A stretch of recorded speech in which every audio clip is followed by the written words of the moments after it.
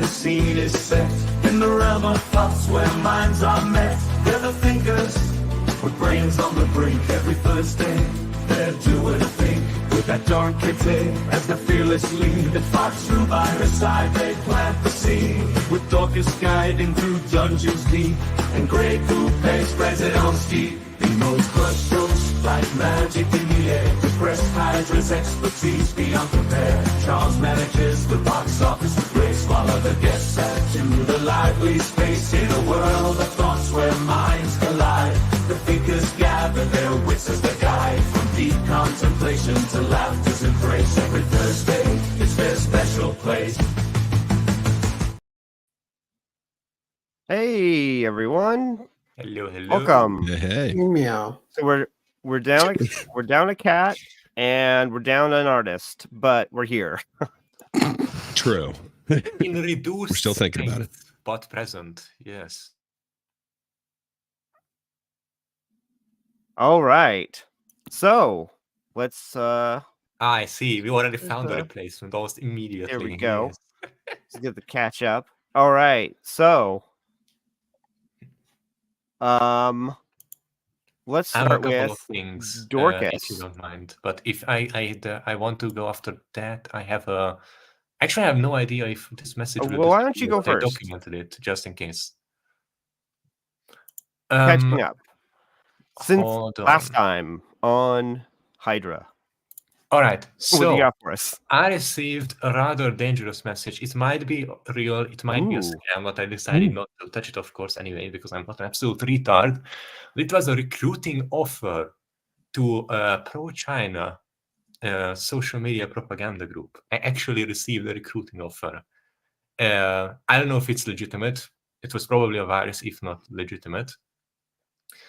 But the offer was ridiculous, like the equivalent of 550 USD an hour in exchange for 50 comments an hour on all sorts of different platforms for like to be like the pro-CCP government. It had to be against the TikTok ban. There were a bunch of qualifications that were listed, like these are the opinions you have to endorse, these are the places you have to go, this is the amount of comments you have to leave. Again, I'm unsure if this was real whatsoever, but it 550 an hour is not nothing though, man. Like that's 550? 550 an hour. Wow. Dude, I am jealous. I could spout propaganda for somebody else for that amount. Forward that to me. I've done worse. Listen, the problem is that in order to go, you would have to go through a link, and I'm pretty sure that's a fucking virus, because I don't trust this to be a legitimate offer, of course. But anyway, I wouldn't become a propagandist because I find it morally reprehensible, even if they offer a lot of money. But there were proper details and everything listed, which is why I doubt the authenticity, because I don't think they would be so publicly revealing in the first offer, you know, unless they got you more roped in to make sure you are interested. Maybe then they would reveal the actual details. But it was interesting nonetheless, even if it was a fake message. I have a price and sure. it's close to it. A lot of stuff. I had also received cause and other notifications to join rather dubious pro-Palestine groups locally that have the explicit aims to cause harassment and public property damage. So that's another thing that I received. It's Columbia University. That's no, the but email. I don't like it that I listen, and these arrived almost back to back from multiple different sources. So I don't like it. I don't like it. It's like a recruiting attempt is being made like, hey, you are a morally bad person. Can I pay you to do that shit? And like, no, fuck off.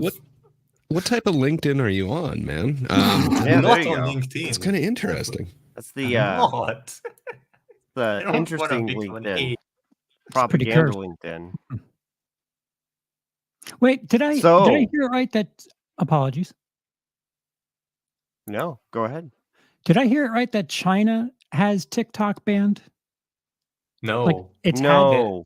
No, We're I thought they no. curate what they do. US is both the potential TikTok ban. both the House and the Senate passed a TikTok bill that would ban it if it is owned by China. So they're going to give an ultimatum that says you need to sell it to a U.S. company. Which is completely fair and understandable, because in no and other then it will situation allow would to you be allow exist. this. It can't be a China-owned company. Yes. But in China, people can access TikTok. They can, but it is a curated version of it. Ooh. Yeah, they As get with- science videos, we get Yes, with training. everything. Yes, the Chinese TikTok is specifically made so that it's young people aspire to be intellectual, go to these universities, stand by the dragon of our state and our wolf warriors, and embrace our policies and our future and our destiny in space and the heavenly palace and all sorts of that messaging. But as opposed, the foreign version of TikTok is specifically crafted with the aim to promote dumb trends like dancing mid-surgery I don't while know your about patient that. is I dying. think that's on just this. where In fact, Mid-surgery. it's specifically not science-oriented, because it's a really good weapon if you think about it. If you can't industrially and scientifically outcompete your opposition, you can influence the chances of their future generation developing tendencies for science, and instead just distract them with meaningless mass-produced garbage. In no other situation would this fly, by the way.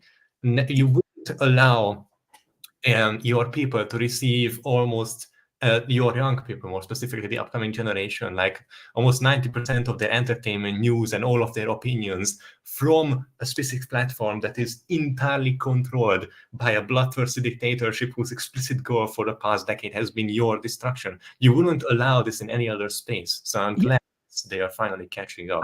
I do think it's a little contradictory that they themselves in their own country have a filtered version of that app. Like that. Of course they do, because that's the whole point, that we get to use it to our benefit. We get to use it as a positive tool here home, and we get to use it as a negative tool against foreign adversaries. That is the whole point, of course. Well, I mean, you wouldn't want anything Enhance nefarious to positive happen on social there. movements at home, and enhance negative and destructive and potential other trends at foreign. This is the same thing that the Kremlin is doing, by the way. When they got exposed for the Kremlin and Putin explicitly founding both Black Lives Matter movements and extreme far-right movements in the US, and then they would publicly organize to have these mock accounts fight each other and schedule rallies against each other and everything, because that is the whole goal, to tear people each other and cause strife and social unrest in nations that would pose dangers to them internationally. Yeah, see, I was torn, but hearing that, like, maybe it should be banned in the US. Like, why? The ban is a bit going too far, but ridding it of foreign control would be good enough, I think. Yeah, so they are saying that it can continue to exist. It's not that they want to get rid of it entirely. It's they want Americans. It needs to change out. That will or have a non-China company, one that doesn't have the CCP's paws all over it. Basically. Yeah, that's the point.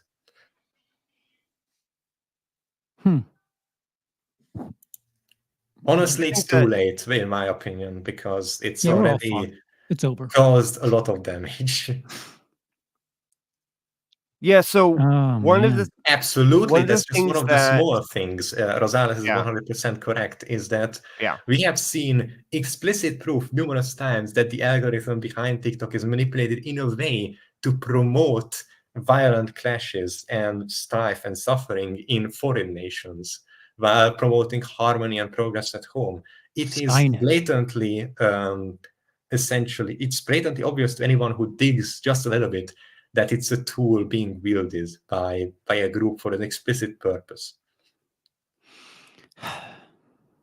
Indeed.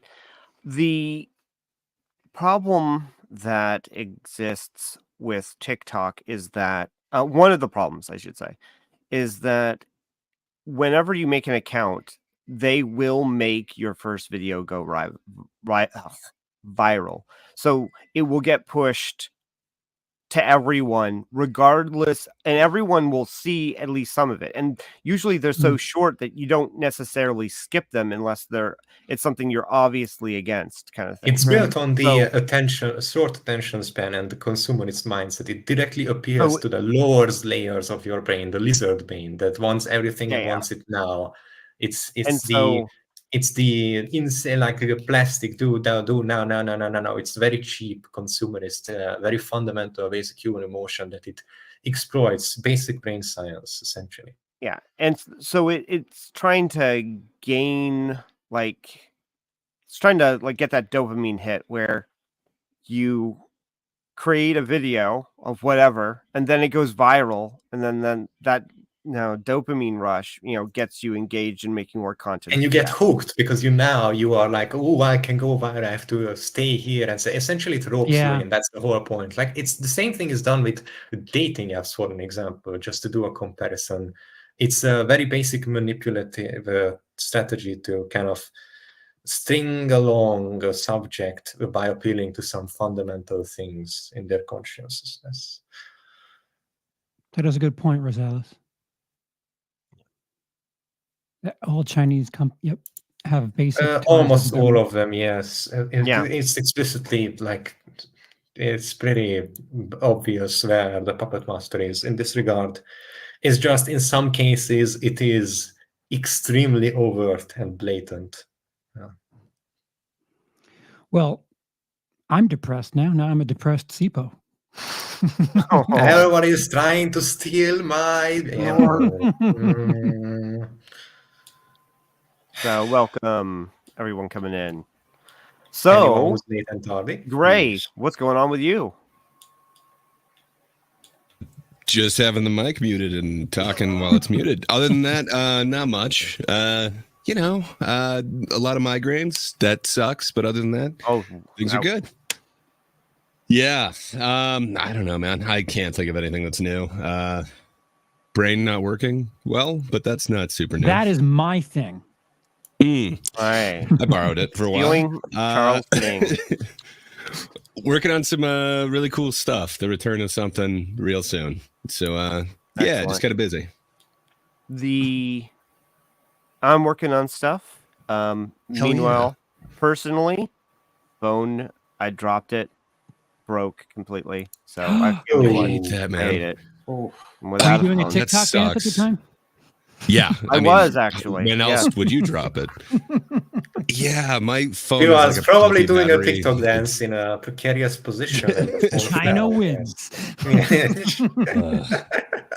Yeah, I always hate switching over the phone, but sorry, man. Unless you think you're going to get it repaired. No. Well, I pay for insurance, so I'll probably just nice. pay that rather than. You're a smart guy. I did not do that, so mine is a total loss, and it's going to explode any second now. Hey, listen, you're still better than the surgeon that was doing TikTok dances while the patient was dying on the operating table, okay? Awful. It's no fine. one is better than that guy. There is always lower to go, remember that. Awful. And that person had to become a surgeon first. Remember that? Yeah.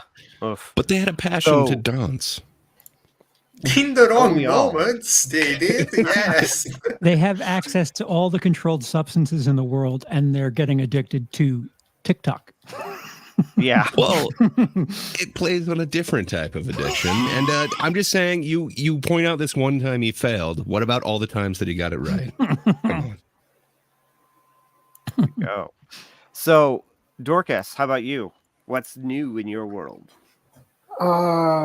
Let's see. Continuing to do the Mistborn stuff. Sent an email trying to get a special guest for it, but doubt anything's going to happen that way.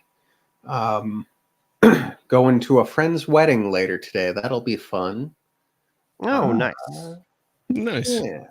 Fancy times. Indeed. And finished the Fallout show. So, yeah. Something that had just occurred to me is I have been, Dorcas actually sent me the video. I watched this one video about someone defending TLJ, and I watched it. It was not great.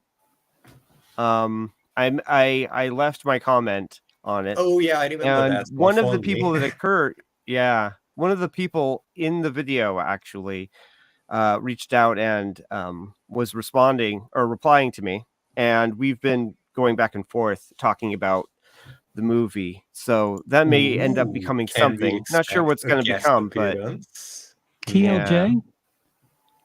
Yeah, The Last Jedi. Oh, I don't know that. It's not a good movie. It's a rather bad movie. But it's okay to like it. You are allowed to like The Last Jedi. Thank you. It's okay. There are plenty of I'm bad glad movies if you can enjoy hot garbage. That's a very great skill and ability. Never lose that. It will serve you well. Yes. Yeah. No, there are plenty of movies that are bad that I recognize are bad that I actively enjoy. So, I mean, it's not bad to like The Last Jedi. It's only bad. It's only bad when you are ignoring for any movie. It's only bad to ignore the quality of craft. And you're saying The Last Jedi does not have a quality of craft? It has a quality of craft. I think that the below the line workers, as they're called, anything related to that work, I think was done very well. I think that the cinematographer did very well. It's I probably think the that best shot movie sound in the design. franchise. Yeah. No, it's very possible. I think that the sound design, I'm not an expert in that, but so I could be wrong. I'd be like, to my untrained ears, at least, it sounds very well.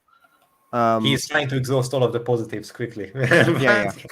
Exactly. Yes, it's tradition for Star Wars movies to have like the. There are several narrative problems with the Last Jedi that don't rely on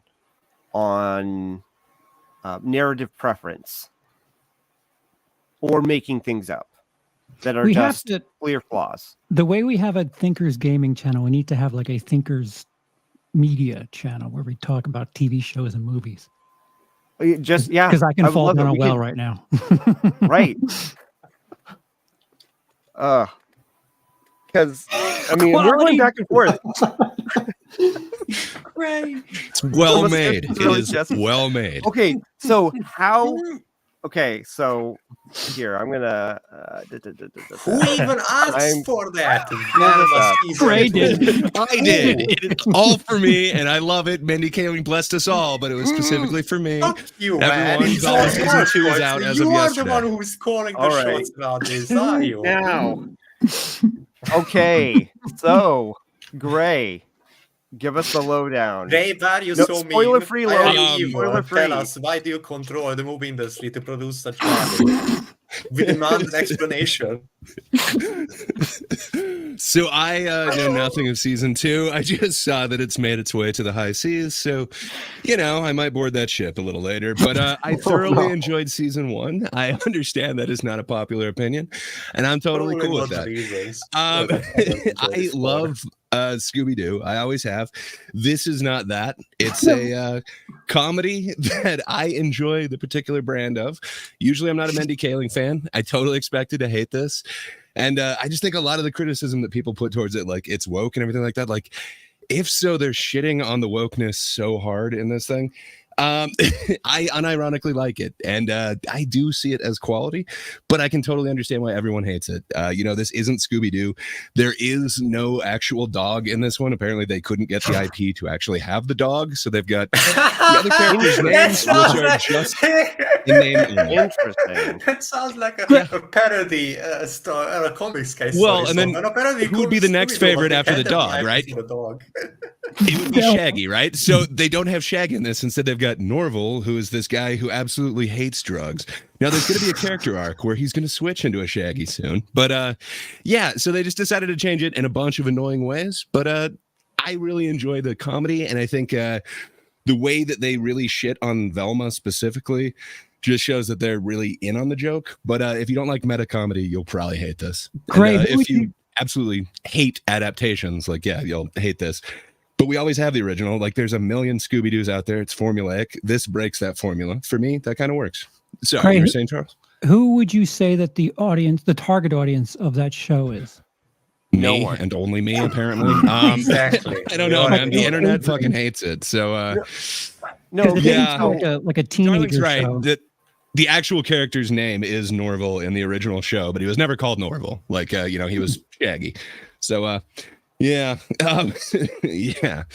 I understand. There is not a big audience for the show, and that's the reason why they dumped the whole season in one day, which generally doesn't bode well, but they just did the same thing for Fallout, and I enjoyed it. A lot of people are giving it more than like at least an okay score, more than 5 usually. So like adults is who Velma is geared towards? Yeah. Sorry, this is not for kids. So it's on HBO Max. So first off, you'd have to have a subscription to HBO, and then it's pretty dirty jokes. Like it's definitely adult. I would say kind of along the lines of like Adult Swim style humor. Season 1? I thought season 1 already cleared that up. Numerous times. I saw the first episode, and perhaps I went in there expecting Scooby-Doo, and I was like, "Whoa!" You were There's naked traumatized. girls in a Yes. like right off the bat. It's like, what is Very happening? meta humor because they point out like in the pilot of every show that there is no more nudity throughout the show. But you're right, they do a bunch of nudity. Like what? I don't know. I don't like lamp shading jokes. I mean, I think that like you'll probably hate this show. work. It's not for you, man. There's a bunch of meta comedy where they're pointing out what they're doing, and for me it works because Scooby-Doo is so formulaic that it's like pointing out the formula that you're using. I don't know. To me it works, but I can understand why everyone hates it. It's totally not for everybody. I think that there is a version of that exists. But I feel like this is low effort meta commentary is my point. Not that meta commentary is bad or that meta humor in this case is bad, but just that I feel like it's very lazy. It's like, oh, we're going to do XYZ, and then we're going to lampshade it, and the lampshade is the humor.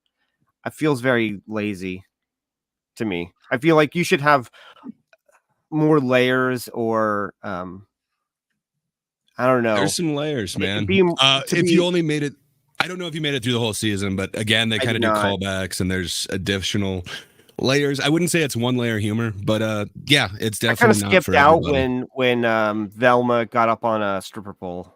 You know, that was kind of it for me. She was fully clothed, but she was up there. Yeah, and she was being really needy, and everybody was super turned off and was like grossed out that she was up there. I like that kind of humor. Like they shit on the Velma character so hardcore, and she does say a bunch of woke shit, and then she's proven to be wrong.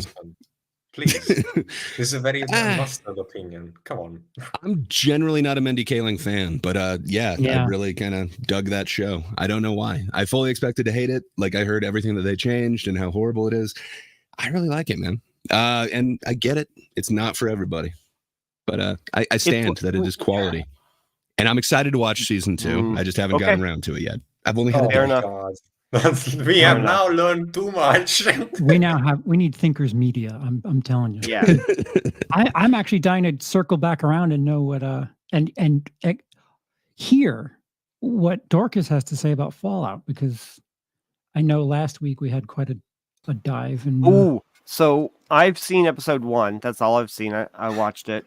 And I do have a problem with but it's different.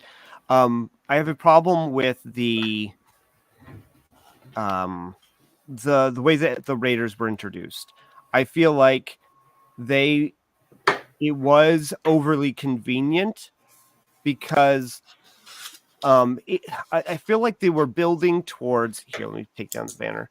I feel like they were building towards the Vault Dwellers being naive and innocent, and ignorant maybe of the outside world. Sheltered, and that is why they were invaded upon by the Raiders, right? But then as soon as what you can see, Lucy is putting everything together. She grabs the Pit Boy, she scans him, and she says Raiders. So the point, what that did for me is it undid all of that work. It was the radiation meter. It wasn't Raiders. It was. No, she said Raiders. No, she said Raiders. I rewound it. Yeah. She's making an assumption that must be what this is. Yeah. Perhaps it's not what it seems. No, though, it is true. Andrew. No, I understand. I mean, they're acting as Raiders, even if they are not technically Raiders, and even if they have a different goal, right?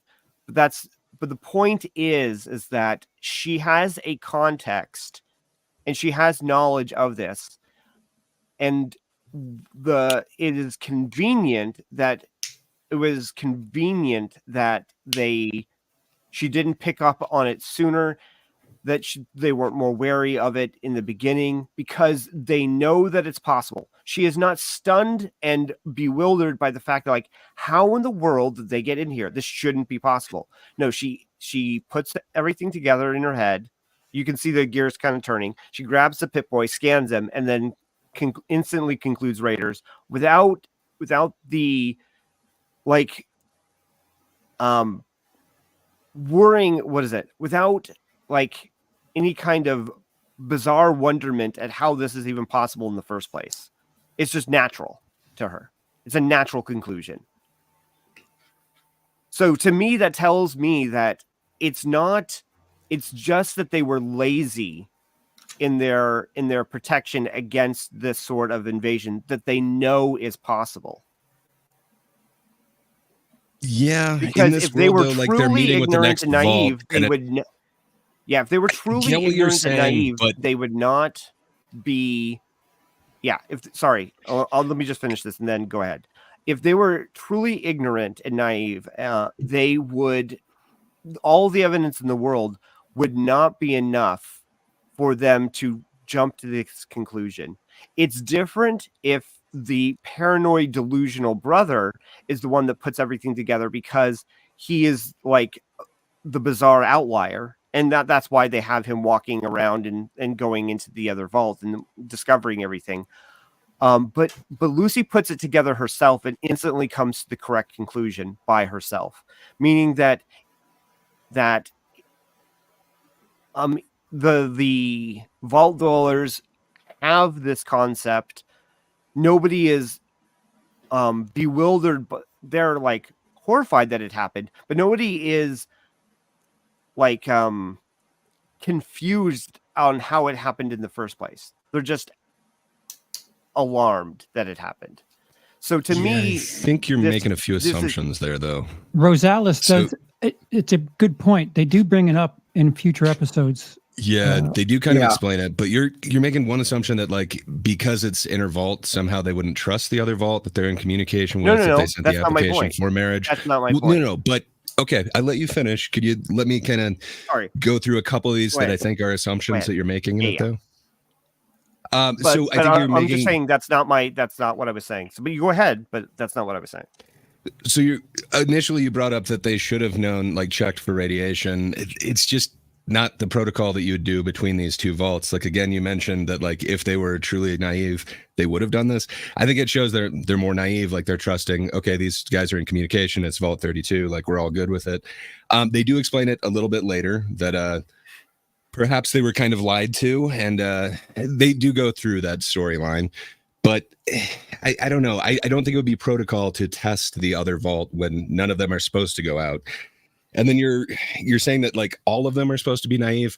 They do kind of show that perhaps some members of each vault know more than the average person. So the character that we're being introduced to is very ignorant.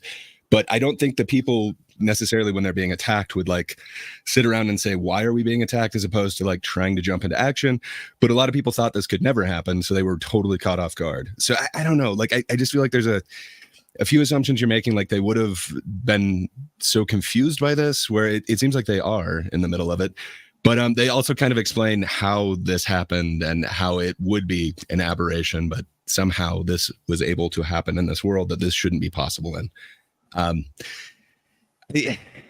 You're misunderstanding what I'm saying. Okay, hold on. Let me try to bridge just on a few different points. Here, okay. No, wait. Hold on. I think I can get this. Okay. The point at which they would be confused is not necessarily in combat. I get fight or flight. So, but nobody says when they're sitting around wondering what to do next. There's like, nobody even says, how did this even happen in the first place? I mean, you could even lampshade that by saying, or especially do you say that in a future episode. they have a meeting as a group and say, how could this happen? Rosales 2 at 528 says, remember the training montage. Lucy was acting on her training and aced all of her perception rolls. So she was the only one to figure out who they were. Well, I mean, her brother, but he had to literally go to the other vault to find it out. Well, yeah. And then you're saying that she's correct. Like, I don't want to spoil things, but she might not be correct in her assessment of what happened in that situation. No. The point isn't their exact faction. That's not my point. My point is that she identifies that they are from the surface. They are not from the vault. They're not from Vault 31, which is all true. That's the point. Can I? And I find it also convenient that they would have a intervault door that directly connects. I mean, this is a bizarre. What is it? From what I understand of Fallout, I mean, so the point is that it's breaking lore in order to have this system set up where you have a 3 vault system where they can exit and enter each other's vaults without entering the wasteland. So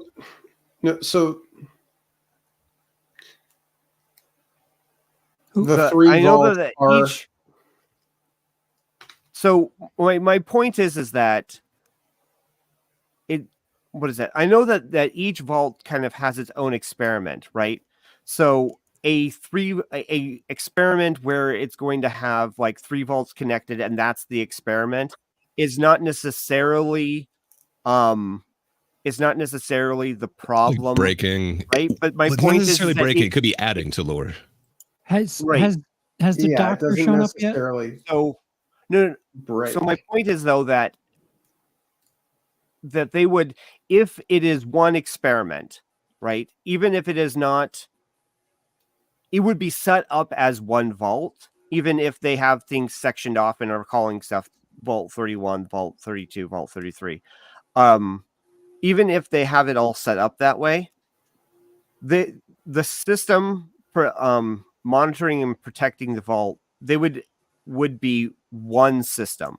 So they would, even if they weren't sharing all information together, they would be sharing information about breaches and what is it? Radiation levels. Because I think I understand what you that mean. is kind of explained in later episodes too, though. There is a system. Hold on, just let me summarize the arguments a little bit. After that, we can address to whether or not they are correct or how do you guys feel about it. But let me try to summarize it up. So Andrew is saying, like, you feel like there was no proper lead up and explanation to the discovery, and afterwards it wasn't well addressed enough. And aside from the discovery, you would have a different preference about what happened afterwards. And you also think that the way the 3 vaults are linked are not in line with how Vault-Tec would have performed experiments according to lore. I'm not saying I agree or disagree with these assessments, but these are roughly your opinions, right? Basically, yes. Yeah. Okay, so that's what we need to address. If these are addressed sufficiently, I guess that will be at least somewhat subjective. Did you watch Westworld? I know I asked Dorcas, but have you ever seen Westworld? I have not watched Westworld. It's kind of Jonathan Nolan's way of like filmmaking. I mean, I know this is like television or whatever, but he likes to set out a bunch of mysteries that he then kind of later comes back to, that he'll kind of, it's a way of kind of intertwining the mystery and kind of leaving it there. It reminds me a lot of Lost, but it gets a lot more payoff and it happens a lot sooner. I know. Bite your tongue, good sir. But it is kind of his style. It feels very Westworld, the way that he's kind of explaining this to us, and it takes a while for each part to kind of come together, but he likes a lot of mysteries, so a lot of these do get explained. So I do need to interject to say there is nothing pre the Fallout series that states that vaults cannot be interconnected. In the games, you mean? Yeah, Yeah. I'm just going to put that out there. There's no reason why Vault 118 couldn't connect to Vault 117 or 113. I don't know what those vaults actually are in canon. I've just picked numbers out of the top of my head. So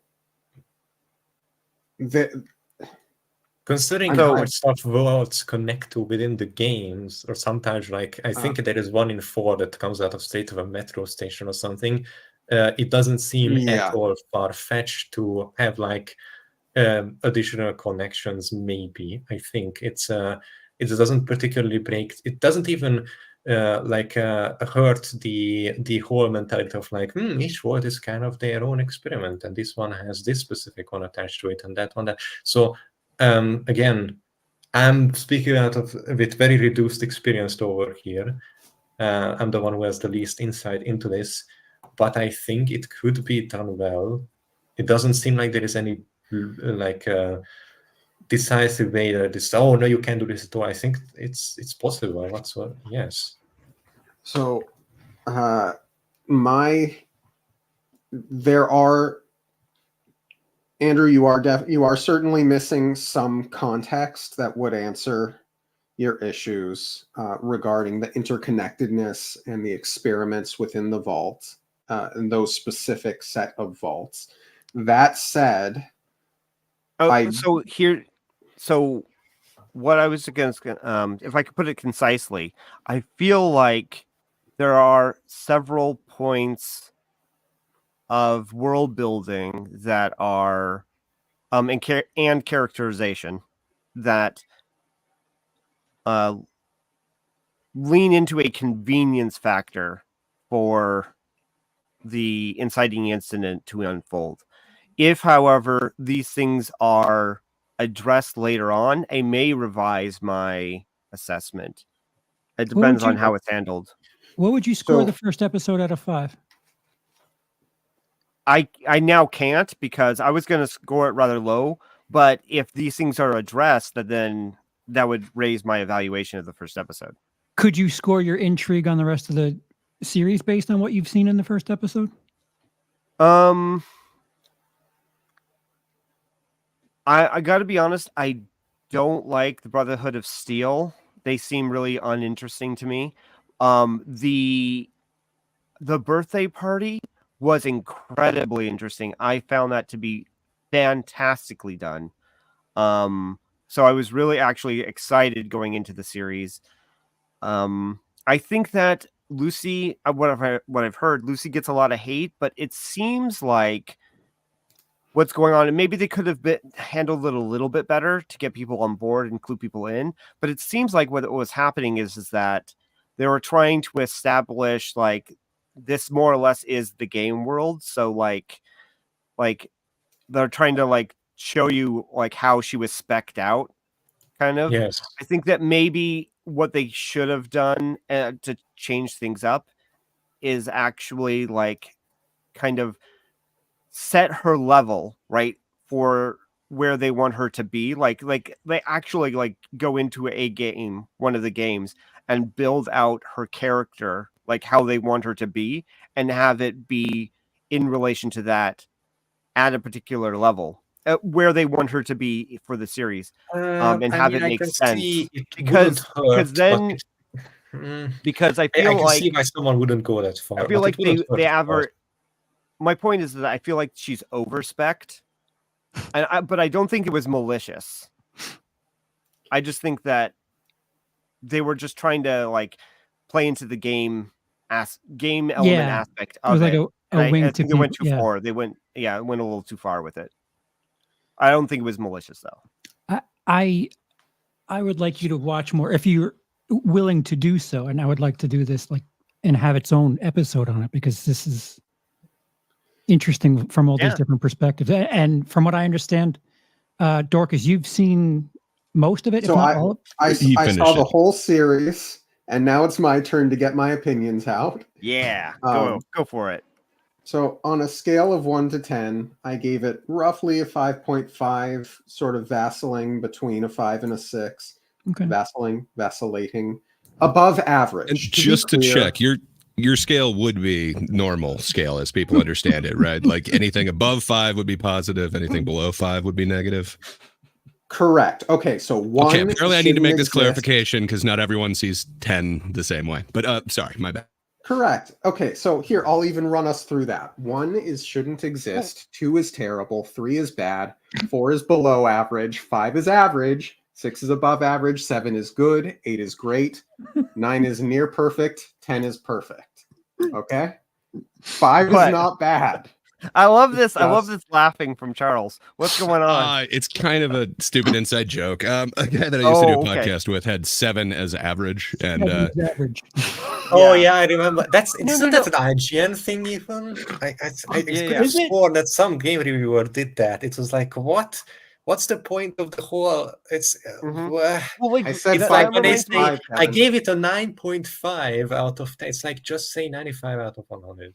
Or What like is it? it's the There it's are 1, reviewers. so it's not 0. So therefore, you should try it out. I understand. It's like some people go. Calvin, I'm not some people doing don't the school establish. systems where C is average. That is not what I'm doing here.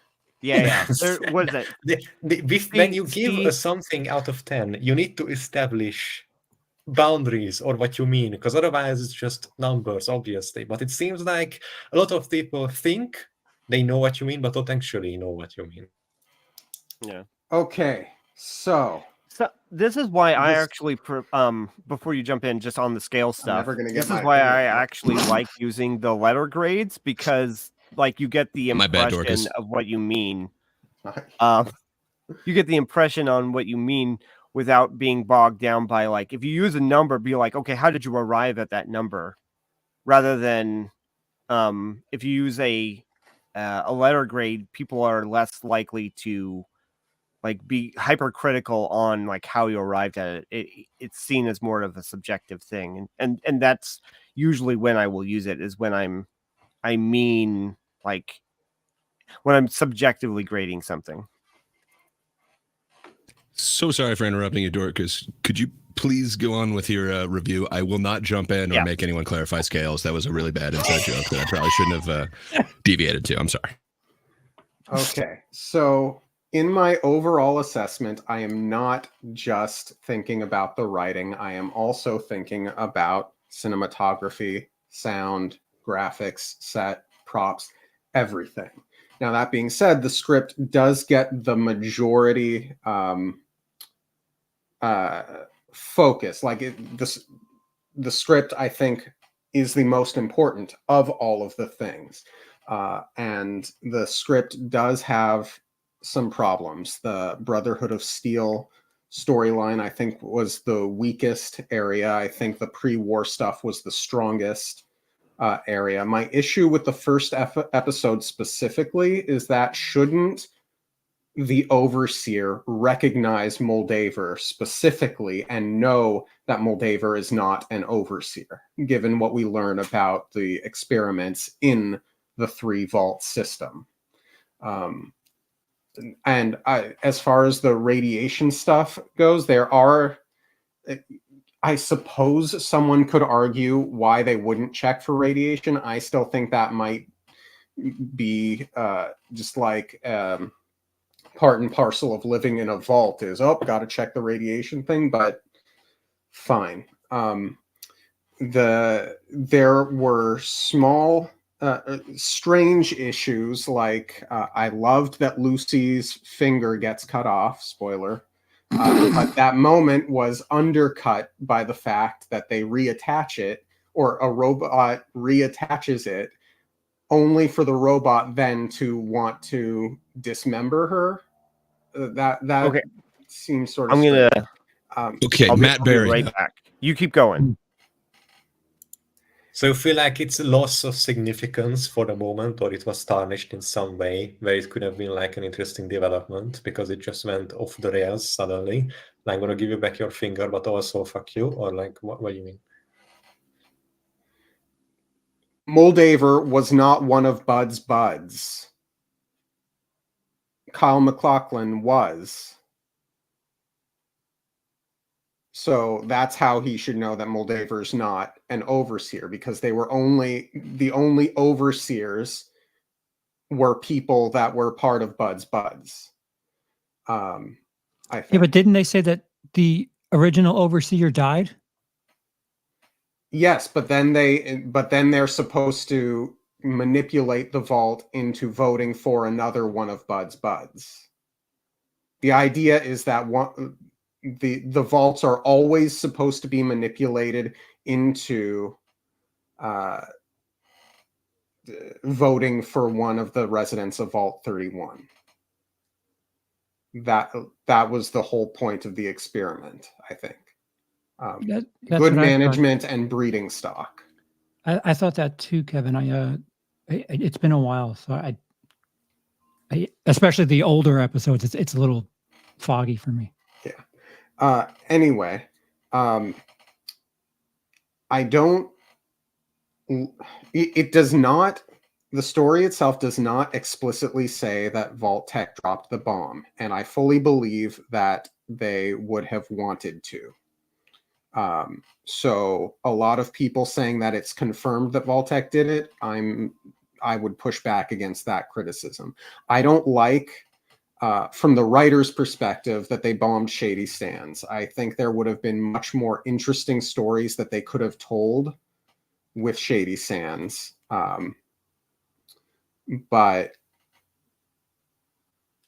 well, Kevin, that's part of the manipulation element of it. They manipulate, they artificially make fake crises within the vaults to pressure everyone into voting for. Anyway, I think where was I? I can't focus on Shady Sands. 1,000 different things at once. Yeah. Technically, it doesn't say that the bombs dropped on Shady Sands in 2277. It says the fall, which you could argue means decline. You could argue that the NCR is in decline in New Vegas. I think there's room. What I'm saying here with these criticisms is there's room for season 2 to elaborate on them. But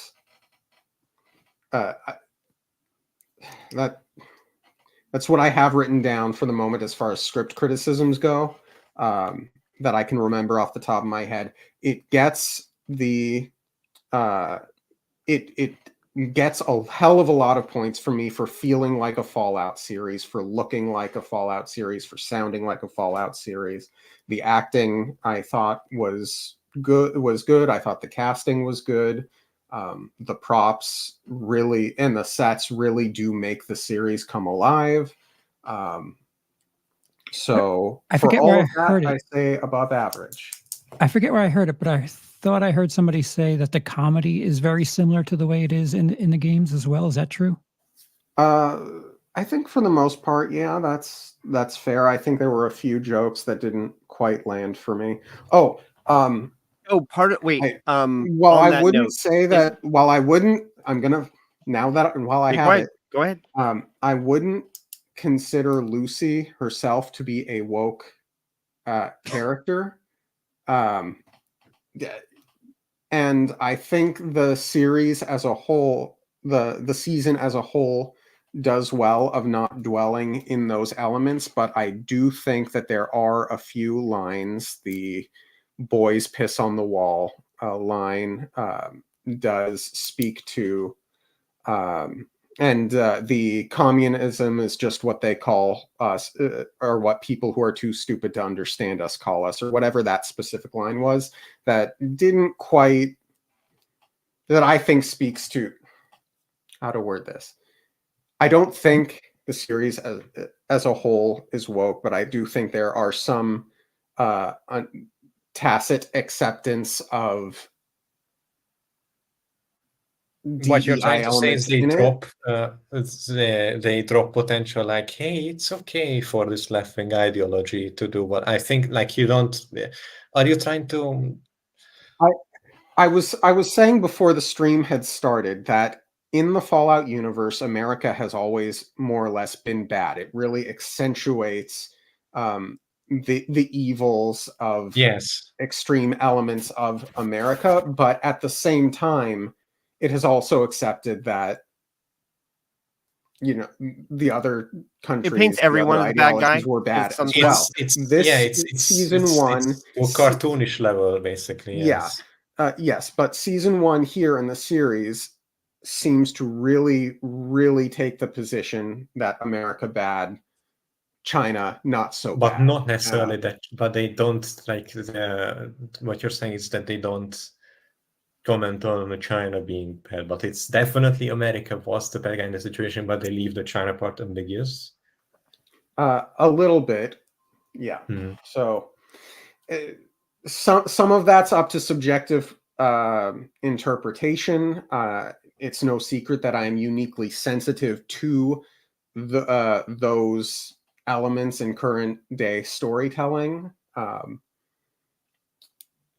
You know, once you know you're in the Matrix, you know you're in it, right? So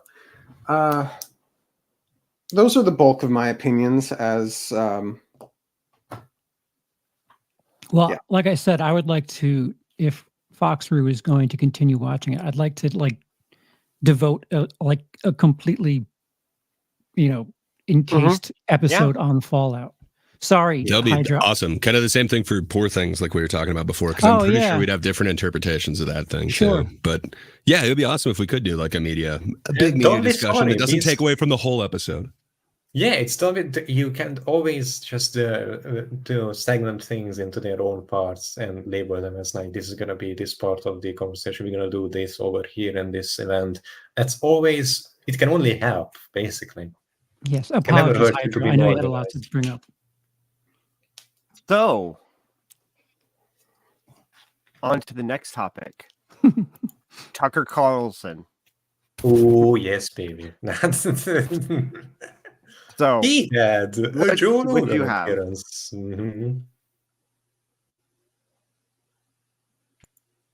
It was not my choice to bring this. This is a specific topic that I did not bring in, but I do have some serious opinions about this figure that most of you probably already know. Was this about. a BMO topic? And then BMO's not I think here it for might have been, but BMO unfortunately couldn't make it. Guys, talk about this. I'll see you later.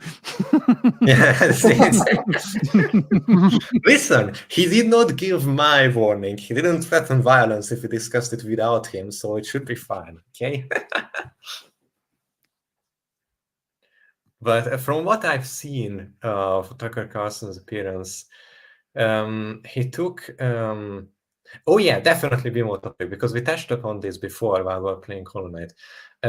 Tucker Carlson stood by the idea that evolution is not scientifically proven, and he took a very phonetic viewpoint in this Joe Rogan experience about his positions, about how life came to be, etc. But then again, I would caution anyone against taking any of Tucker Carlson's opinions or takes as actually his, because that's been exposed numerous times at this point that man is just a mouthpiece. He will never actually tell you what he believes, if he even does believe something truly at this point. It has been proven so many times, leaked conversations, emails, etc., that I dislike giving when people give him more than he deserves. I don't think it's good to show him the light of day, really, because it's not an honest man to have a conversation with, basically. I don't think it's, and I can see why he would do it, why he would shift to this particular opinion right now, but I don't think it will work out in his favor.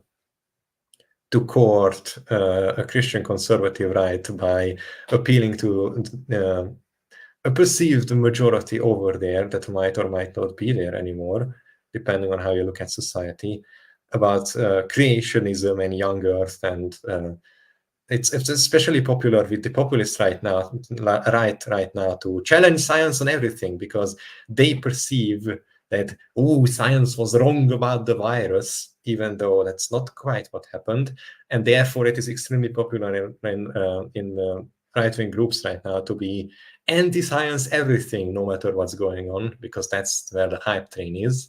So I can see why he jumped on it, but I think the way he did it will not lead to the popularity surge he was hoping for.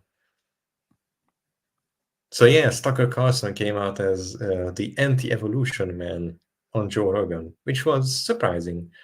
But honestly, not much of a leap after his Putin apology. So Nice. Anything else, or is that it? I mean, I didn't come prepared to this topic whatsoever. I just noticed that we're going to discuss it, but that is my opinion as far as it goes. Sadly, I don't think BMO's with us even in the chat, but Tucker did bring up some kind of interesting points, but yeah, the part that really stuck out to me was the whole saying evolution isn't real thing. I don't know. Maybe I'm a little like predisposed for that since out of nowhere, like my dad, who was pretty much a lifelong atheist or whatever, like 5 years ago, just became a young earth creationist. And he's gone to like medical school and stuff. Like he understands biology. Like he had to look at, a whole bunch of not just human biology, but you think you'd kind of see, but no, he had kind of a great tragedy in his life, and that's kind of what gave him a whole bunch of relief. So I don't know. When he said that, I kind of checked out. I did listen to the whole Joe Rogan episode, but yeah, I'm not kind of. The most interesting thing to me was the evolution thing, but he did bring up quite a few different points about media. Specifically, I think that's more what BMO wanted to talk about, but yeah, I don't. Not prepared. Yeah, I see why he would hold these positions in media and foreign policy and everything, because we've seen him really struggling to align himself to a populist front recently, as in like, oh, we gotta have the popular opinion of like, war bad, let's not involve ourselves with Russia until they are knocking down the door, go full isolation. Also, social media, big companies now bad all of a sudden to this certain, because I think populism is taking a surge, or like, we got this, anti-vax, anti-science kind of. I think I might be incorrect in this assessment, but he's never soared. I don't think he's soared less high ever since he was kicked out of Fox. I think he's a little bit looking for that grasp to like give him the necessary boost back up, because already back when he was still back at Fox News, he still kind of had the persona of like, oh, we are the alternative media. We won't tell you what the mainstream media will tell you lies, but we will tell you the truth, not recognizing that even at Fox News, they were like one of the biggest mainstream medias ever. And I don't think he is trying to reestablish that persona of like appeal to like some perceived populist sentiment that is currently on the rise, and like have all of these points that align with the currently popular worldview. I honestly don't think he came to them through any conclusion or rationale. I pretty much just see an appeal as far as he goes. But that's my 2 pennies on the situation. Again, I wasn't prepared whatsoever to talk about this. Unfortunately, the winner of the topic is not here. But I think speaking of pennies, though, it looks like Words of Paradise. I completely didn't see that. Yeah, did a $5 super chat, which is for pennies a day you can feed an African. So here's 500 pennies. That is very kind, and I'm sure. Yes, appreciates it. His African locked in the basement will be very thankful for that. Yes.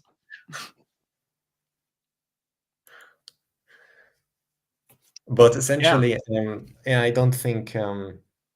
I feel kind of dirty that we discussed this without BMO, but unfortunately, sure. It's fine. Do check out the episode. It seemed like they were really suppressing it too. Like after a day, it only had like 12,000 views, which is really strange for Joe Rogan episodes. So if you are interested in it at all, check it out. Like hear it from the horse's mouth. I know Tucker's getting out a lot more. He was just on like Kill Tony a little while ago, and he's been on a bunch of different comedy things recently. So yes. Good for him. Tucker Carlson, the comedian. He's so funny because he made a fucking some point. It's like back in the past, there were numerous times when he jumped up and down and was bouncing on the pillars of like, no, we have to get rid of this. We have to censor this. It's for the youngster. Society is falling. We have to constrain comedy and the sciences and the arts, and to convey the mind vision of the US. And then all of a sudden, when he is no longer in the majority, then he's like, no, freedom always, free speech, whatever. And this is something that I wanted to talk about before, that I think a lot of people don't understand, because this is this is kind of the 4 steps of when you climb, but not just as a business or as a social group or anything like that, how you kind of take over a system. So, for example, there is first a rise, then you reach the tip, then there is the plateau and the potential fall. For an example, let's use a business. Uber, initially, they gained their footing by being super competitive. We're going to do everything for very cheap, good quality services, easier, more accessible, faster than taxi, etc., etc., etc.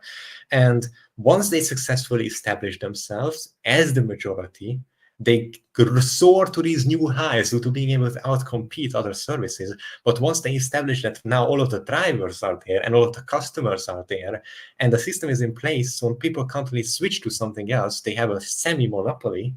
Then they arrived at the plateau when actually we're going to bring back the exploitative practices that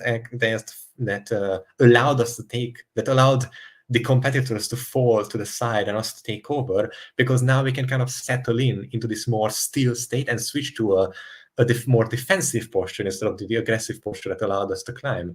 And this is the same thing that can be observed with social groups as well.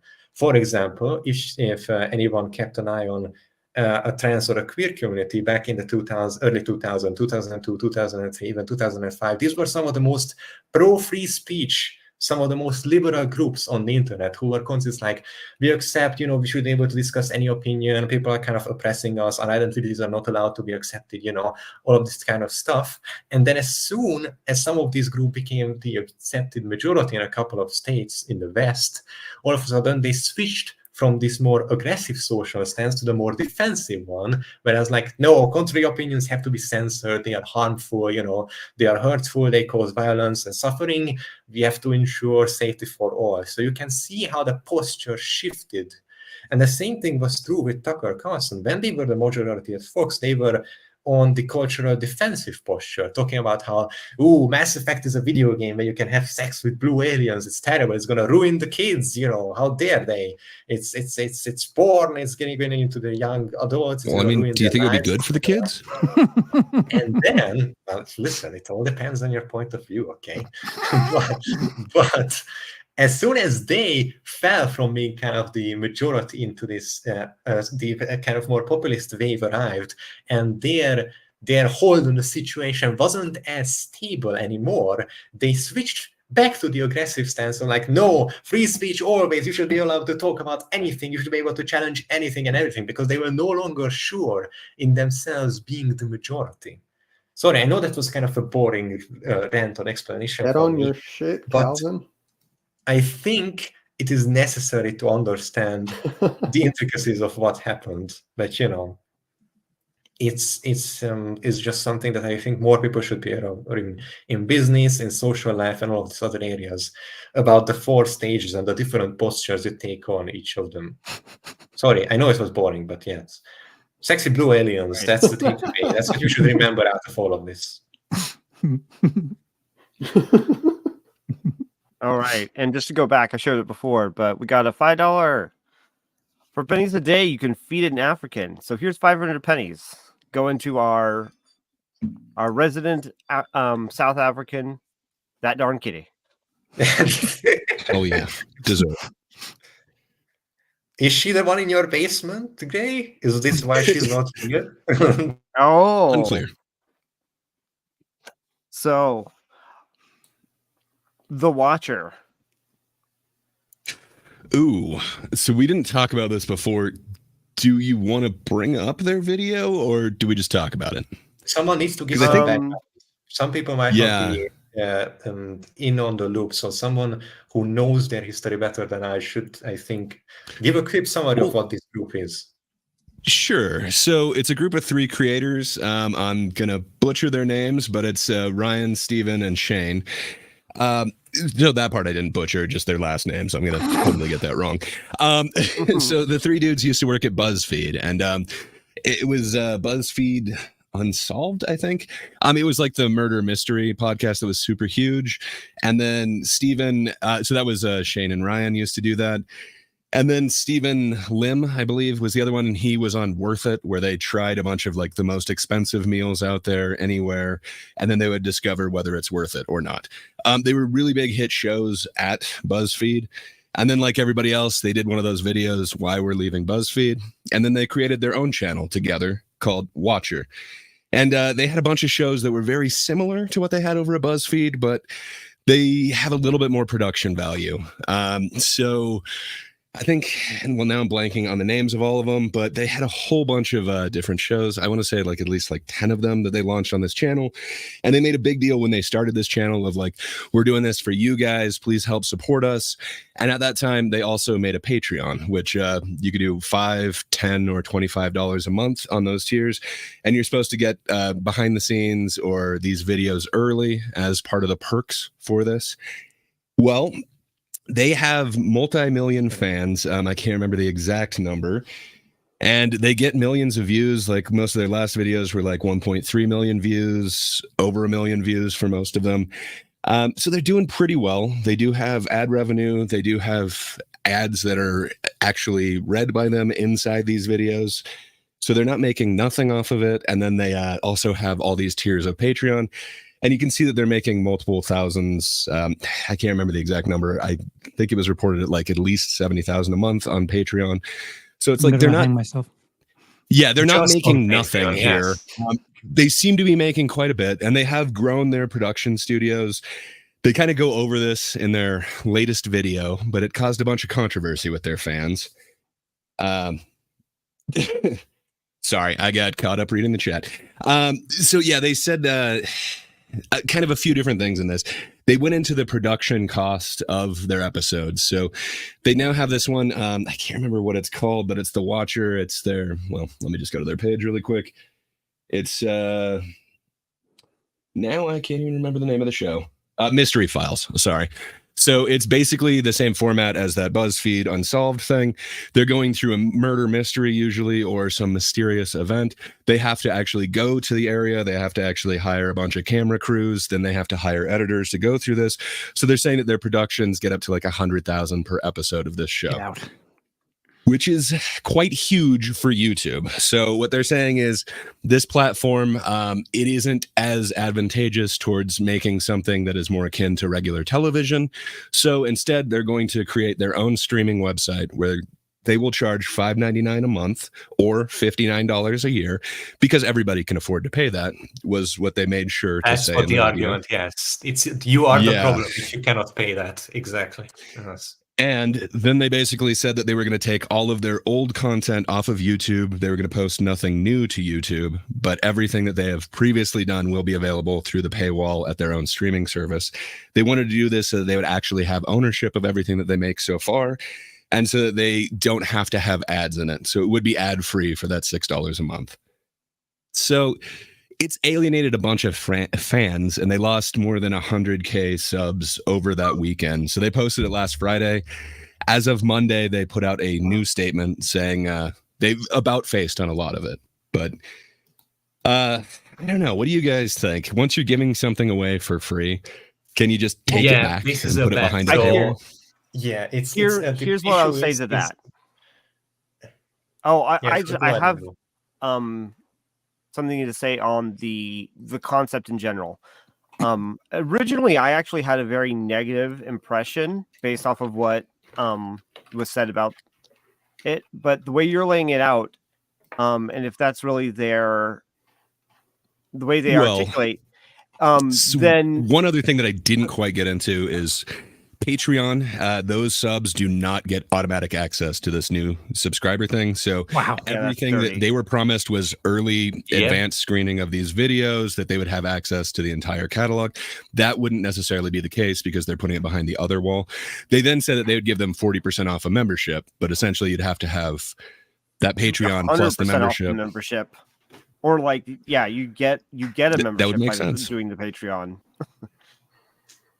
Anyways, I think that's the only thing that needed clarification. Sorry for interrupting. So that's no. So that definitely seems dirty. But the idea of like pulling your content off of YouTube to put it on your own site and then funding your own site through subscribers, if you're like if you're like, we no longer appreciate the service that YouTube is providing, and we understand that this will come at a decreased revenue, decreased what do you call it? Visibility, all of these benefits that YouTube is affording us will be decreased. But we want to be able to make the highest quality of content for the people who are going to enjoy our content the most, and this is how we are going to be able to fund it. Then, especially by having the the Patreon memberships getting a free subscription, that just seems obvious. So yeah, I don't I don't have a problem. I wouldn't have a problem with that, but it seems like that isn't quite the case. Especially so, yes, the Patreon. if I may summarize, as if I already brought in that boring model before, I'm going to use it again. They were on the plateau out of the 4 stages after the peak. They were very respected and established, almost universally beloved in their corner of the internet. They had millions of views on everything and anything they uploaded and did, massive amounts of money rolling in from ads. This is after all of the expenses and deductions. Like, this was calculated by different people. You can actually look this up about how much just net income they had and how well they were doing. Even if their production cost a lot, they were still well in the profitable area. They have loads of money rolling in from ads. They did sponsorship on top of that, and then Patreon as well.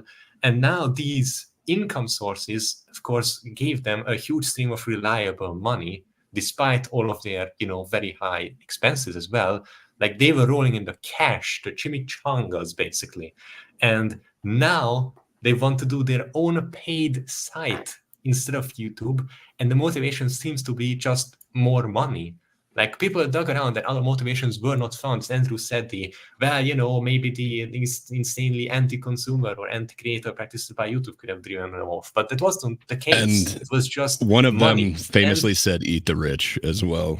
Yes, clip so of that's Shane even saying, more eat the ironic. rich is... You ask for $6 a month, and your argument that in itself would not be that bad, by the way. It would have been a reasonable price were it not for all of the other incomes, and then they're acting like they have the moral high ground, and that if you can't pay this, you are the problem, or if you even don't want to pay this, you are the problem, and then simultaneously endorsing the rich narrative, which is completely contrary to this rather exploitative business model of cash siphoning. And then they decided to do, essentially, politicians even warn against this. They raised the taxes, in effect, instead of generating revenue from an additional source. Taking away free stuff will never go over well with the people, especially if you stack it with other already paid services. Like, even Roman emperors knew this. Dorcas, I guess, could have commentary on this. But you would not want to gain additional revenue by taking away something that was previously established to be free for so long. It will never, ever go over well. No matter how much you placate, how much you make it better, taking away something free will result in negative backlash. You have to find another way to generate extra revenue, which they didn't need to, because they were well within their rich as fuck phase, basically. Yeah. And then, of course, and that is kind of the result how of they handled it was just made it worse. I can't remember how many upvotes it got, but it was like 300,000 downvotes on that particular video. Like, it is ratioed to hell. That seemed to be the consensus, was just like, you can't take away something that was free and now put it behind a paywall. Would you feel the same way if they were just saying, hey guys, we can't make it on YouTube, so everything we've ever done is going to be on there, but if you want to support us, we're going to this new platform? Would that be different? Yes, but that's not the case. Like, if they provided proof that, listen, we are financially not making ends meet, we cannot do this. Obviously, if they provided adequate proof of that, and put that out. Maybe even a call for help, or like, hey, we would love to continue do this, but we can't. We need your help. Or like, what about this model? We've been considering this, etc. Maybe do a survey, a Q&A, something, you know. Then the good faith and the benefit would have been on their side so much. They would have had scores of volunteers like, here, let me donate, here, let's set up this other thing for you, etc., etc.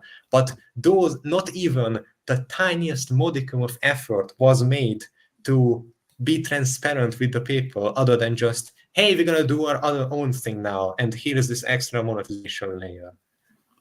It's like, again, if that good faith effort was made, as you talked about, obviously, not only me, but I think hundreds of thousands of more people would have been amicable, if not even supportive to the idea.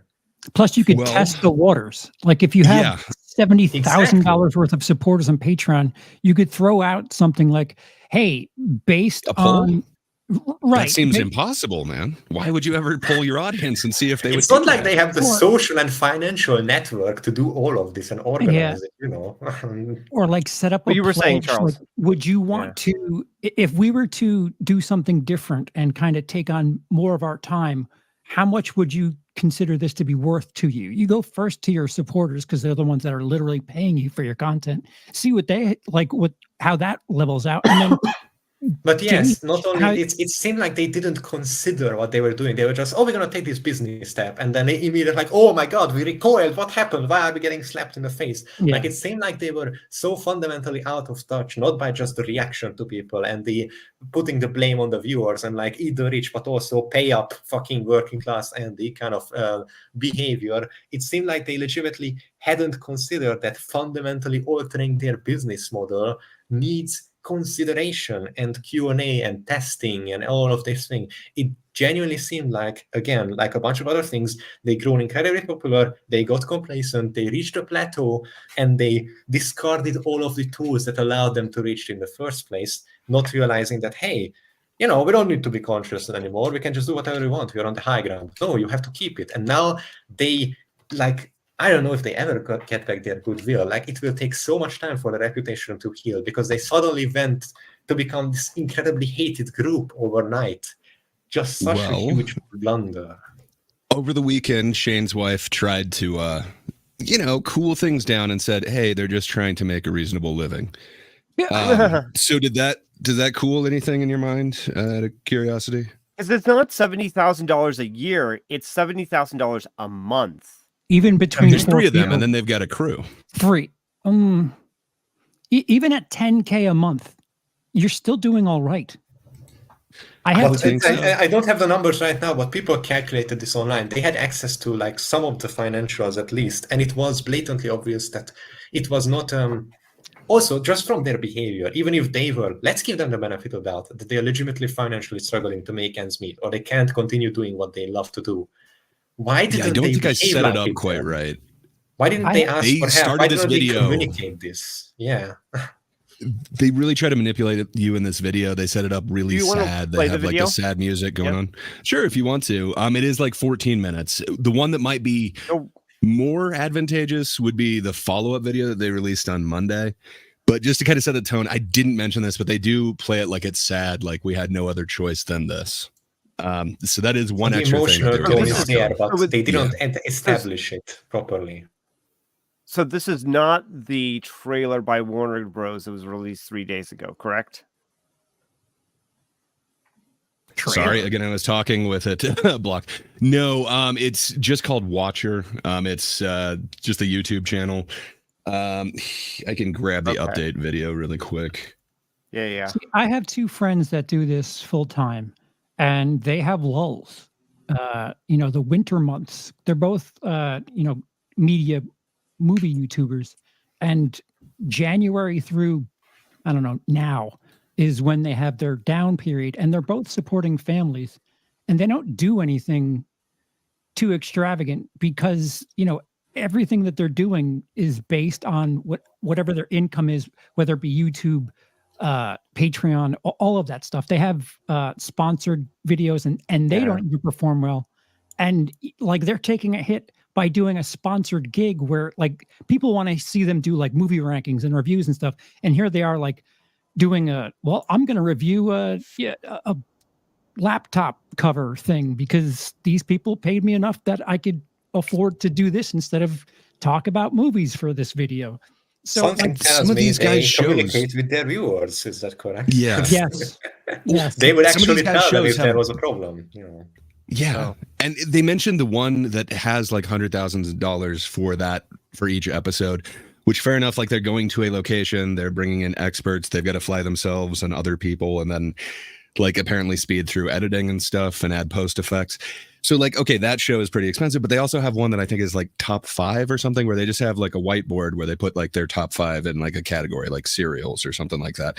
I mean, like there's almost no overhead in that. You need to have cameramen and an editor, but And it's all it seems very weird. it's all tax But write-off too. Yeah. So First last thing that is Friday they sent immediately their first one.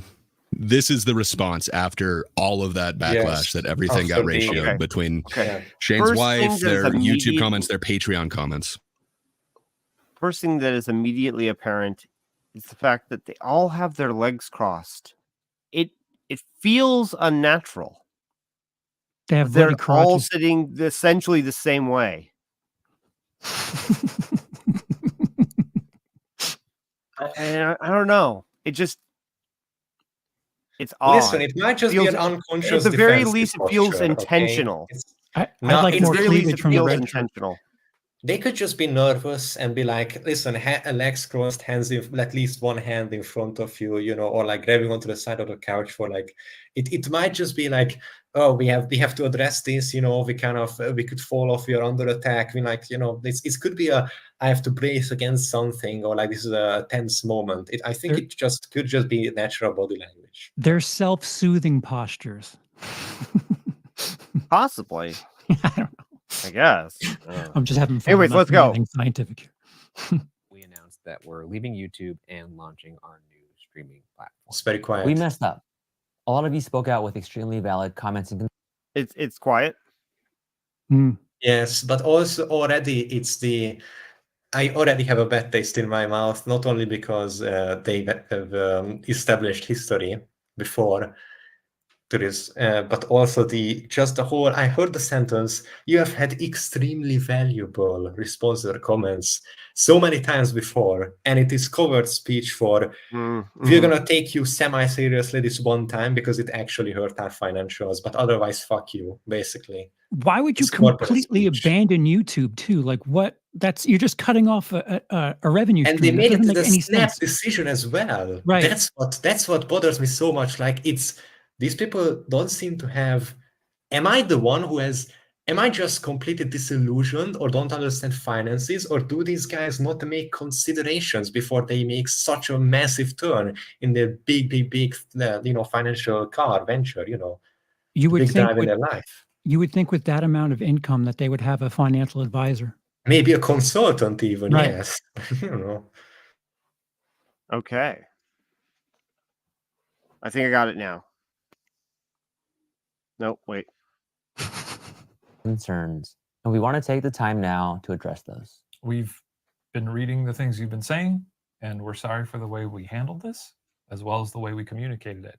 We understand where you're coming from, and we're making immediate. No, you don't. First, we want to affirm that you are the reason why we've been able to do anything at this company. You helped us every step of the way when we left BuzzFeed to start Watcher at the top of the pandemic in 2020. You've supported us in so many ways by watching our content, attending our live shows, buying our merch, becoming members of our Patreon. Oh, that's another layer and of giving words of monetization. Yes, I encouragement. forgot about. Yeah, live shows and merch. Yeah. So this is a very Those basic are not- appeal those of are like, not this insignificant. is Those what, are not like, insignificant contributions. this reminds me of like a general speaking to troops who rebelled against him or are like on the verge of like a question of like you are what made this work. You supported me. Be proud of yourself. It's you guys. We do this for you. Of course, you are like. It doesn't feel honest. Maybe it's just that they are reading from a teleprompter or like they that it's one sentence or one thought at a time, switching from the three of them one to the other.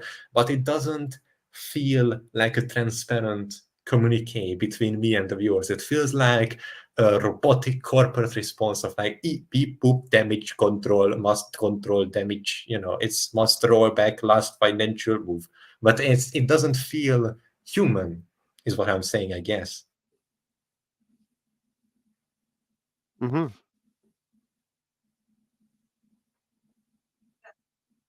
Oh, Encouragement over the years. There we go. And we are incredibly grateful for your support. We're sorry for how we originally delivered our goodbye message to YouTube. It was insensitive. But not about what we We did. didn't promise to express how much You we see appreciate the all of issue. you. We Yeah, didn't. We weren't considerate enough in slapping you in the face with our cock and demanding more money. You know, that was the issue. Not that we wanted a fifth layer of monetization. You know, it's we were insensitive about you. We didn't stroke your ego before we demanded more money from you. That's the actual issue.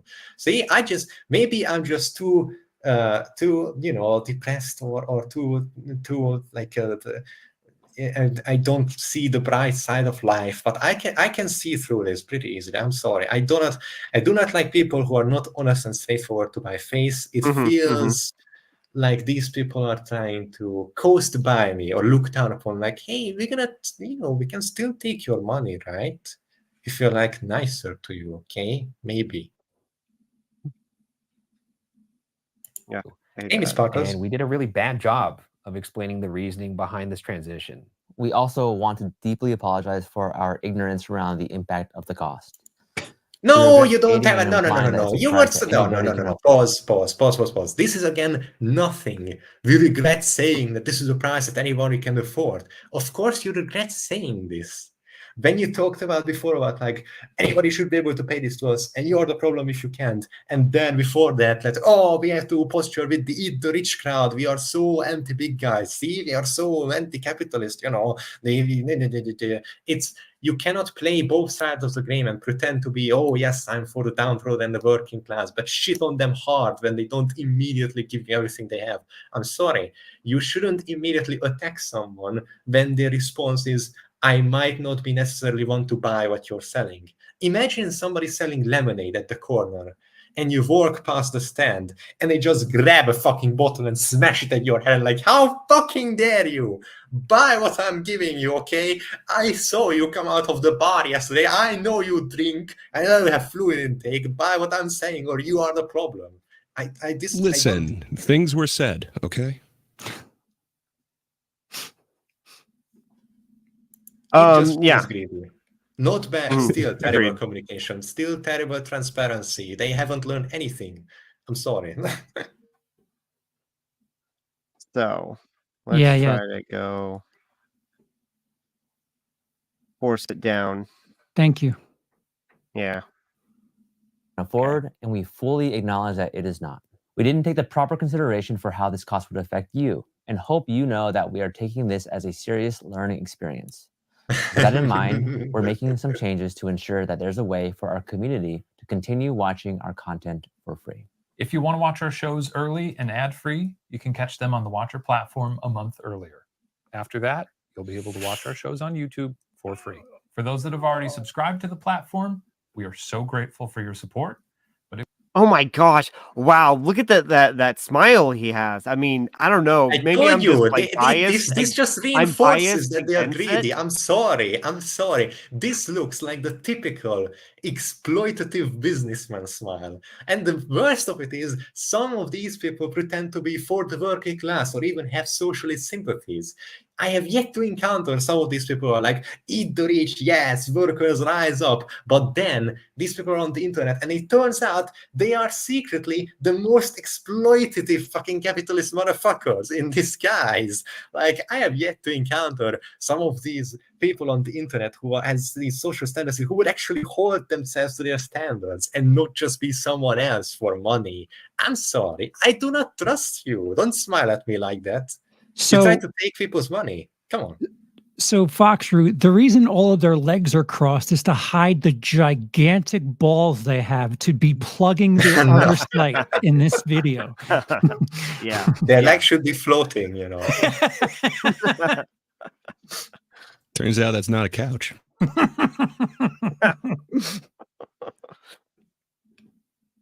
If this change has you rethinking your membership, we will issue a full refund.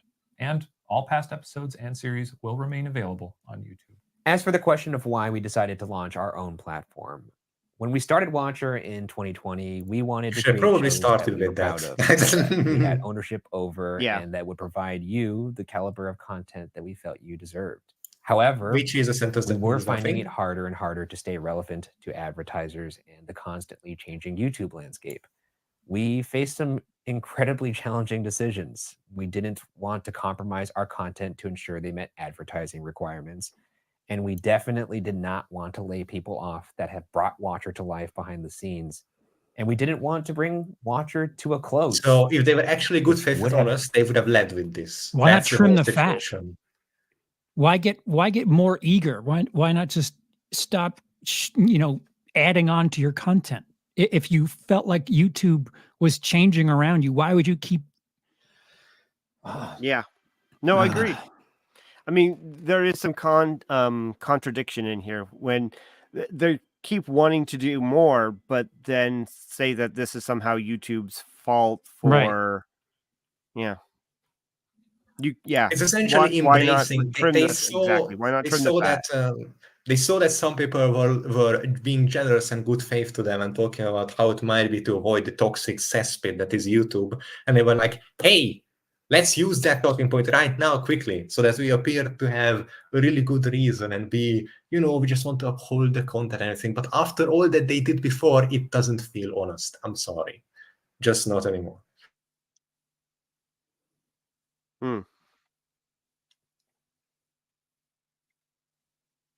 happened if we stayed solely on YouTube. That's why we decided to launch the platform, so that But they're not solely on YouTube. That's the point of the Patreon. Yeah. And the bunch of other, they have diversified their income really well. Like, they had a super stable business going. They would have never had lost revenue had they not decided to shoot themselves in the foot with their stupid decision. Like, they had a well-established business model with separate, distinguished, stable sources of funds and good management. So, yeah, they do live shows apparently, and they have merch. I mean, if they have these sources of income, the whole, YouTube is becoming too difficult and our content isn't made for it, it's hard to be monetized on YouTube or something. It rings hollow It because talks about 1 out of the 4 of your incomes, maybe. Like, that's it. It's the Patreon alone sounds like it should be able to support the show. But you do get a lot of money from there. I don't know. But then they're also having other sources of income. Yeah, even on $70K a month exclusively, the three of them should be just fine. Yeah. But then there's also, what do you call it? The advertising revenue that they get for you. That's what I'm saying. You have people. What is that? Their videos, from what I understand, they get like millions of views each video. So you have that's featured nothing to interns, and you have people that are willing to do work to get their name out there. So you save money on getting featured interns. Like the fact that you got popular and decided to do this during the height of the pandemic and didn't think that things would die down a little bit is just, I don't know. Yeah. Ridiculous. Exactly. This is the problem I have with, what do you call it? With like Disney and their view on how Disney Plus should have like grown and continue to grow. And they've probably hit, saturation by now. They launched they are on it the plateau too, just as Netflix is. Well, theaters are still reeling from that. They don't know what the hell to do anymore. Yeah. No, I really feel bad for the theaters most of all, because they're at the whims of other people's business decisions a lot of the time. And movies suck lately. Yeah, unfortunately. No, they don't have much material to work with that right. either. Yes. But thank goodness we're getting the Pooh-verse. Pooniverse. So maybe it's that'll ever expanding. Yeah. Well, at least they're not exploiting anything. as a company could continue. We could pay our staff fairly and not only continue to make great content for you, but expand with new shows, new voices, all ad free. Don't Now, expand. with the addition of accessible options, this is a See, this is where more transparency would have helped. If they stated at the very beginning, open, like, hey, it's not going to work out with the funds to also have the camera crew keep up our quality and potentially expand. We might have to let one of these go, or like we might have to look for other sources of income. What will you prefer? Let's do a vote, let's do a poll, let's ask viewers, etc. Never, ever, ever, ever underestimate the power of transparency, even if nothing comes of it. Just the fact that your viewers and those that support you feel heard and in touch with you, even if in the end it doesn't work out, it will always be positive, because there is a chance of like, hey, they are trying, they are legitimately, it's definitely not like, it's not just for money, they actually wanted to make sure that we know about it in advance or it works out and everything. But the fact that now afterwards they are playing all of these cards just make it feel greasy and it's slimy, because you didn't have this kind of attitude at the very beginning. You just thought you could get away with quickly stepping over this and moving on. It doesn't feel right anymore. It's like, oh, now you want to play the nice guy, considerate businessman game, you know. It's like, please, come on. We both know you aren't like this. You're only like this because your career is in jeopardy. That's not the real you. I don't think their career's in jeopardy. I just think they're awfully cynical. No, sorry, I didn't mean to say career, their reputation, not like their entire career, obviously. Right. It's just that everyone hates them now. Apologies, of course. It's fair enough. All right. Come on.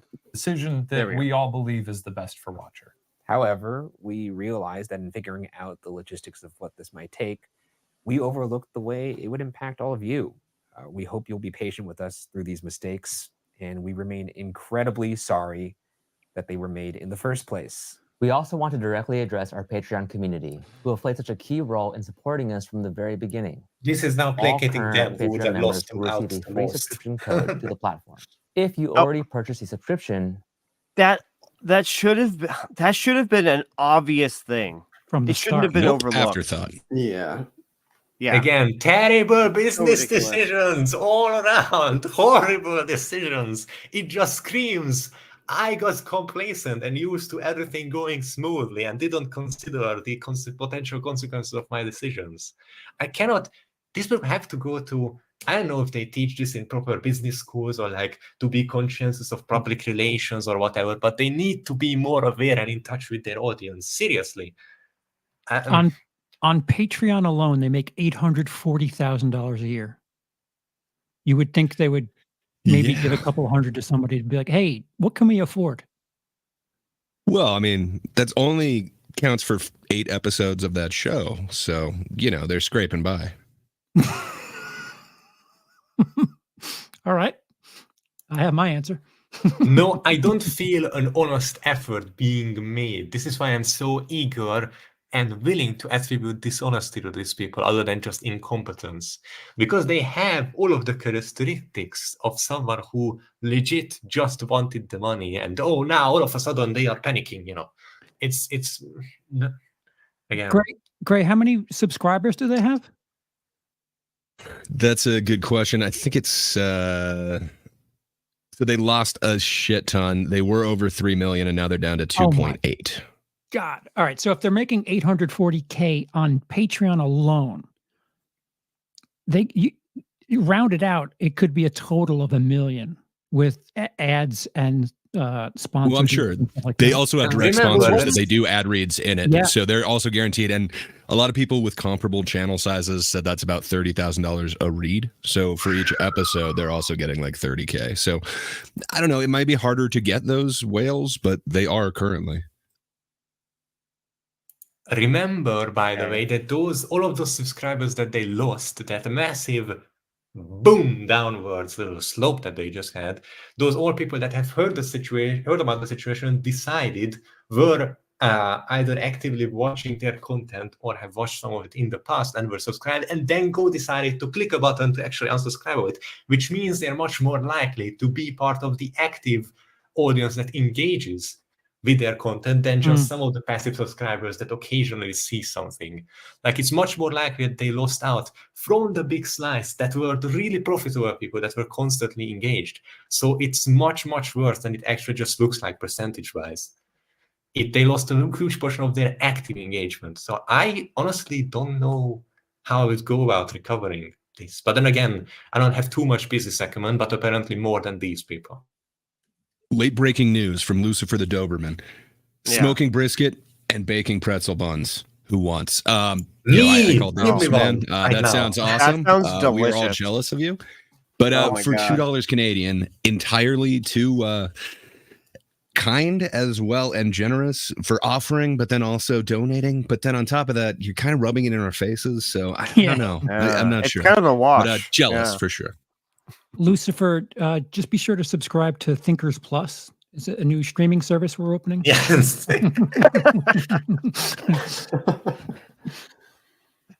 Yes, you can pay extra to be able to hear better jokes. That's also an additional subscription service, Another standard fee on top of that to potentially remove ugly faces and insulting voices of your choosing in each stream. It's kind of it's a radical new idea. We are experimenting with traditional blockchains and thinker NFTs. Definitely not just chasing the trends. We have to take steps together to follow the market and the mythical modern audience that somehow always wants what is most profitable for the biggest CEO. Yeah, I mean, don't you want to own a digital mustard jar? Now's your chance. You can own the real one. No, you have to purchase a subscription to have a hologram of the mustard jar, and it will turn off the moment you stop paying, actually. You don't own the jar, you just own a number associated with the jar. That's right. All right. We'll just finish this out. Please contact us and we will issue you a full refund. We look forward to continuing to make shows and introducing all the incredible things that we've got planned for the platform alongside YouTube. And in the meantime, we are forever grateful to all of the people who make up our community. And we hope that you consider joining us in this next chapter of our journey, whether that's on YouTube or on the platform. Thank you. Thank you. Thanks, okay, that was fucking horrible. God damn it. All right. They have to take apology video lessons as well. Where is the dog, a puppy? You have to humanize yourself before you start the video. You have to cry into its fluffy tail saying, I didn't want to make this video. No, but jokes aside, the communication is still terrible, especially from people who have access to so much.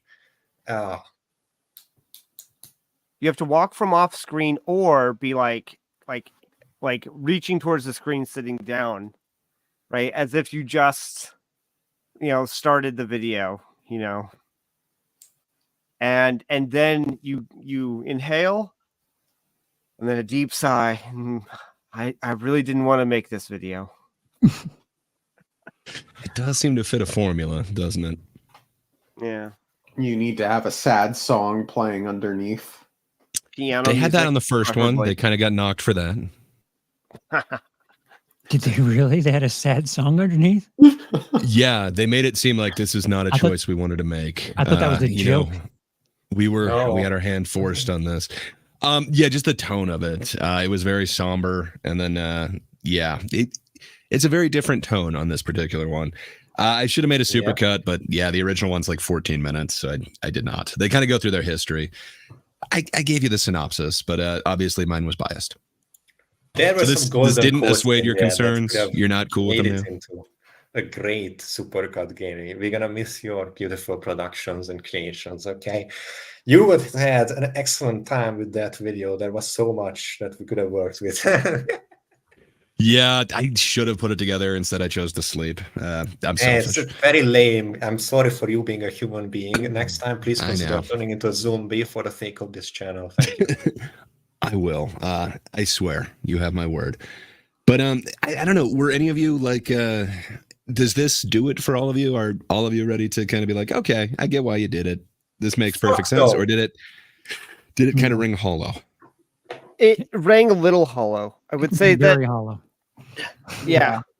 There are several points of discontinuity between the seeming intention of the video and what their plans are moving forward.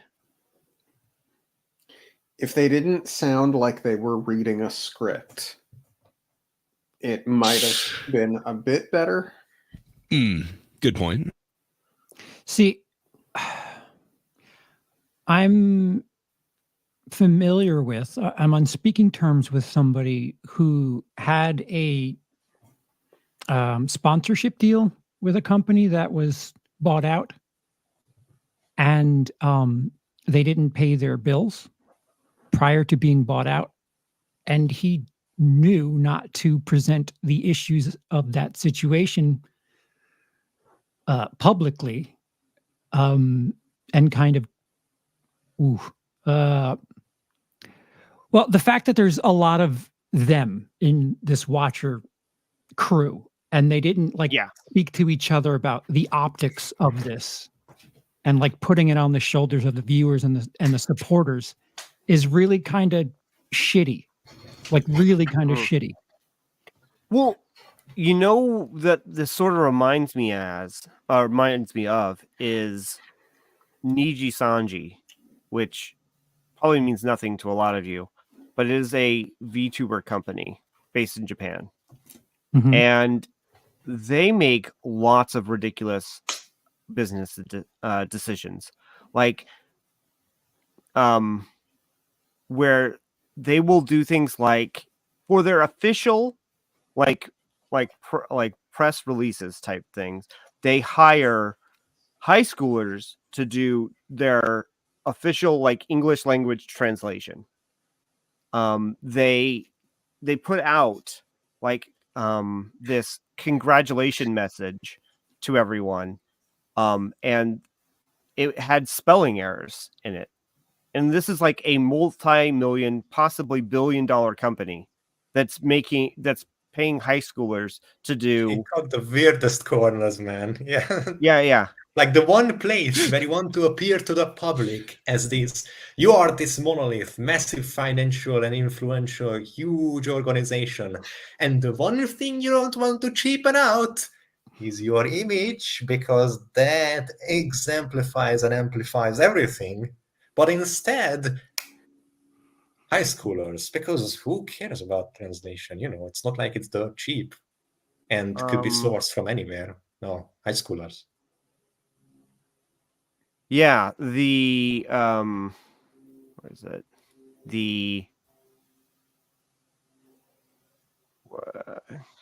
Yeah, so Evidence is gathering. Fox Rule is yeah, I'm currently in the buffer. Please hold. The Oh,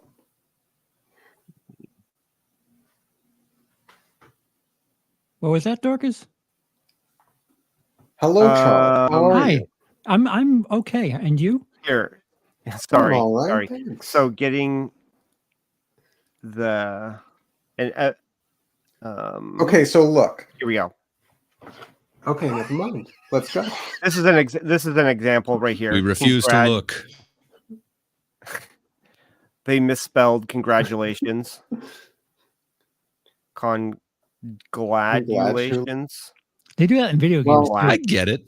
I get it what they're saying. Yeah. Man. Right.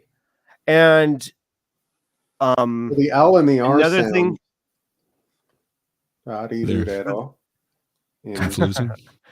Sorry. So the point is that there are all, and they continue to make horrible financial decisions, even though they have every reasonable person in their position kind of like, it's like, why are you doing these things?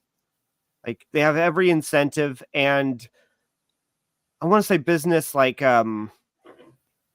know-how, right? Like this is like there's no excuses considering the size and the amount of money they're making to be making these kind of like rookie mistakes. But yet they still are, right?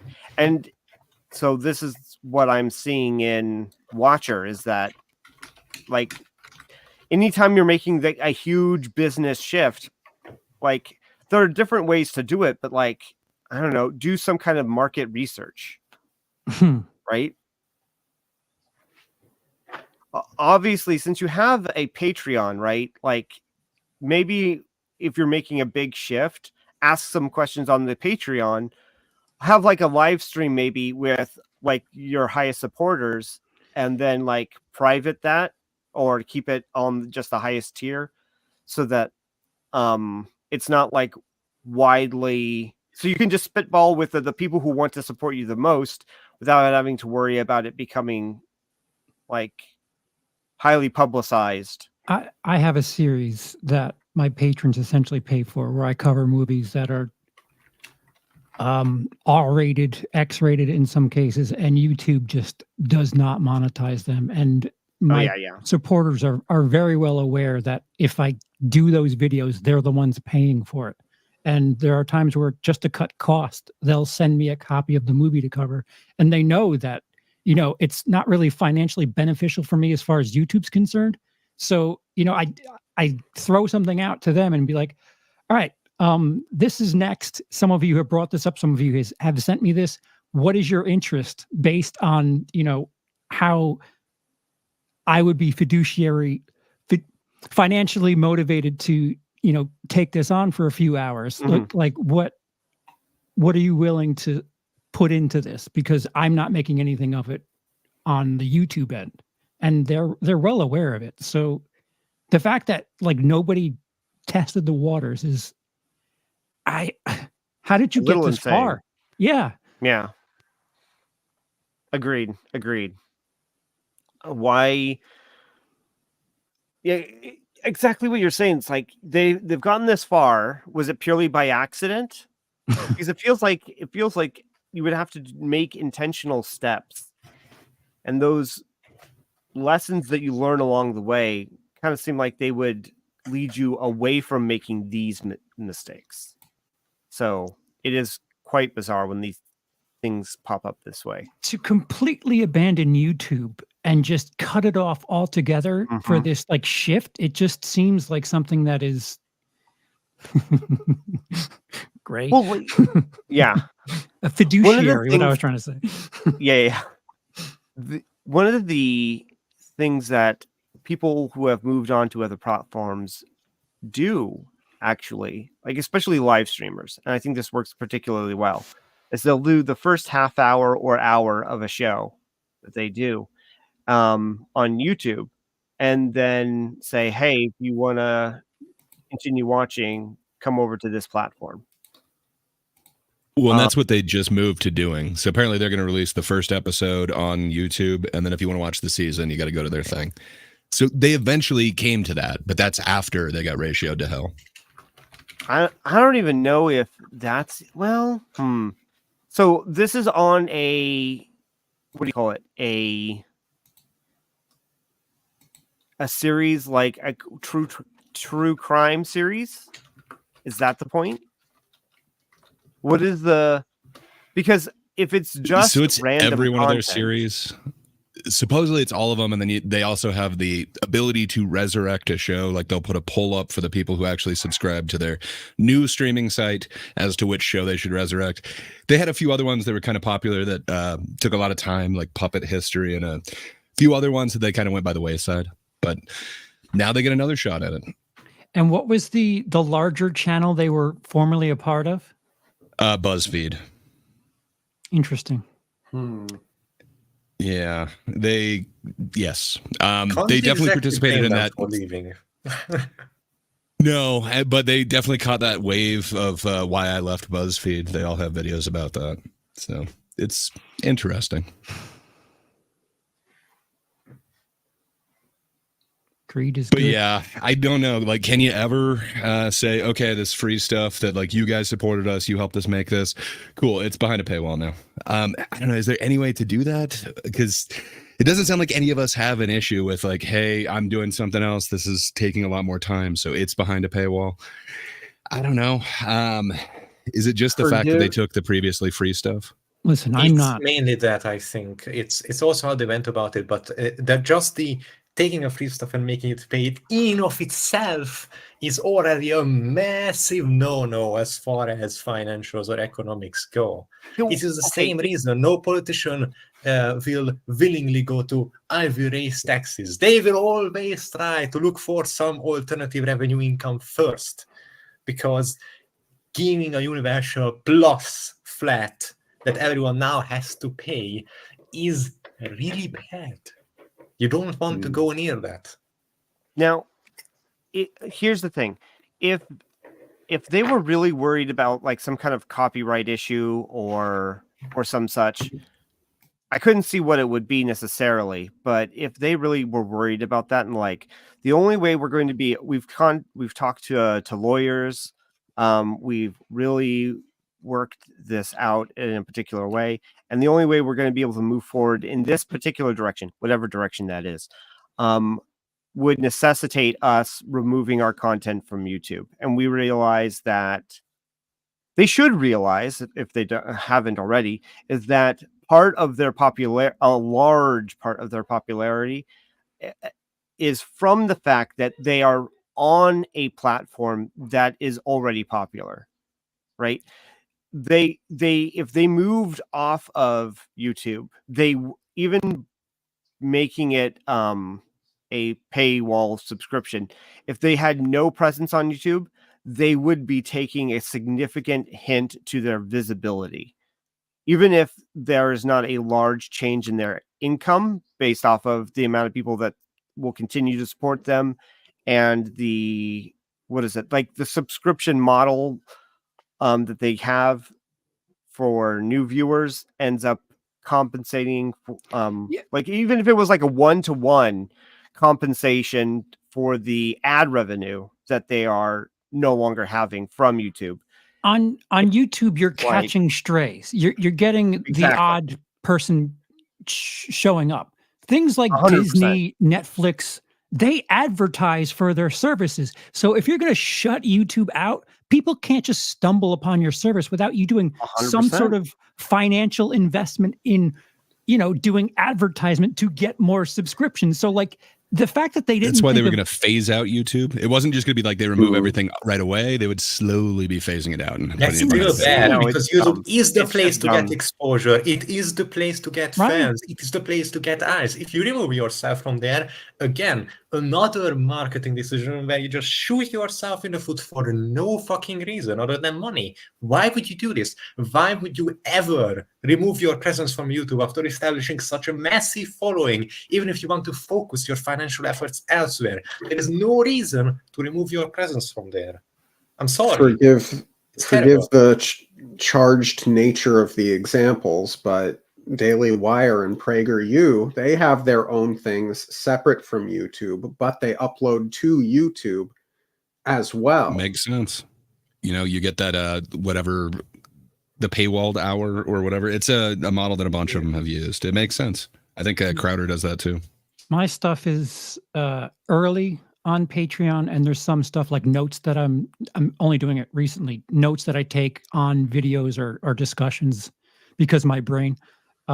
Those literal notes are now up on my Patreon page for people, and you have to. Nice. It's people are supporting, but at the same time, there's something extra there for them, or exclusivity, or an early whatever. Like if you're around long enough, you'll get an idea of what people are like really fond of. And you could even do crowdfunding. Like, hey, if we don't hit this goal, we're not going to do it. But how much would you pledge for us doing true crime or whatever the hell they're there is so much. The possibilities are so many. Like, I'm not going to say it's endless, but it's really a lot.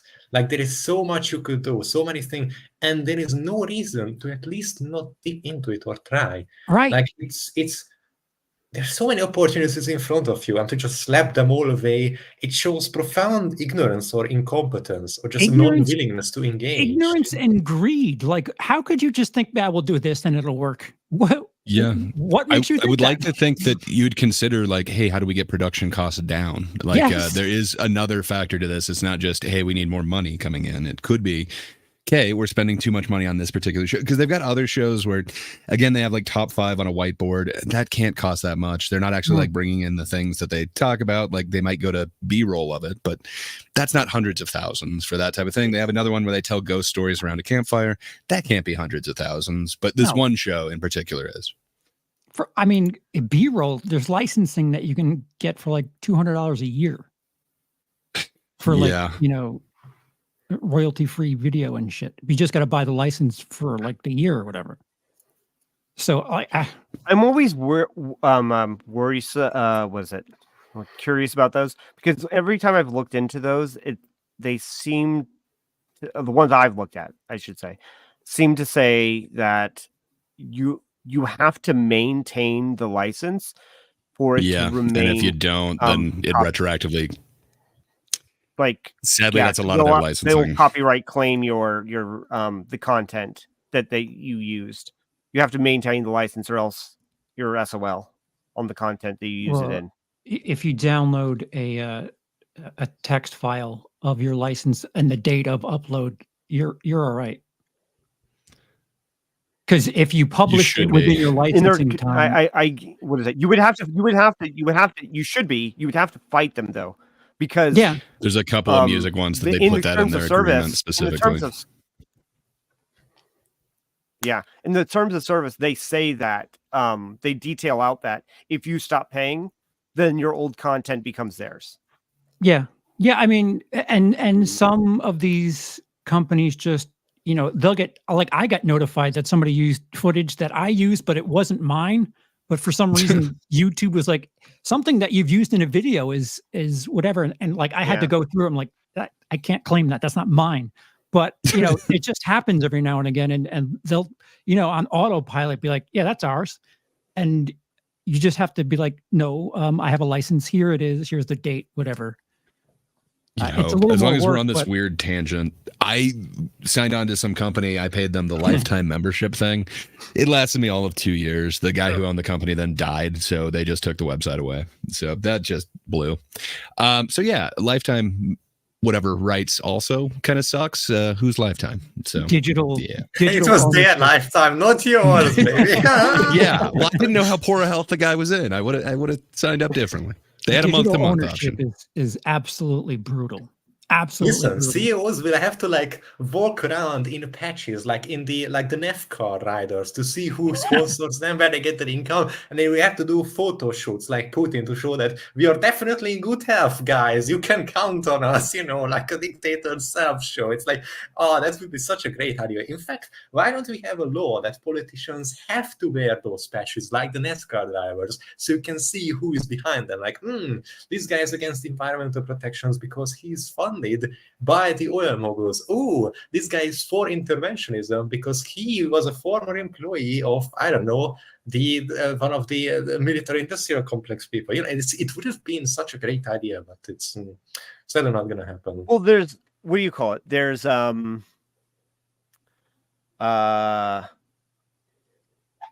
you guys remember Mystery Men, where they had, you know, the super hero like Ben Stiller? Yeah, the Ben Stiller. What the hell is your name? Janine Garofalo. William H. Macy. Now I can't think of his name. Hank Azaria vehicle. Yes, I remember that one. H. Macy. So the hero, I forgot the Macy. I can't remember his name, but the hero of that, like the official like Superman-esque type character, he had a suit like that where with all of the different sponsors. And I think like he had to remove Pepsi, and like, I lost Pepsi. What's going on? Like, well, the crime is, you know, reduced. So did he also lose the superpower because he removed the patch? He could no longer do the water jets. Oh, that would be funny. I mean, marketing is a bit of superpower. Yeah. Sadly, I think that's way more accurate than just someone being altruistic and, you know, saving the day. They're gonna have to have sponsors. That building is huge, you know.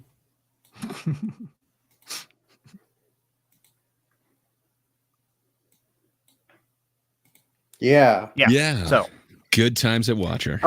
So I'm sure those guys will be fine. Yeah. You know, they've got multi-million subs still, and they're still going to release some YouTube videos. It looks like they took some feedback. So good on them for not just doubling down. But I don't know. Would you guys have ignored it, or would you send out that video that they did on Monday? Would you about face and say we were wrong? I wouldn't have done the first video. I wouldn't have done the first video. I think that fair enough. Yeah. I think that if you have that massive backlash. Oh wait, is that the first video we're talking about? Yeah. Wasn't there an intermediate video? No, the only thing that they had is his wife on Instagram kind of had a okay post saying like they're trying to get decent wages. Decent wages. Exactly. Not just for them, but for the people that work for them. So wait I don't a know. minute. Kind of Do they invoke live that. in like LA? Yes. Or New York? Okay, they live in LA.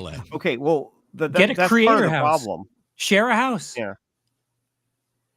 Yeah, that or move to a less financially restrictive area. Because you're on the internet, you don't need to live in that area. You just need fast internet. You need a basement for your studio. If you get like a house where you're all sharing it, it's a tax write-off because it's your place of business as well. Exactly. I mean, there's lots of things that they could have done that would have saved them a huge.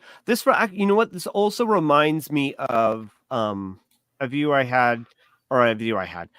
was watching about I forget if it was the Senate or the House, but they were going over like money. What is it? Like exorbitant costs, like bad money handling by the government, and how they were significantly overpaying for original manufacturer parts, OEM parts. That makes sense. Anyway, That's the where they point get is that they were paying like something that like for a bag of machined parts, and the guy was holding it up. Even at like a more proper cost, it should have been something like $100 or maybe a little bit more, something around that price. But they were paying like tens of thousands of dollars for it. And that is not a new thing whatsoever. This has been a problem with you guys' military for a long time, and other nations as well. Yeah. But when you have like, let's take the Apache it's not just the military. Example.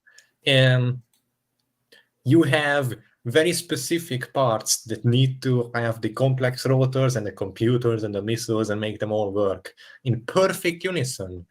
And without screws, that won't fly. I'm sorry. No matter how cool, advanced, and deadly, and AI-empowered, whatever cool your helicopter is, screws not gonna fly. And a lot of suppliers know this, and they know that the US military is willing to go to extreme lengths to maintain readiness, especially in such a time right now in the world where people are declaring war willy-nilly.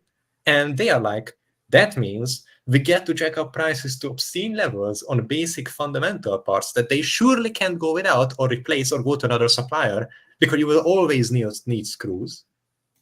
And that means we can milk them dry right now because they cannot afford to deal with us. So it is a very scummy solution, but one that's been there in certain times before. It's not a new thing by any stretch of the imagination, and I've yet to see people deal with it effectively suddenly. You know, these drones ain't going to build themselves yet.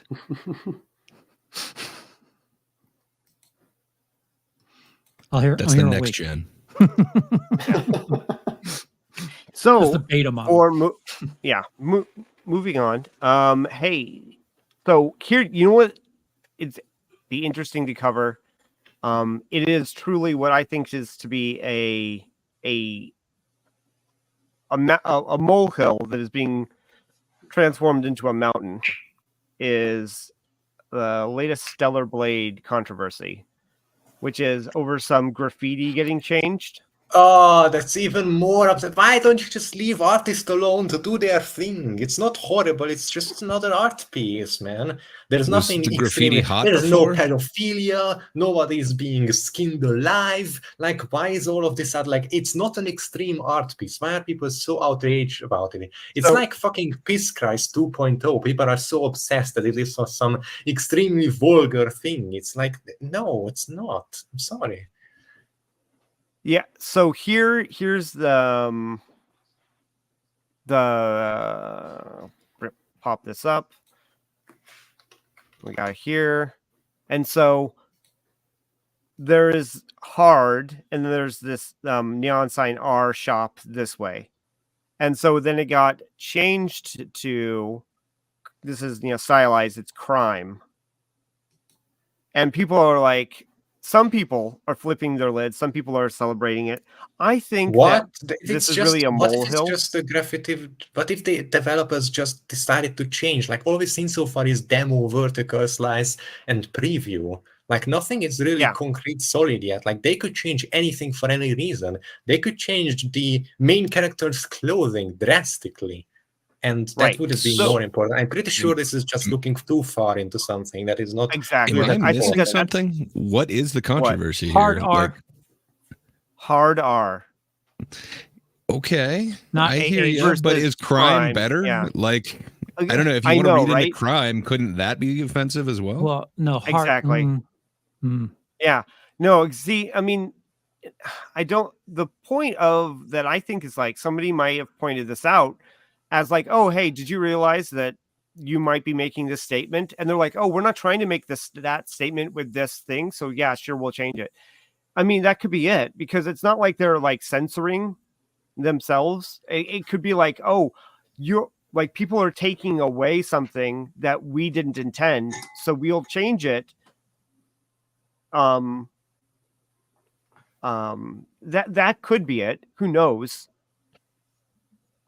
Right? So, yeah, I don't know. I love when, jokes could be jokes, and there could be the, option of a double entendre, if you will. Like it could be read one way, but, you don't have to necessarily look for offense everywhere. But I don't know. I guess somebody should have caught it before it went out because it offended somebody. So interesting. If it's not a point they meant to make, I guess, somebody should have caught that. But that would be tough with a big world. I don't think that this is really important at all. I think that people are making a mountain out of a molehill in this case. That seems to be the consensus. I mean,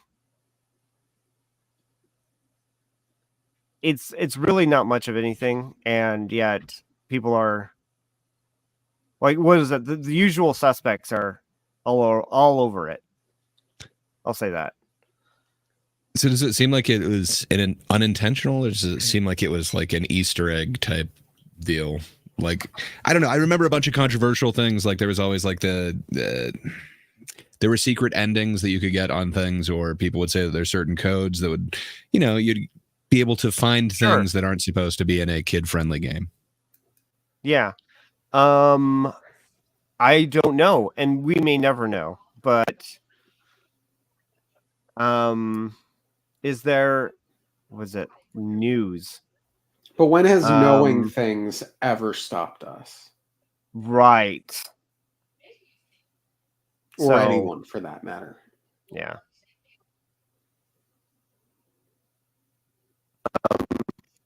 So, hey, Hydra. Hey, how's it going, Hydra? I'm sorry, Yeah. I was sneezing incredibly hard. I wanted to spare you guys from hearing it, but That's my offensive. nose is not well. Okay, so the official PlayStation statement is that it was an unintentional Easter egg, so they corrected it so that it is not, so that they are not unintentionally saying that something that they didn't mean. What is the game rated? That's the official statement. What is the game rated? T, maybe M. If it's M, like what are we talking about? M means mature. Offense being Right. taken. And Yeah. again, I don't know, is the phrase hard R offensive? It I could mean, be. to some people. Implications, sir. Yeah. So at that point, like, I don't know. just put the I N think word there, like really. I like, wrote a that sketch at point- some point that, Yeah. like, I don't know. I like the double entendre or whatever. It Right. seems like you Either should be able way, to say that. yeah. So I don't know, is N-bomb like taken next? Like you can't say that. That could be offensive. So isn't Wait. it just going to create a new word and keep going? Yes. So you would agree that the attempt should be allowed, right? But what if you were like, yeah. if somebody pointed something out and you were like, there's a cultural difference, and like, so you were unintentionally making a different joke, like you were in front of an English speaking foreign crowd, and you made a joke, and the exact phrasing that you chose led them to think you were making a different joke. Would you not want to clarify, like, and you learn this afterwards? Would you want to clarify? Depends. Oh, I was might making lean this into joke, it. not that other joke. I might clarify, but you always run into a weird thing like clarifying a joke. I know Charles has a bit that it translates a little funny across the pond. Like even though we both speak English, a particular sack of sorts is it hits a lot different. But I don't know. I think anytime you explain a joke, you're kind of ruining it. But yeah, no, I agree. I don't think it'd be wrong to clarify if it causes a controversy. But yeah. I think I would just take the gasps in the room. Like, okay, he said something offensive. Some of us shoot for that, to be honest. Yeah. So it's it's interesting. It is. I think but, that. Oh, well, no. I find the fact that it's a controversy more interesting than the controversy itself. That's what I mean. It should. Like, why are people this myopic about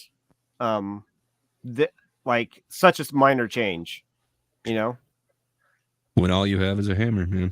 I think it's just that lens that they're looking through the world with. It's warped. Yeah.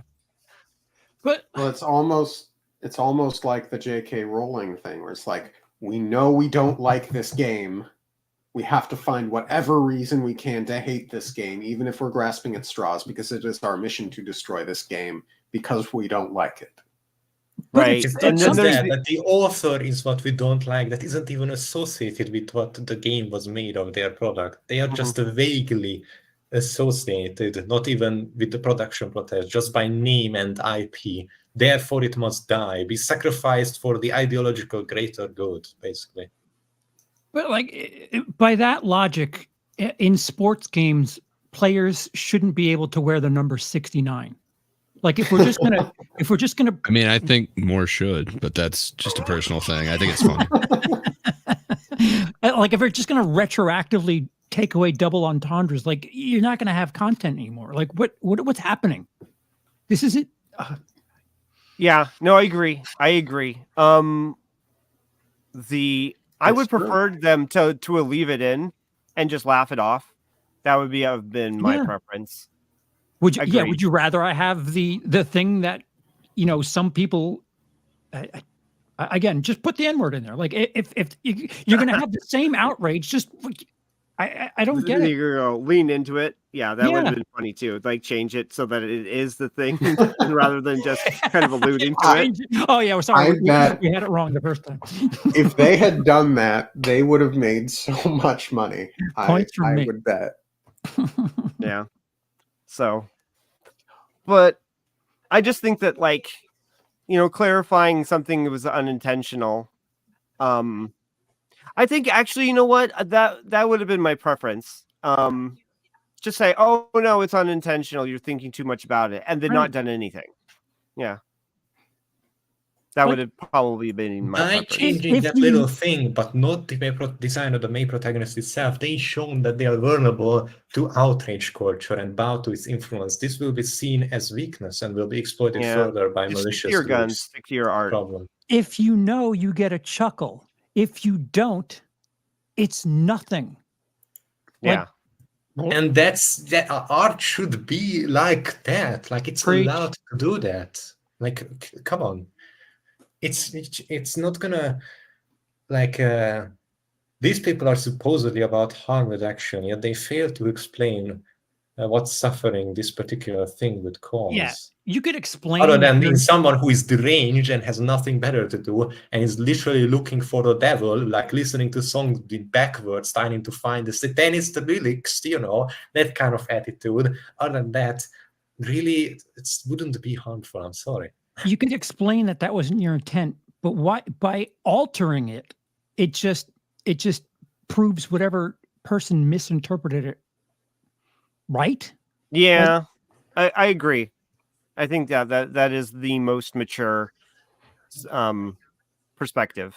That, oh, we didn't mean to do this. Yeah. So you can relax instead of, oh no, you're offended, we'll change it. Right. What you're projecting onto my product is, it's unfortunate that that's the way you feel, but that's not what we were trying to do. Yeah. Agreed. And the hat does give me carte blanche. Thank you very much. It does. Whoever where he hides his Someone horns. say hats. Shit hat. Mm-hmm. Mm-hmm. So, and then the second, and I don't know how much, like, it seems like the additional aspect to it is like, it was like changed later that day. So it seems like they're listening too close to it. Mm.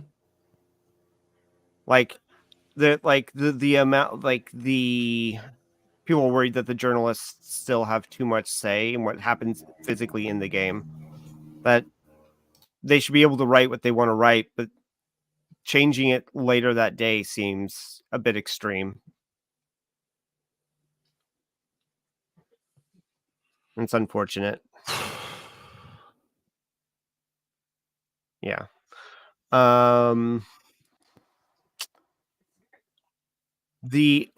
so we could, if you want to, go back and jump into that Last Jedi discussion that we were having at the beginning, because I am still quite. I really want to like have a We just have to jump from controversial topic to controversial topic and then back to movies. I'm sorry, it's okay. Listen, now we managed to calm down, reach an amenable conclusion. Let's jump back into the fire tip. Controversy, here we come. Let's go. Let's revisit always talk about the retired TLJ and beat up on it yet again. Let's go. If we're jumping do you have another back controversy in time, you want to talk about?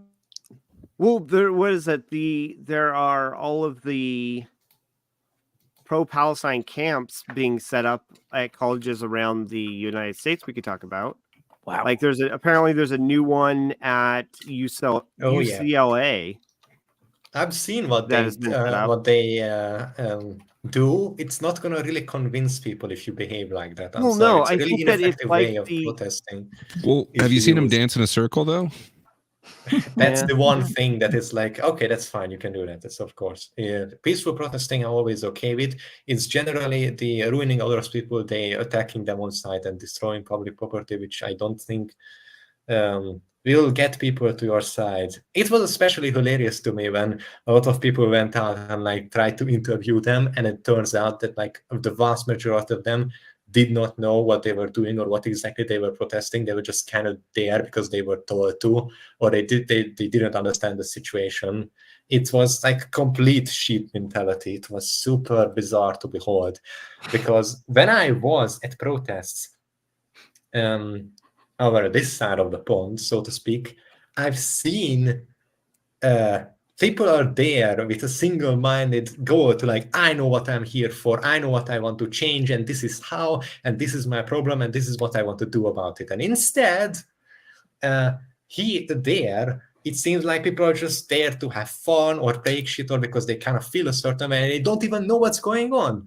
They are just they have the complete flock mentality of going somewhere. It was so bizarre to me. Maybe it's a cultural difference, but I didn't.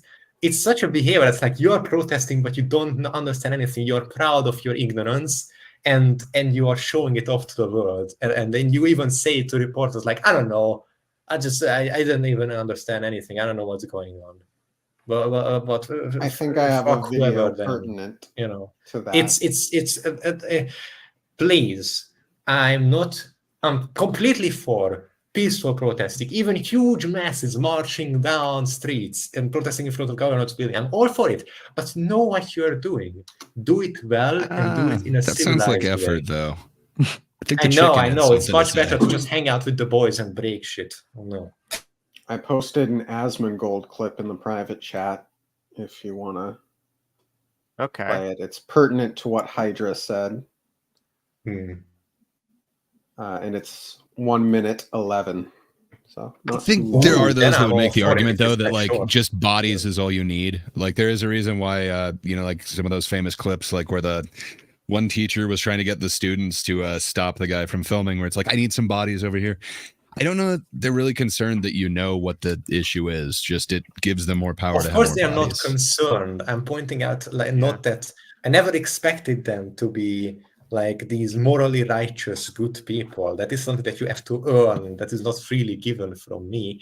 And I just found it hilarious that they are openly proud about their ignorance.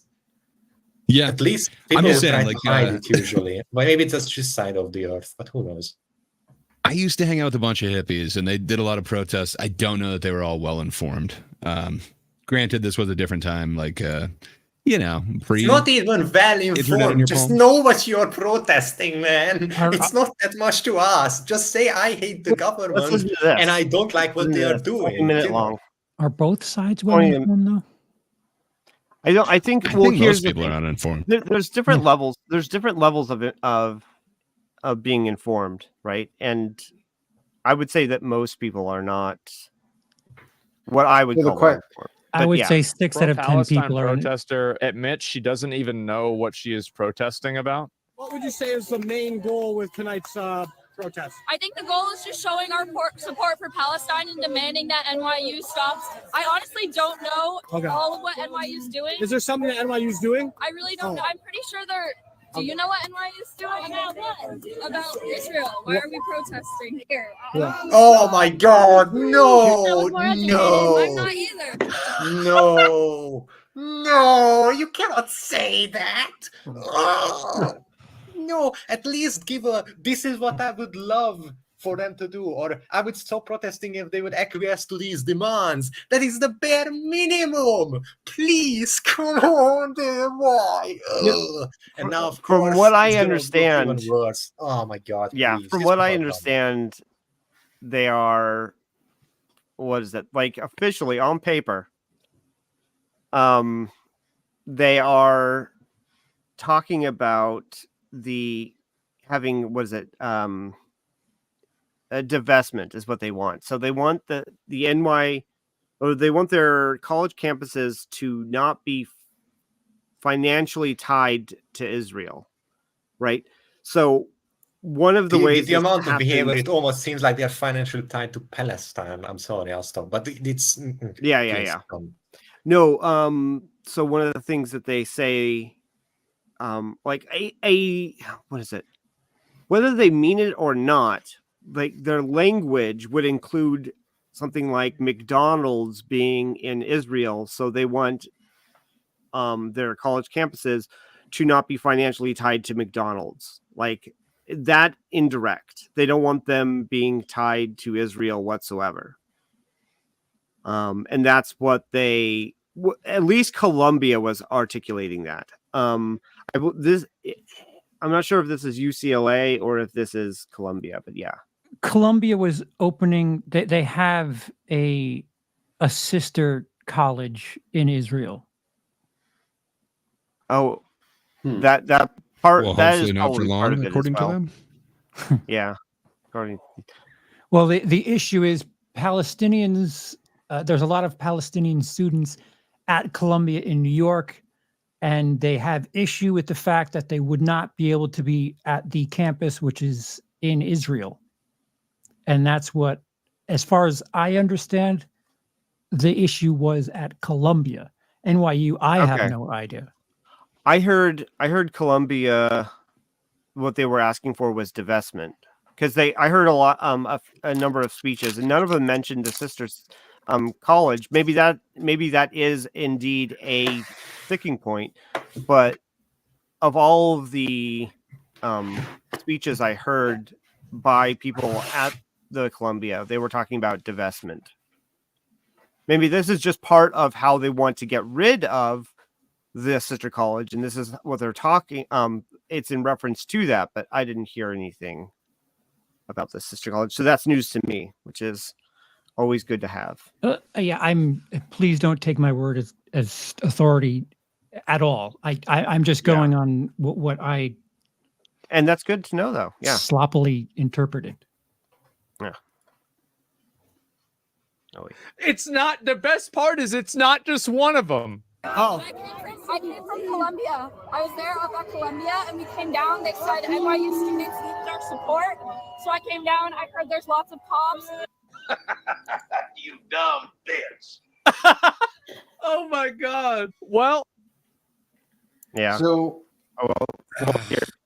That is pretty fucking sheep mentality. I'm sorry. It's essentially just you were ordered around as a student and you were told like bad thing coming. And I know that a lot of protests are like that. I'm just trying to set the principle that I think what ought to happen is if you're protesting, you should be able to tell precisely what your problem is. What would you like to be different? And how would you like and for who to do it? Maybe I'm asking for way too much, but I think that should be something that is expected of a random protester if you just walk up to them. I'm protesting this because I only know about media and comedy, also box office, and I don't know anything about real world stuff. That's why I'm protesting this topic. So if this person thinks they are supporting the students, like if they have no strong opinion on the Israeli-Palestine conflict and she thinks she's there to support the students, and then if at the protests they start chanting from the river to the sea and other slogans like that, but this person, let's say, doesn't start chanting, but she's still there and she's still trying to support the thing. Is she supporting what that phrase means? Is she supporting genocide? I'm genuinely asking. I'm not trying to do a thought experiment. I'm asking what your opinion is. I think she is reverberating the cause of it, but she might not understand what she's doing. I'm willing to give the benefit of the doubt without more information or backside knowledge of their behavior. Mm-hmm. I think it could literally be just sheep mentality, or you're ignorant, or you don't know what you're doing, or like I'm willing to get to like in like, oh, this is a student. I'm willing to give them the benefit of the doubt. Oh, they are just stupid. Like, it's possible, of course. It's very you don't possible. necessarily have to have bad motivations. I generally try to collect more evidence before I assign bad faith to someone. Yeah, Agreed. I don't think she's actively doing it, but sadly, the actions and the support may lead to that, or at least lead to empowering those that have those intentions. But I don't know. I wouldn't say she's directly responsible for it, but perhaps indirectly responsible for, boosting that message. And yeah, that is the one of the let me what do you call it? Pull back here. So on Such an Atom, one of the hypotheses they have about a lot of these types of movements, when they end up becoming dangerous, is that people show up like that. Low-informed people congregate into an area, and they are showing up for a variety of reasons, usually like a very general support, or a completely ill-informed support, maybe not even caring about the thing itself and just being like, oh, I just wanted to be a part of something, my friends are here down protesting, so I'm here to hang out with my friends. Any kind of number of things, right? So they and other people get there as well by like they want to like vocally voice their support, but they're not like invested in doing any physical action until the crowd kind of like whips itself up into a frenzy, and then some bad actor who like has nefarious plans ends up like utilizing that in order to get something done. So like the phrase is that like, they're LARPing a revolution until a physical revolution ends up happening.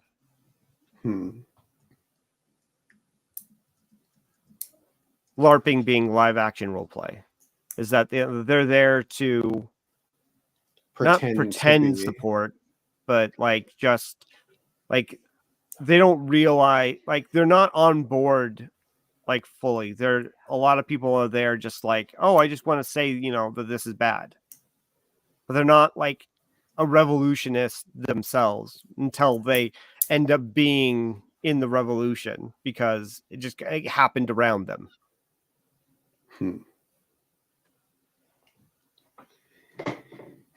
Because all this to say, the protests make me exceptionally uncomfortable. Yeah, indeed. I think that protesting is fine, but when you're, what is it? When you're disrupting like the school itself in order for its normal functions to carry out. Columbia's protests, they're actually actively happy that they're costing the school money, And that fucking up roads. that That they're is not going to something be that is able, also a that they had problem. to, right? They're actively happy that the school is going to have to reschedule some of the graduations, if in place, if not also in time. So apparently there is precedent. Again, I'm not defending any of this nonsense. That video is just ridiculous. Apparently there was precedent with apartheid in South Africa in the 80s that a lot of American businesses were protested to rethink their approach, and it worked. Well, I'm not against like the concept. I think that you want to be like, what is it?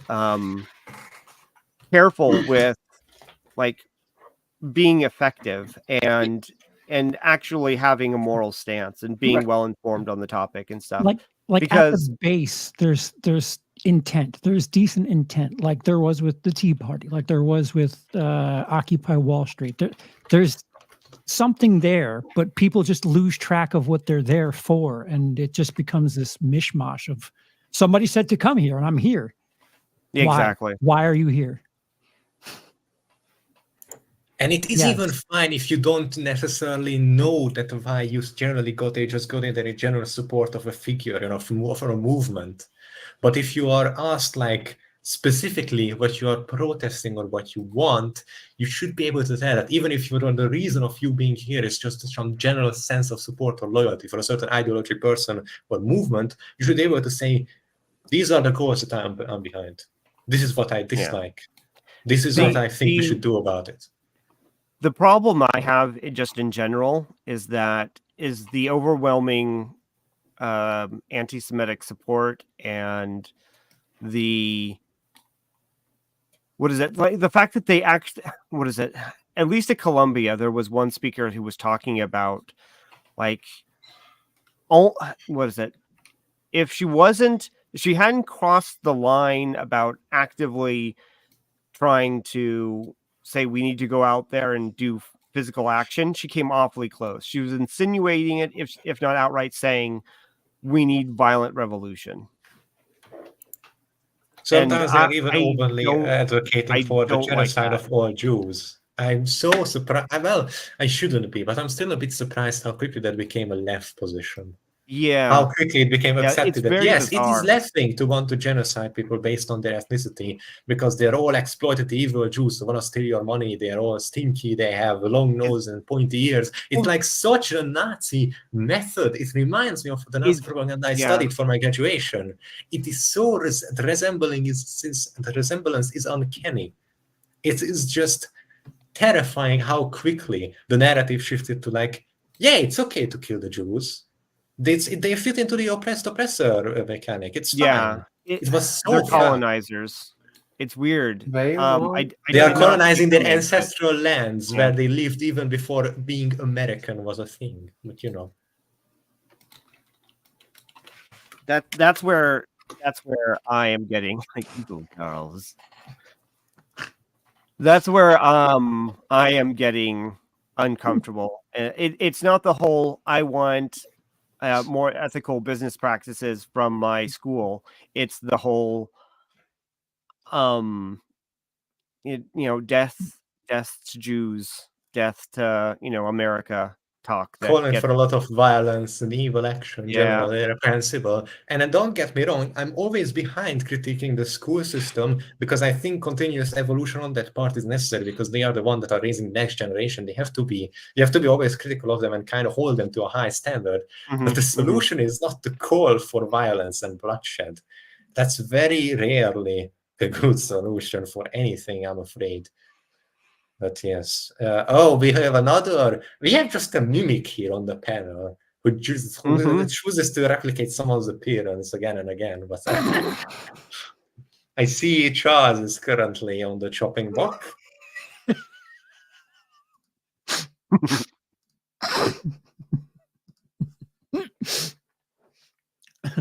All right. So, we could do one of two things. All right, evil me left. What? Yeah. One of two things. We can. Oh, okay.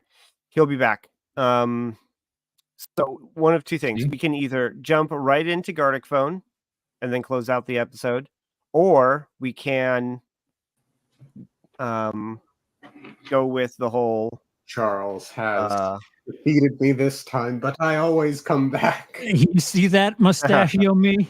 You fuck around, you There find we out. So we could go with the talk about the Last Jedi.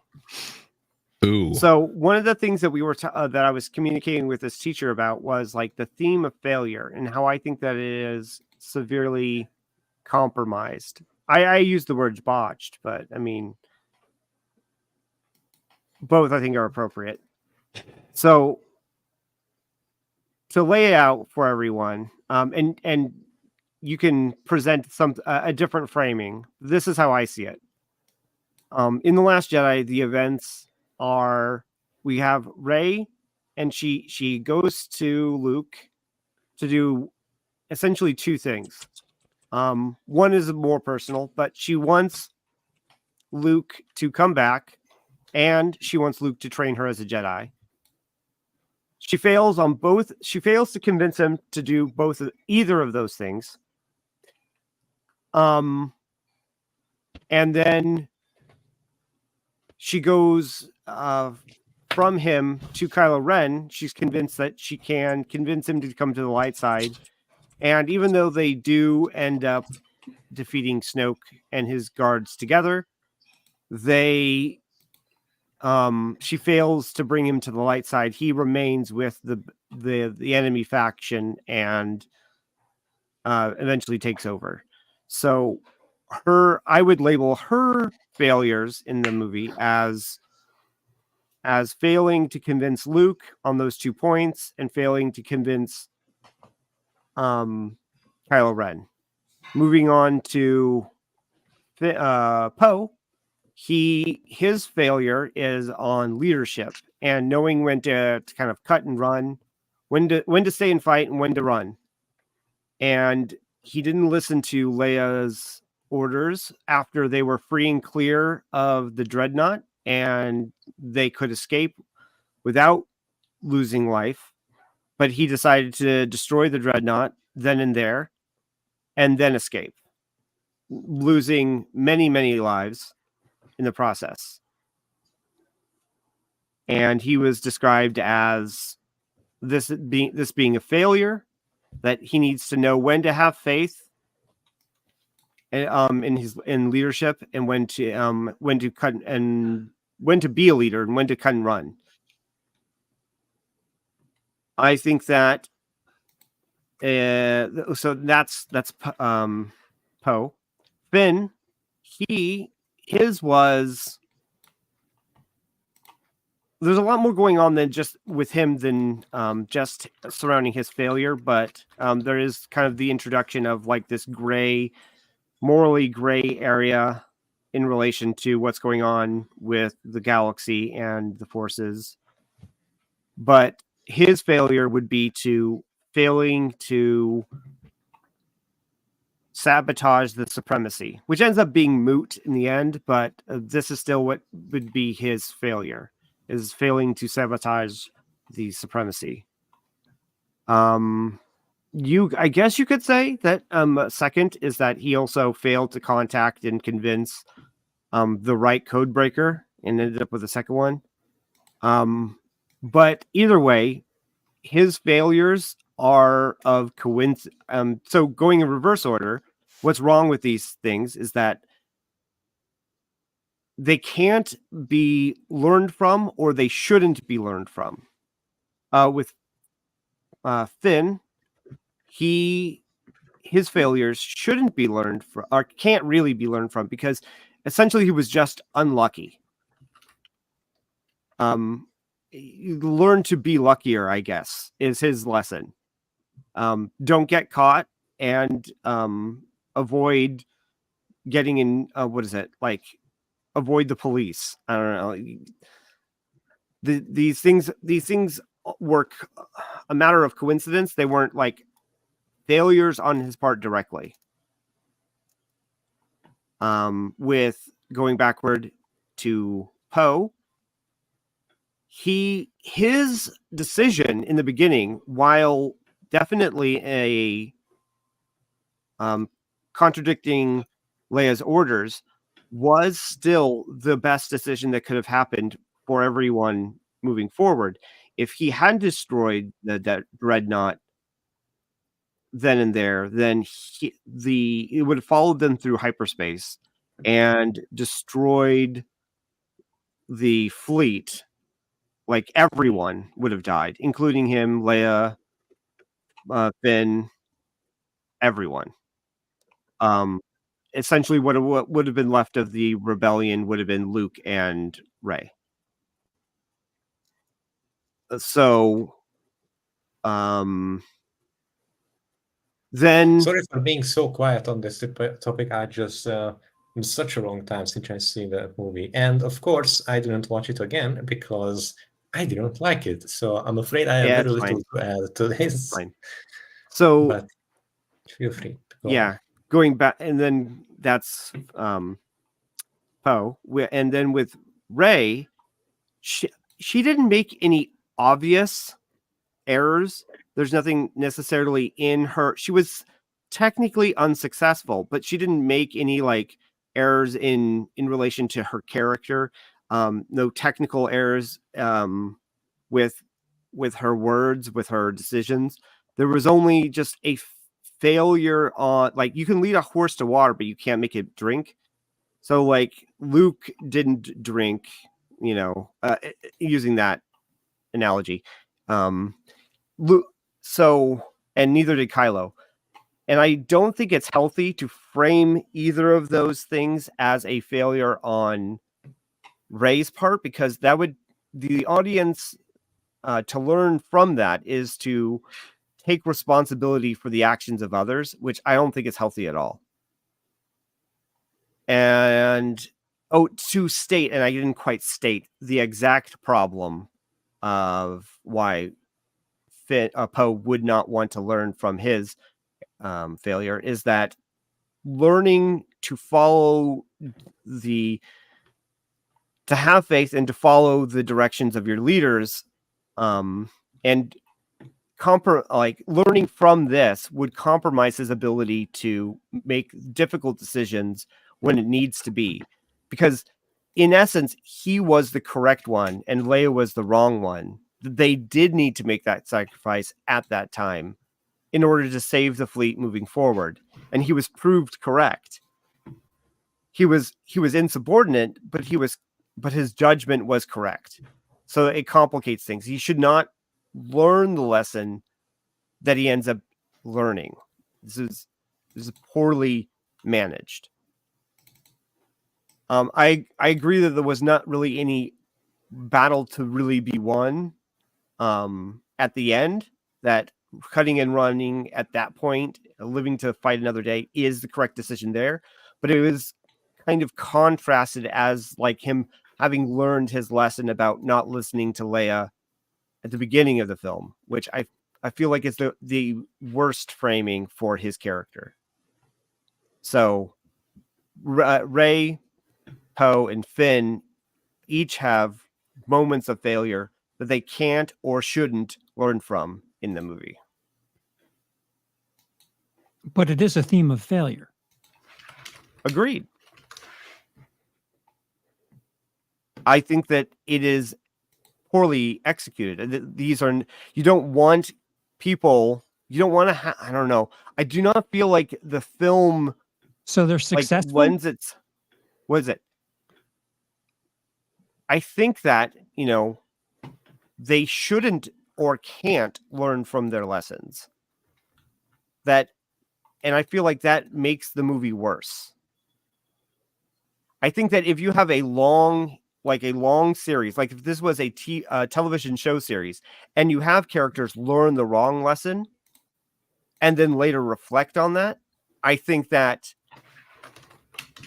that is an interesting direction to take the show. But as far as a movie and being concise and having a lesson that the audience can take away, I think that the lesson to learn about the movie is that the lesson is wrong. The lesson it presents, the lesson of failure, is wrong. And I don't think that it is appropriate to attribute that level of writing to Rian Johnson. He doesn't seem capable of having made that movie. There's nothing in the movie that suggests that he wants people to realize that Rey didn't fail, or that Poe didn't fail, or that Finn didn't fail in a way that affects his character. They have these failures in the movie, and then Yoda says near the end, greatest teacher failure is. Suggesting that the well, honestly, I feel like it is applicable to the characters, but the quote continues, and not many people remember this aspect, is that he says, they are what we grow beyond. Or we are what they grow beyond. Sorry. We are what they grow beyond. So the point he's making to Luke directly in that moment is about legacy and how they have to grow beyond our failures. So, but again, I think that even in that context, it's botched because Rey doesn't grow beyond anything that is significant about Luke, because they had to lower Luke to this failure level in this movie because essentially what Rey is by the end is Luke in Return of the Jedi.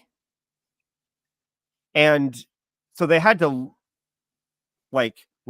lower Luke's status to failure, and so that when Rey is essentially his level of not force ability, but character, understanding of what needs to be done, what's best for the galaxy, the Jedi need to survive, all of this kind of stuff.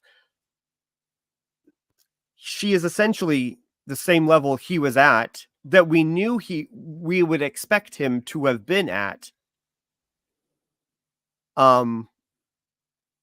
Those two, Luke in Return of the Jedi and Rey at the end of The Last Jedi, are more or less matched as far as what lessons they've learned and what they feel like they need to do move forward. And I feel like saying that she has grown beyond Luke, they had to bring him low in order to achieve that. What makes you think that they want you to think that she's further along than he is in Return of the Jedi? No. Or surpassed. So, not necessarily a statement that this is definitively that what would has take happened, some work. but Okay, you need to point that. This is what Yoda says, is that he says, failure, the greatest teacher is. They are we are what they grow beyond. This is the hardest thing for a master to accept, or lesson to learn, or something like that. One of those two things. The point is that he's saying that Rey is her challenge is to grow beyond Luke Skywalker, and I don't have a problem with that in the sense that like a master was it a pupil grows beyond. No, if you're going to have to get in here and diagram if you want a diagram. There's no diagram for this. You're gonna have to do it. Kitty, you have to put in the actual work. Don't be lazy. Come on, man. You cannot demand a diagram of us. You are the grandmaster or whatever. So I don't know. Of the diagrams, you cannot ask us to do this for you. Come on. You haven't even started the apprenticeship for us. We have nothing. We haven't learned yet. Okay. So outsourcing the diagram on your own channel, please. So not to be like a jerk or say that I love the film, I do not. Visually and audio, like there's some really cool things going on here, but the story for me really lets me down. But that being said, does it get any leeway because it's like part 2 of a 3-part story? You know, like there are a bunch of like character development. You know, what would you call that? You need to leave something for the arc at the end. I hear what you're my saying. complaint about the movie. No. The teacher that I was talking to, he actually says that this is a great selling point of The Last Jedi, is that he ends the trilogy in 2 movies. And so then what The Rise of Skywalker should have been was the launch of a new storyline. I agree with that. I don't think The Last Jedi is a middle movie. If this were the end of some series, I would say that's a nice way to end it. But the fact that they announced what? I mean, it has a conclusion. It has a conclusion feeling. Right. I would argue against it being a good movie, so I would not say it's a good ending. But it is an ending. Right. It's not a middle. Yeah. No, agreed. There's not enough to. I don't know. It's very interesting that people say that it's an original film when it's really not. It's largely just a mashup of episodes 5 and 6. There's so like thematically, narratively. Yeah, but I mean, the previous one was like essentially the first one over again. So it's I don't know. That is kind of the template that they were just given. I hear what you're saying, but I'm not saying that. I'm just saying it is a mashup. I'm not saying you can have an opinion of it being a good mashup. I may fight you on that, but it is a mashup. It's not original. And I'm definitely not saying that. Just Force Awakens is not exactly like original content. Sure. It's like J.J. Abrams' version of one. Yeah. So no, I know it's kind of the template that was there. Say that a lot of people say that. Okay, one of the things that baffles me is that they say that that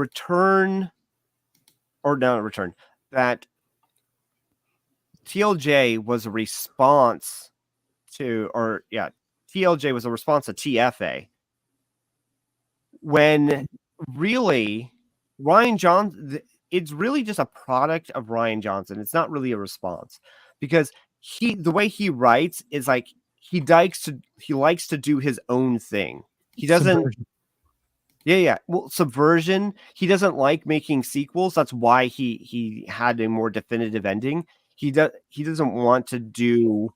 He doesn't like doing the relay race. He wants to just do his race, essentially. So he took, even though it was like the middle part, he took the job, but that's why he finished it the way he did. That's why he wrote it the way he did.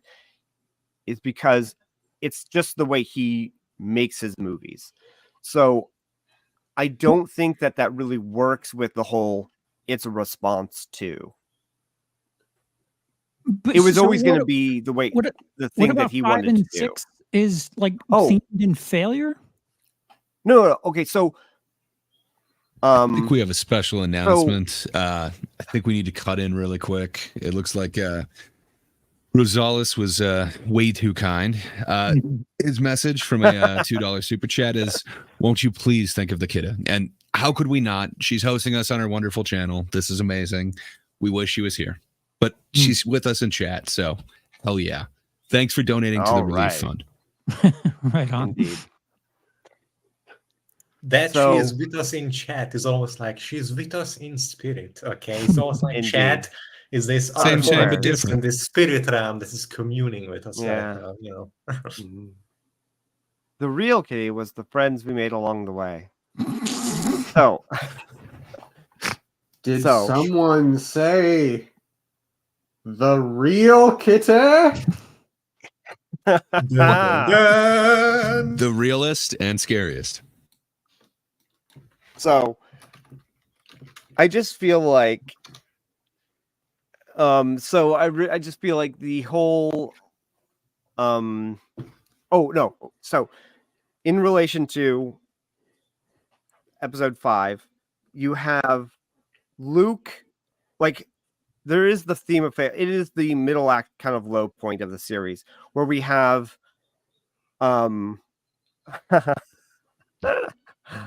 hey, she's here. All right. She's back. So hey, no, I came here to just hold on. I can't do this. Hold on. What's Okay. Nothing. There's some starred things here. For pennies a day, you Indeed. can feed an African. So here's 500 pennies. Smoking brisket and baking pretzel buns. Who wants? No. Did anybody reply? I'm just looking at the we all we did. Everyone Yeah. wanted some, yes. Yeah. Oh, okay. Awaiting patiently. Indeed. Also, hello. I'm Just on smash my way them out. through the microphone. I want to taste it, okay? It will arrive into my ear because of the headphones, but that's another situation we can discuss later. So I don't think that while it was said that there is a theme of failure.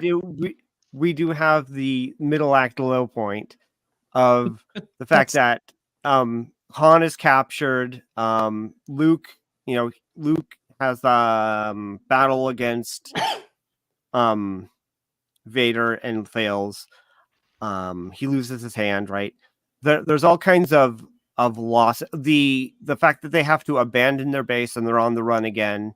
There's all kinds of failure in the movie, right? And I feel like that is what this movie it just states it, right? It's not that like both have a theme of failure, right?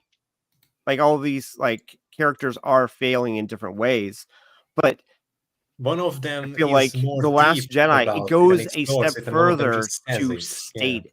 Is there a delay because Hydra was talking in English? Yes, I'm sorry. It may be just me, but you guys are. I'm gonna leave and join back again because it seems like I am delayed towards compared to others, and we're overlapping with audio. Yeah. So let me back in. Hold on a second. So they have, and what is it? There's all kinds of problems with Star Wars, one of which they have elected monarchies, which makes no sense. Just saying. Anyways. Well, they explain it with the Senate. Yeah, did they? Did they really? Anyways. So they really tried to. They spent way too long talking about it in the first one. Yeah. Episode 1. Woof. Yeah. So the movie had a reason why accurate. I feel like there is so much going on with failure in episode 5. No. The problem is that they have elected monarchs. I don't really know if that's a good idea. Just just popularly elect your monarch for a limited term. I feel like you need a better system than that. Popular elected monarch. You mean democracy? Yeah. Oh, for fuck's sake, Chinsia! Is it really a king if it's elected? I mean, is a king not a different type of, like, in a different category of leader Well, altogether? Just anyways. So well, anyway, so moving to the episode 5, okay. So a traditional He 3-act just structure did not has answer the your middle act low question. point. Sorry for you. He just couldn't. He didn't answer it. Wait, who asked the question? You. Rubber Chicken went "Huh?" and asked the question. Oh, sorry. My apologies. I didn't quite catch on. What was the question? My apologies, Rubber. I asked, is a king not in a different category of ruler than an elected ruler? But I would say so. I think that But if I you're think that wait, the sovereignty of being being a king I think that, like, you could compare like a president to a prime minister, obviously, but I think that a king should have a higher caliber of qualification than simple popularity. right of conquest or divine. Anyways. Okay, moving on. I Yeah. hear it. Anyways, so getting back to the theme of failure. So I just think that I don't just think. I think that You say monarchy 3 times, it appears. So Okay, so if you have it's definitely me. no, I think it's Foxroo because he No, was talking over Rubber Chicken too. The problem is I rewatched the stream and it was me interrupting, but from my side there was like I waited to have like I didn't mean to interrupt. I waited for my turn to speak from my side, but it's totally delayed. My internet is fucked for some reason. It wasn't the case in Discord, so I have a feeling that this might be a StreamYard thing, because earlier in Discord, this never happened. The day before, it was never an issue in Discord, but here it is now, and it causes me to unintentionally talk over you guys, and I don't like it. Morally I don't know. ambiguous. Work in progress, I guess. It's a fox mustard. Ew. Listen, we have mustard hydra as well. Okay, Is mustard like mustard milk?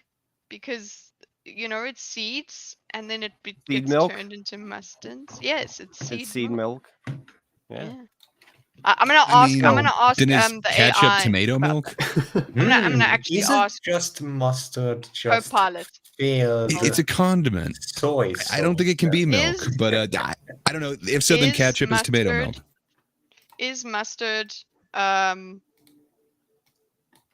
a form of seed milk?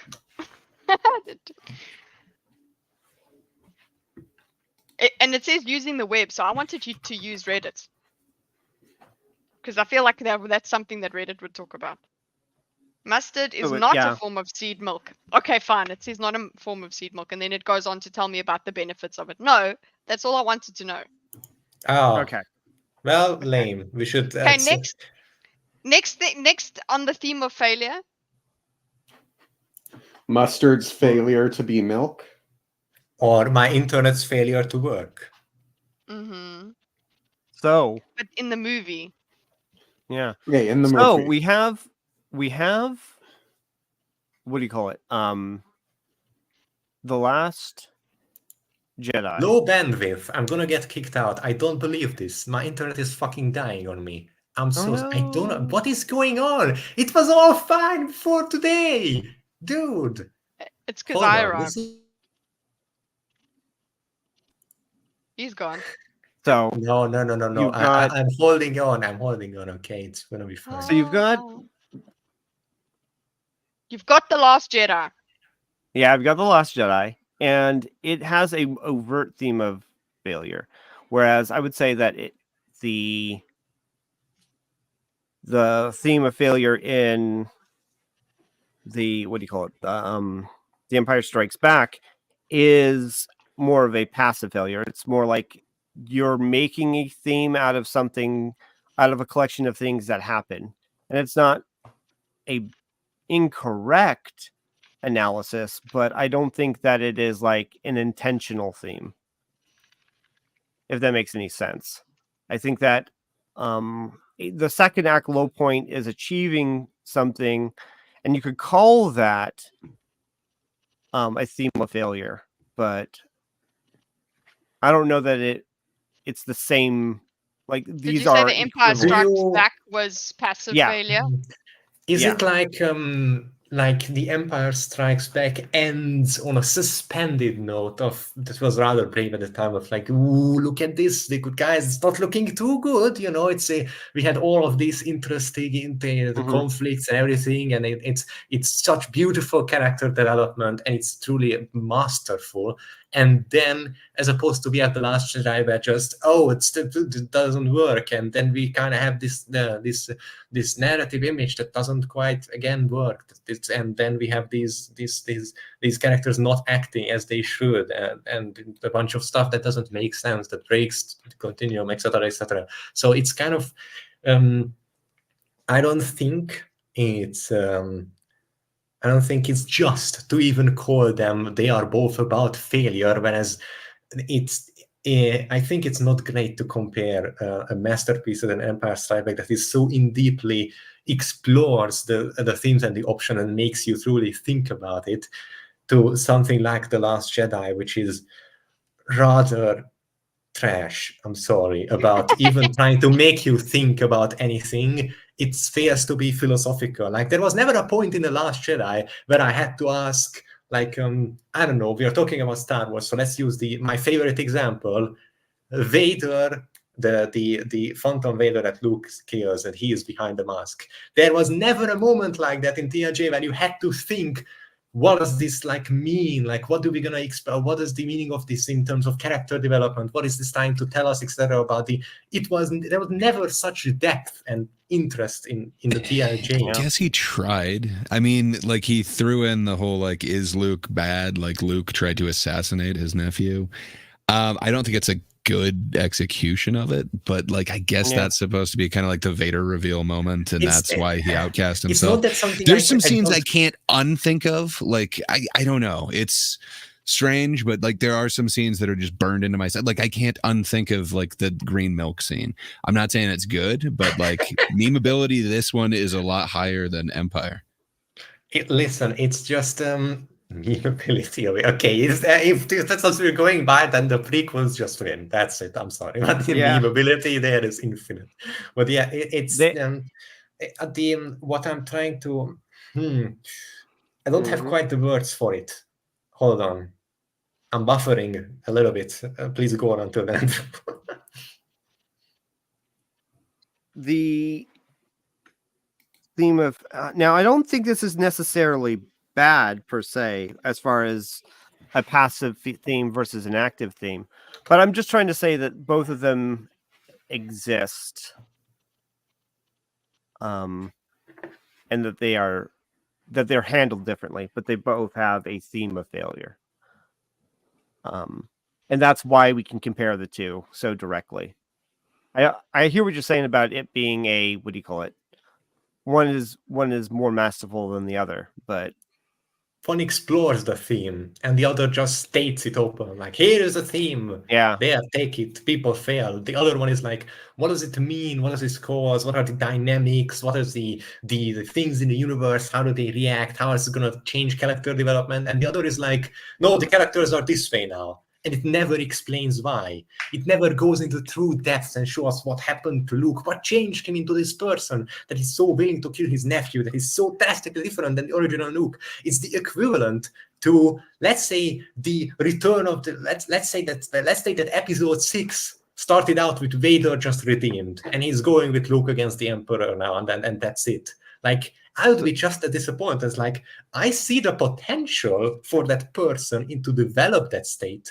It has been set up and it's there, and I would like to see it, but I'm not gonna believe until you explain to me how they got to that point, because you need to show and tell. Hold on, Vader has a long take before he decides to save his son. Yes, he's evil at the film start, and he has a long take when he decides to save him. The inverse is Luke has a long take before he never swipes at his nephew. No, but he wouldn't do it in the first place. But but did you expect that? I'm just saying. No. Let me phrase that. Wait, Charles, I hear what you're saying. The Luke that we know, we never would have changed that. If you want me to believe that Luke from the original trilogy is capable of becoming this person, you need to show it to me. They do. No. They show you who he is after he has that moment with his nephew. Not good enough. He's become that way. That's after. Yes. Okay. But it's a flashback. No. Not good enough. You have to show this string that leads to one point from another. We need a story. We need a story. He's all about Luke and not about doing anything with Jedi.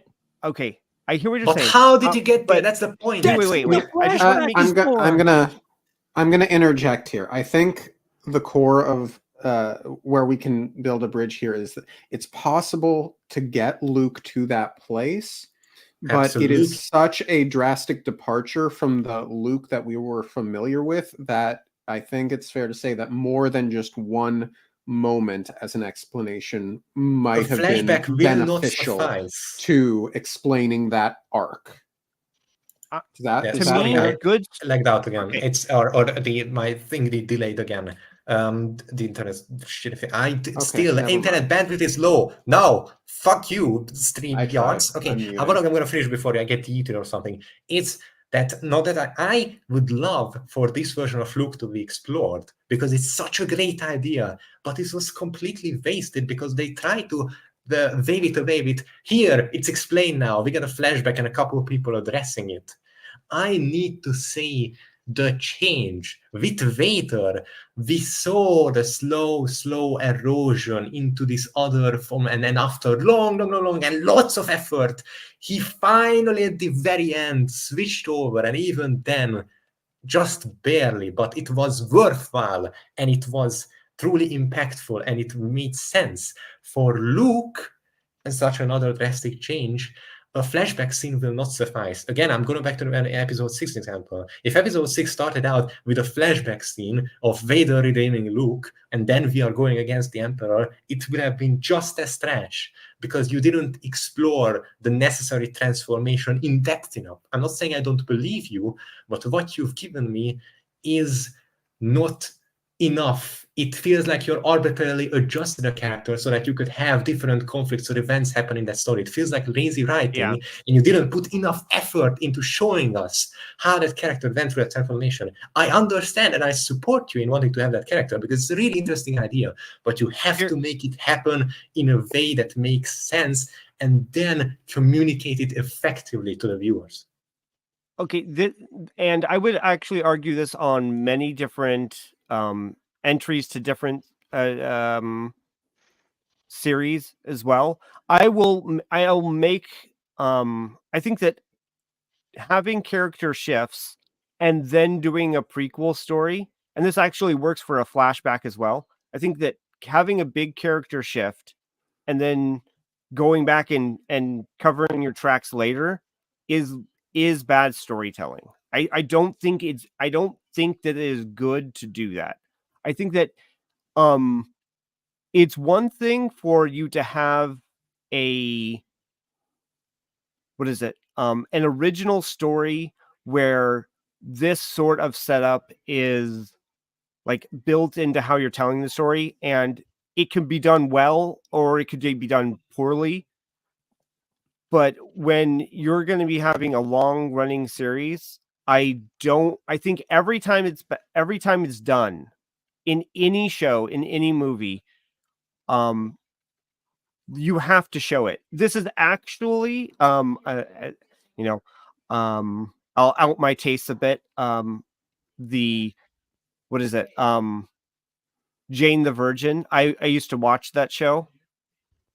It was kind of like an American telenovela about how a girl went in for a pap smear, but ended up being impregnated because the female doctor, being distraught at the time, ended up like switching switching the charts and missing the appointment. So she accidentally gave somebody else's fertilized egg to, or not fertilized egg. In a pap smear? Anyways, yeah. Exactly. That's what ended up happening. So she ended up being pregnant, even though never having sex. Are we talking about the blue milk again? So anyway, Even better question, Kitty. Why are you writing black on black? Are you racist or something? What is wrong with you? Seriously, my eyes are currently straining to. She's inclusive. So here's the thing. Except for to disapproving. So in that show, after certain like it went on for like 2 or 3 seasons, something like that, and then at the end of that, they had a big giant time skip where they rewrote like everyone's character. Everyone was different. There's so many, like they were the same people, but so many things were different about them. And so the point about that is to say that I think that's bad storytelling. I think that time skip and changing everybody's character arbitrarily. Hi, David. Hi, Lucy. Even if you can come up with a explanation about why you think that it is good at the end, I don't think it's good storytelling. I'll always criticize it.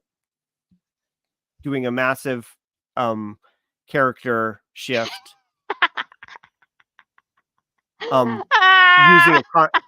Using a time skip. Yes. Yeah. Nice. I love it. Okay, well, like some people. Does that explain my standard at least? Out what you guys are Charles. saying. One more time. Does that at least explain my standard? I mean, yeah. The standard you don't is like failure. flashbacks, but they're lazy. No, not flashbacks in general. I think that like when you're changing character, when you're recontextualizing a character, when you're giving big character shifts in a time gap. And I think that the flashback explains something, but it doesn't explain like how Luke got to that point. Like, how did Luke go from being, I will never, like he fights Vader in a moment of weakness, where his emotions are drummed up actively through I'm gonna kill your like there's a lot of stuff going on that's heated in that moment, but once he cools his head, he says, no, I'm not doing this. I'm even in that situation, because nothing has really changed. That all still theoretically could happen, but he's like, no, I'm not gonna kill my father. I'm not gonna do this, and he backs off. Now, the part of the problem with even just the cutscene, the flashback, is the fact that we don't even see what leads up to that moment. We don't know if he's somehow his the situation has worked to rob him of his common sense, of his calm, of his clear-headedness. We don't even know that. We don't see anything. We're not told anything about that. All we're told and shown is that moment that he saw that there was something wrong in his head and then went to go do that. But we don't have any context for what led up to that. And that's part of the problem. The whole first act is him just being totally against any sort of training, any sort of helping. That is that is out of character. And for the second act, they explain why he is that way with the flashback. Why would he change? They show you with the flashback. No. His father was a Sith Lord. His nephew had this similar negativity about him, and he just didn't want to be associated with any of it anymore. Right. Luke, wait.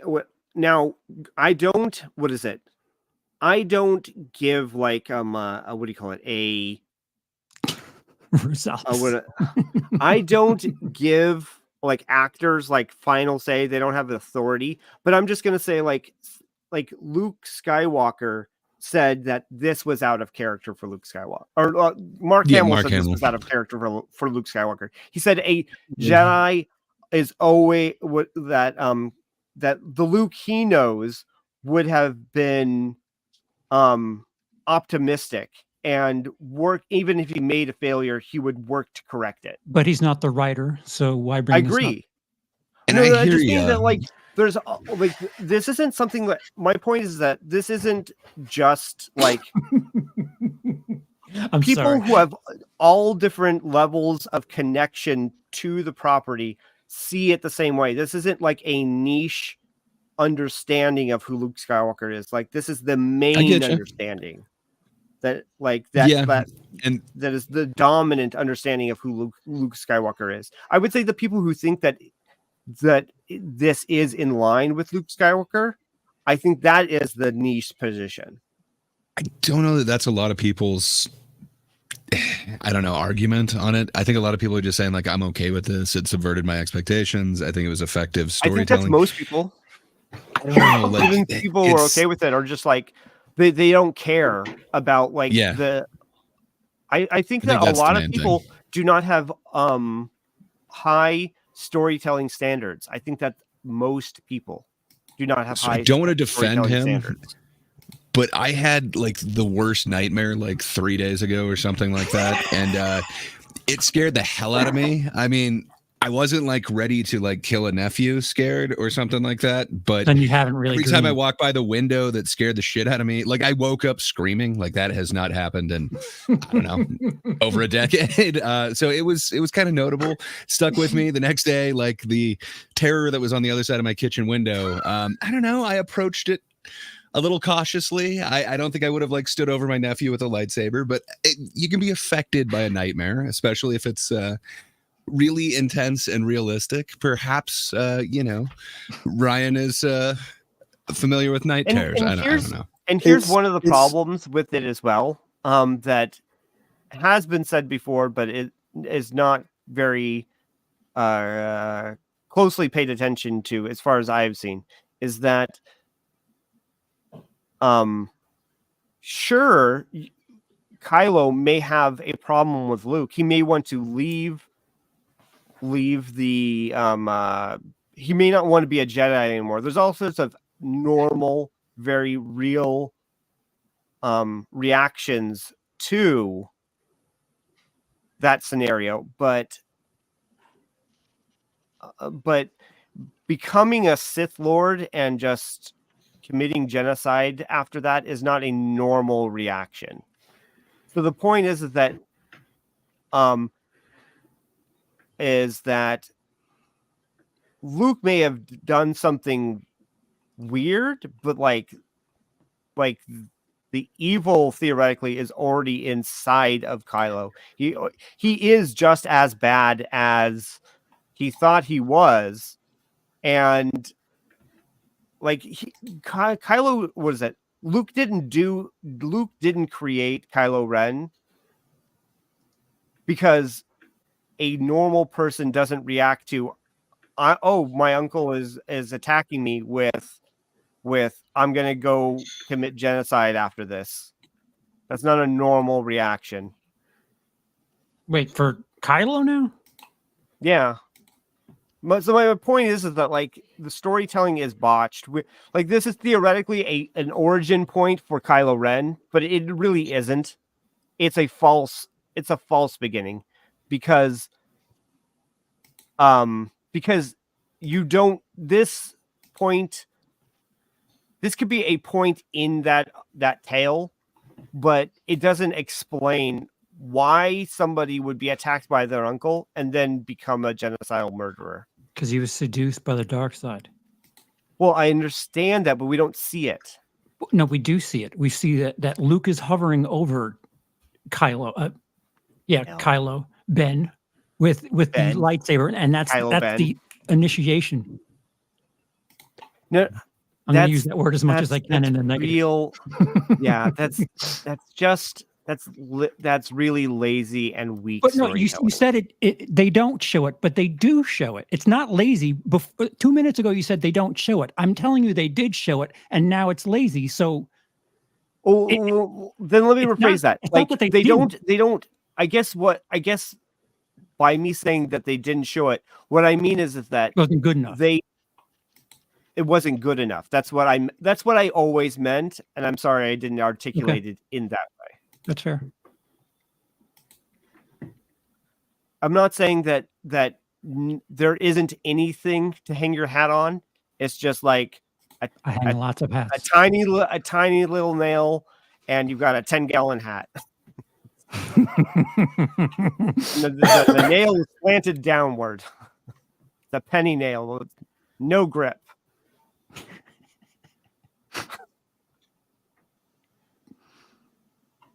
So, you know what I mean? I won't deny that any of this stuff happens, or like, what is it? Like, there's literally zero storytelling happening. I'm just saying that it's really weak and poorly done. That's fair. The movie happens. And so the theme of failure is in so this all started off with the theme of failure. The theme of failure is in the movie. It's just really poorly done.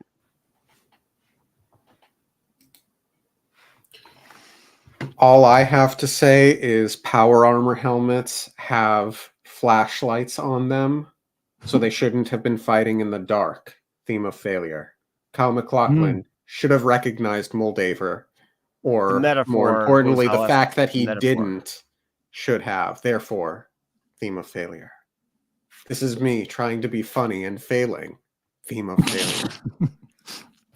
I'm familiar with that theme. Same. Preach, Lucy. Preach. Yeah, I think that it definitely. If only for Alan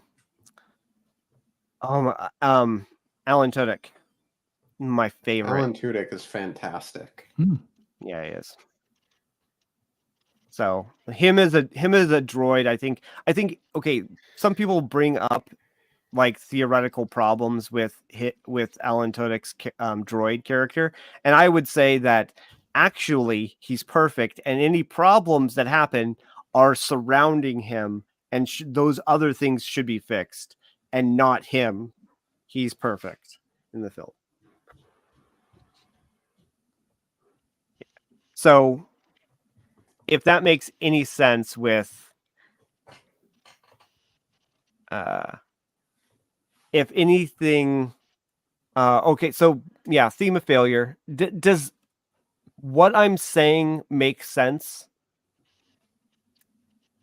If you were to argue in the against what I have said as far as the theme of failure specifically, what would be your argument?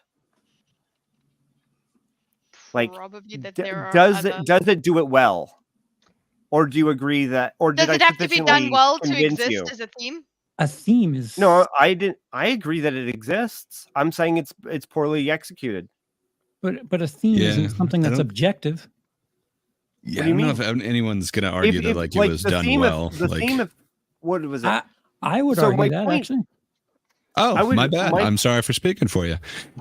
You I think it's there. I just don't think it's like an amazing execution of it. But I don't know. His movies are really hit or miss for me. I don't know. A theme. Looper. Was it 8? Sorry. No, go ahead.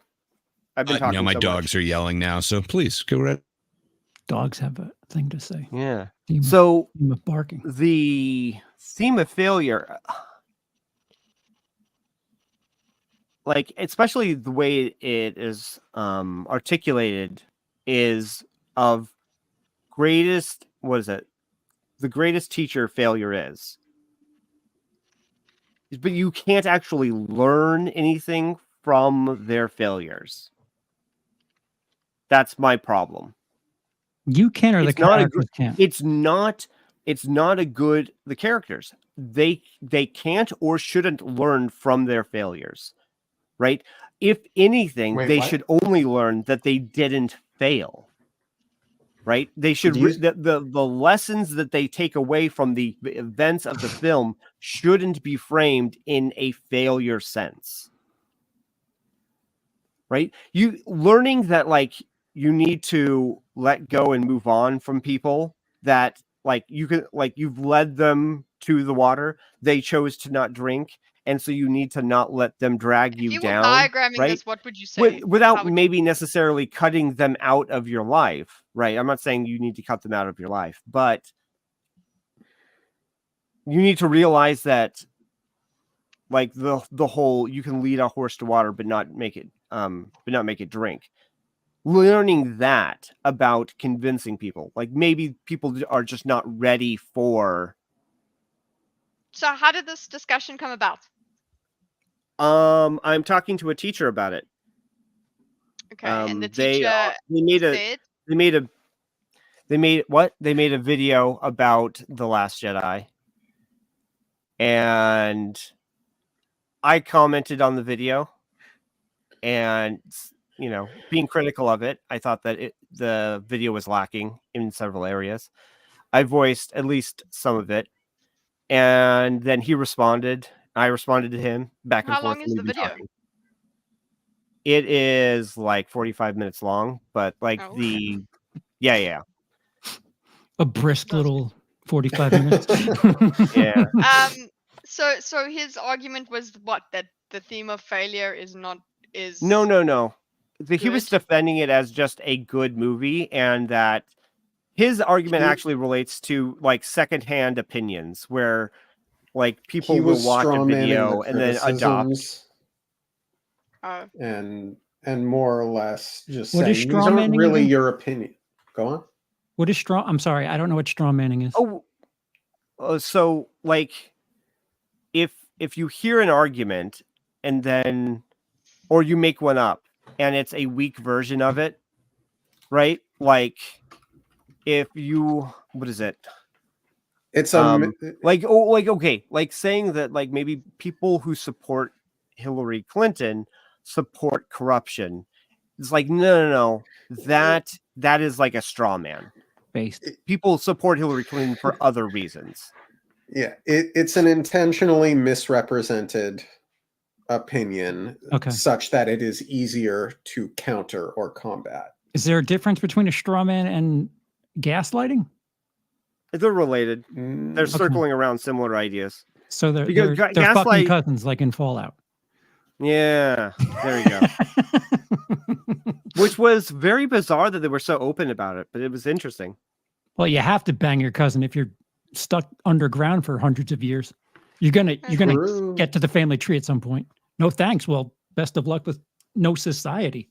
Yeah, I'm okay with that.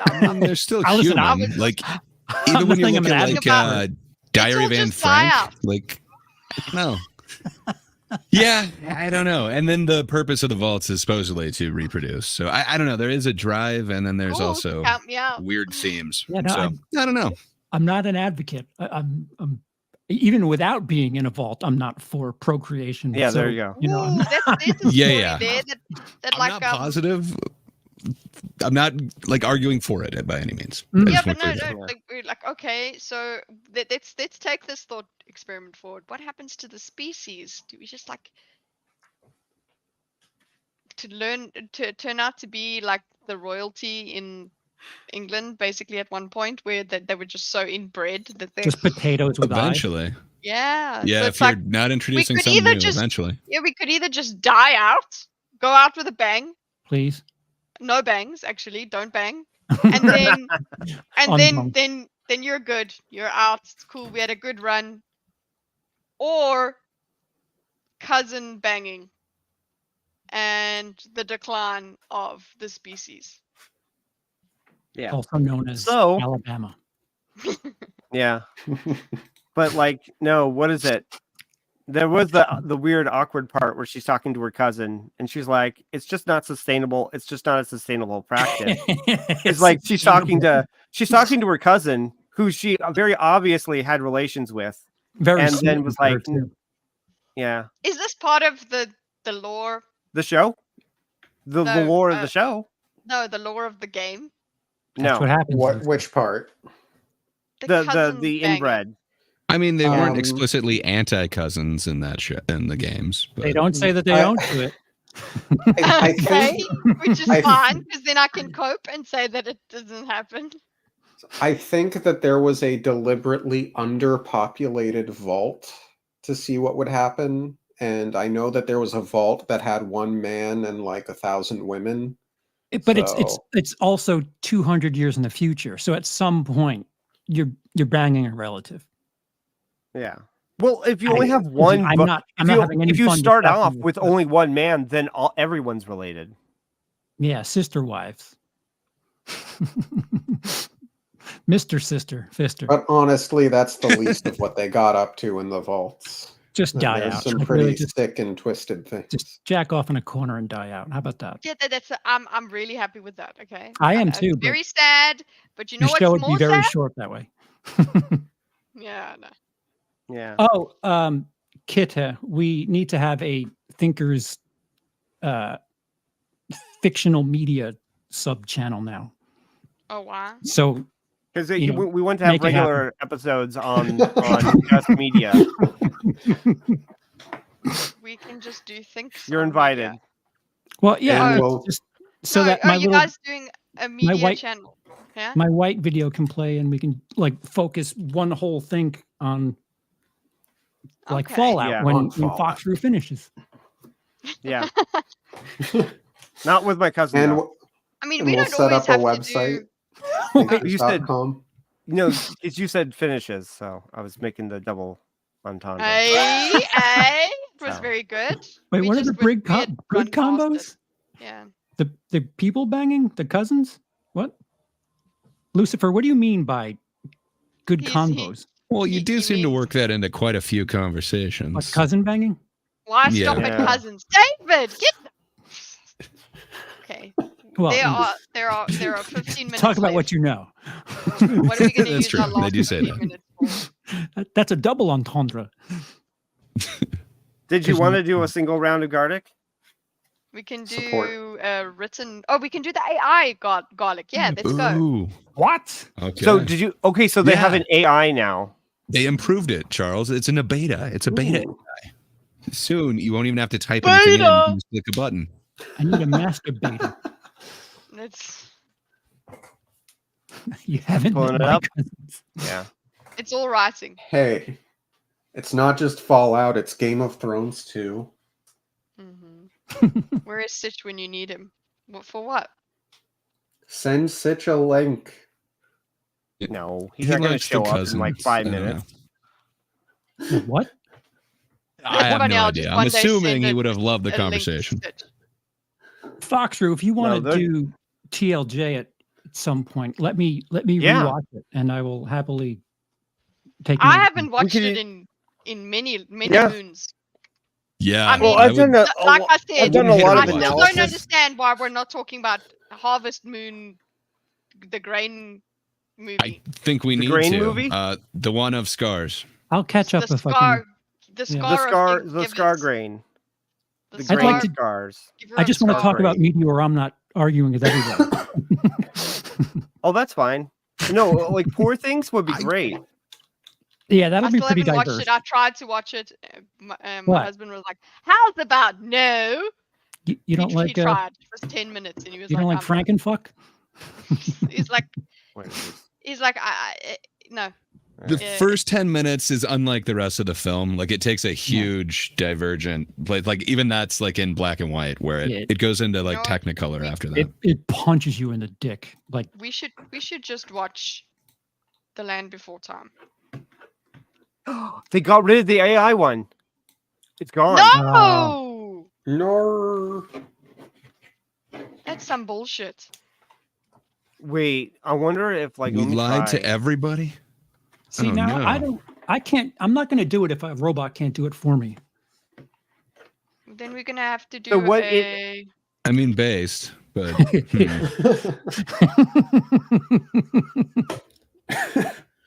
Okay. Okay. I guess we'll have to do. Charlie Are we Peter. gonna draw?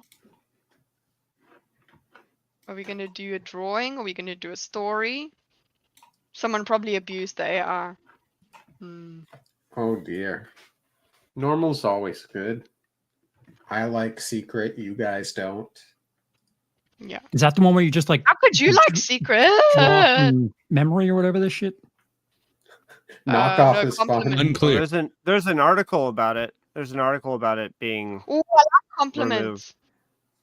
removed. You could probably make it draw inappropriate things. That sucks. Oh. We should have taken advantage. Compliments good. Co-op seems interesting. Co-op is just long What's coop again? Co-op. What? Create together. We're drawing add together. to the drawings. Guys, did you not get the link? Yeah, I'm working on it. I No, got it. I'm talking about the people in the chat. Oh. Lucy, get in here. I'm like Yeah. Rosales. Wife, get in Lord. here. Rosales. Darling. Lucifer, David, get in here. Nobor's on Twitch, so I'll give. I'm him the glad link you on could join us for the end. Drugs. Thank you for keeping on going. What's the link for? Drugs. Very fun. My phone doesn't like me doing things. You know what? Mine doesn't either. Get in where? What's happening? We're drawing stuff on garlic. I don't know what we're doing, but okay, let's go. There we go. Link in the chat. Link in the chat. Click on the link. Click on the link. It'll be safe, promise. There's no funny Oh, cool. business Ads. behind it.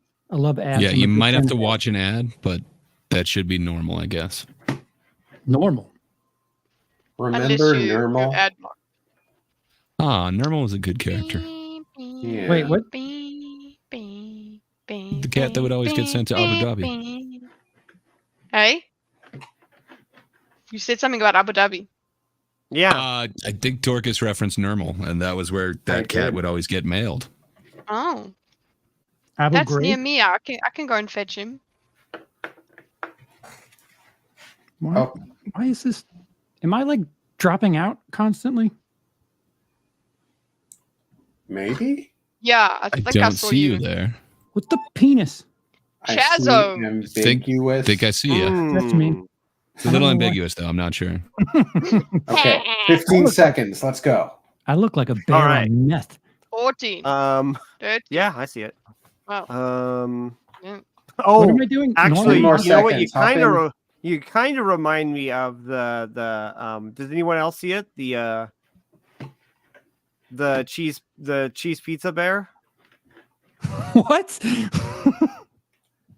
3, 2, 1. Cheese pizza bear. That sounds fun. Oh, is it because it's CP? Yeah. What? I'm not paying attention to I what's don't being know. said. So Okay, bye. I know what you're saying, and I guess I Ah. see it.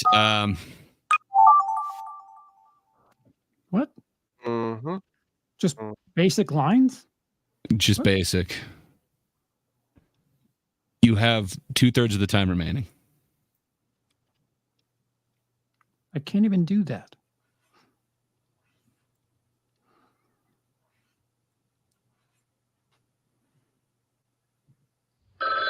I'm not even lying. Cool. Wee. Undo. Okay. Oh, hey. what is this? Okay. I got it. Here we go. No. There. Okay. Wait, how do you back up? Is there a way to back up? Okay. Yeah, There there's, is. I don't There's have a- it. I don't the have little back Yeah. arrow. Oh, you never had Okay. it. Mac. Okay. Thanks for nothing, Steve Jobs. There we go. Hey, I snorted. Can't What do did that you on rail? demand. What Need to learn to do is that on demand. it? The answer is Meth. meth. As it is The appropriate. unenthusiastic Hold on. answer. Hold on. Sorry, this is wrong. We have to restart the game. Are you serious? What? Why? What? For serious though? No. Oh, What do you mean? Oh, Ah, much Oh. better. I was wondering where cable porn was. Mm-hmm. I thought to myself, I said, "Good looking. Where is cable porn?" Get just under from? half the time remaining. Thank you, clock. Why is that so? What is laughing at? Oh, I'm just you. I'm laughing at Me? What? Thank you, clock. Why? I'm so easily entertained. My God.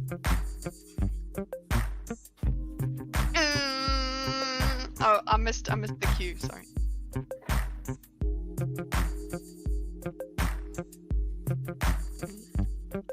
I don't have the tools.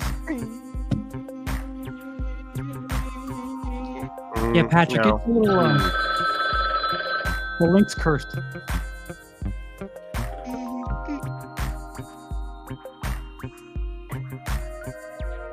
Bing, bing, bing.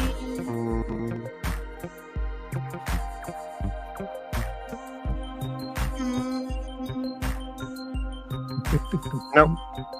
Nope. Nope. There. There. Close one. Ooh. Shiznizzle. Mm-hmm. I don't know if you can say that. Not on YouTube. I can.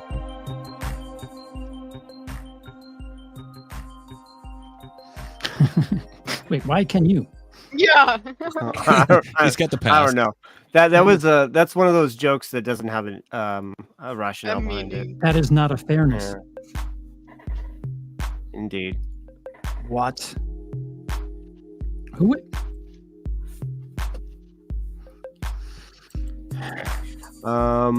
Somebody did like art that's found on Wall Street. That's what this is. On Wall Street? Wow. Wall People Street try art. them? I am well aware of this Wall Street art. Yeah.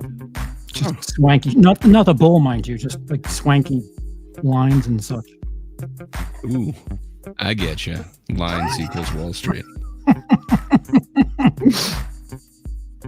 It's like, oh, it's a shame there's no bench here, but here's obstructive artwork. Well, should artwork not obstruct? Not in my town. I don't like casual art. I like it to make its presence known. Oh, you'd love France. Indeed. They love to obstruct women in that damn country with their artwork. Interesting. Just under half the time remains. Thank you. Time bearer.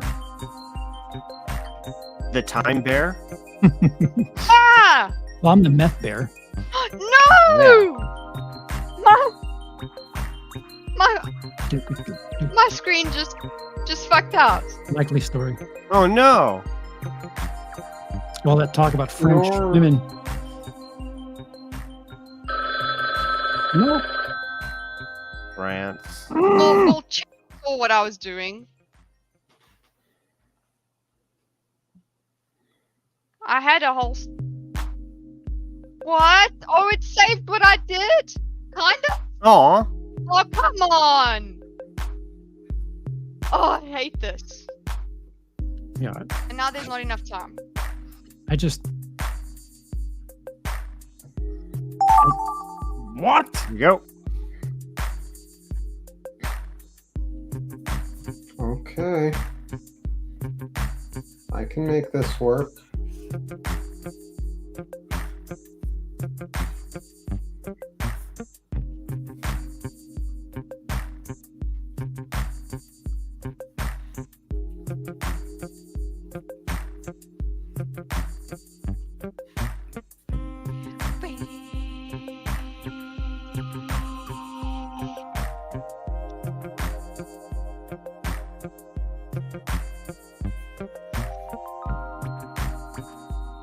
Oh yeah.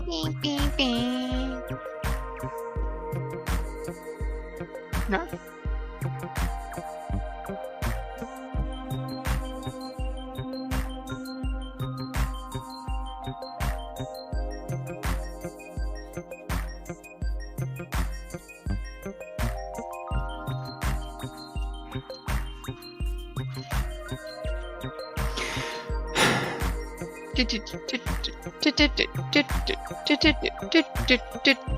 Okay, I'm gonna press done so it fucking saves.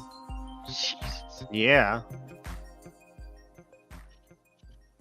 Oh! Ruined.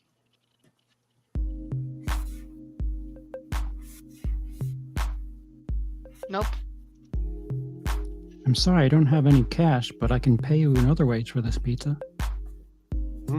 Hey. Kevin! Lucky for you, this pizzeria doesn't accept cash. Oh, that's quite a sausage you have there, sir. Seems like poor business planning. Apparently, the folks at Watcher own this pizza place. Yeah. Did you guys talk about that? Oh, did we? We did. You guys got through topics way too quickly. I was like, What? There was like two topics. There was like two topics. The girl voice came through. How much do you charge for sorry, two topics? Kevin. Oh, I can't believe it's been that long. Oh no! What? No, I wasn't. But and then. Oh my god, you mother! What? It did it again. My laptop like Sure. it's short. I swear.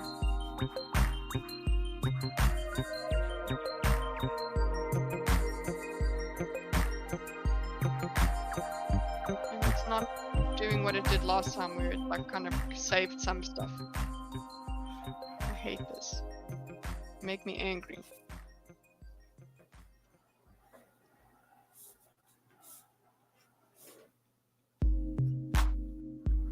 I won't stop.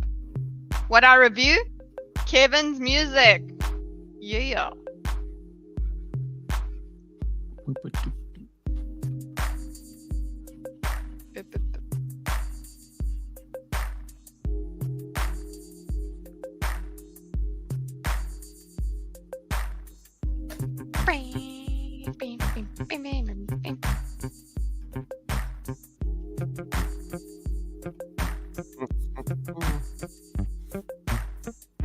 Just about half of your time remain. Thank you, Keymaster.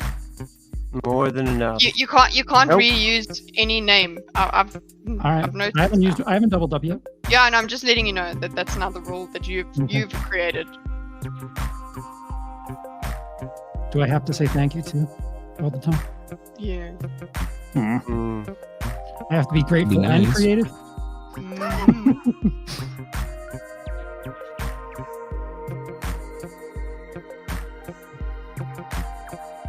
Ah!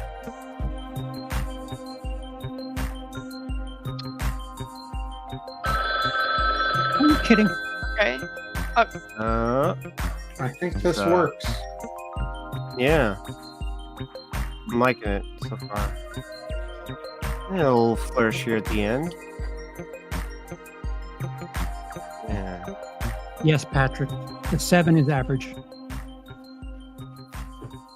That's quality. Who quality. speaks I hear, Your mileage may I vary. hear 5.5 is average. Oh, for Five five, is- 6. I seriously, mine are gonna ruin everyone's thing. You know what I'm gonna do? I'm gonna make a nice frame for everybody's picture. That's what I'm gonna do. I don't. Oh, and it's not even working? Oh, that's great.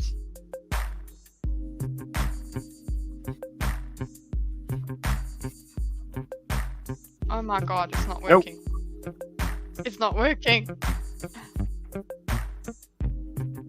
It's not working.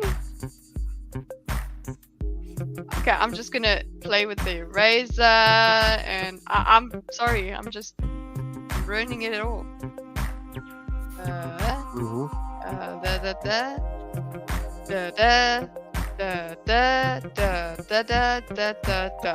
You guys look at the screen. You can look at the screen.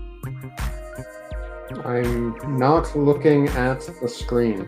Look at the screen. You will see nothing happening. I'm glad.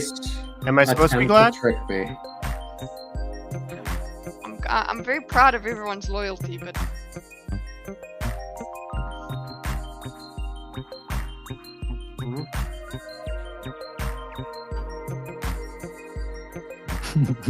Seven.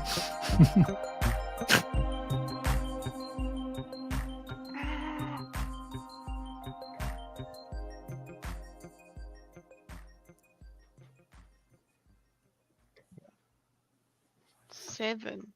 I don't know what you guys do. Yeah, I'm gonna, seeing as this is failing.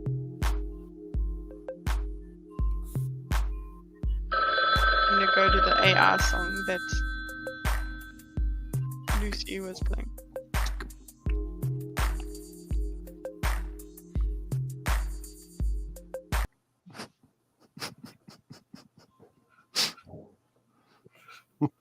Perfect. It's perfect. I love how my screen is the one that failed, and it's the one that I was presenting, so it's great. Mhm. Oh, whoa! I got to see something. Okay. We're at the final. Yay. What? It's yours from the beginning. I don't want to. I don't want to do this. I know what this is. Easy This for is you the to say. first one. Oh, so I'm not VPN. Bring back the AI. My internet's screwed up.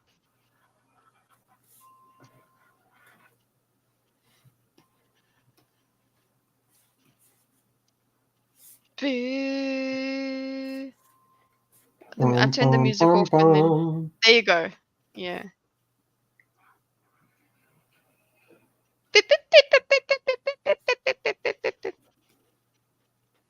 Bum, bum, bum.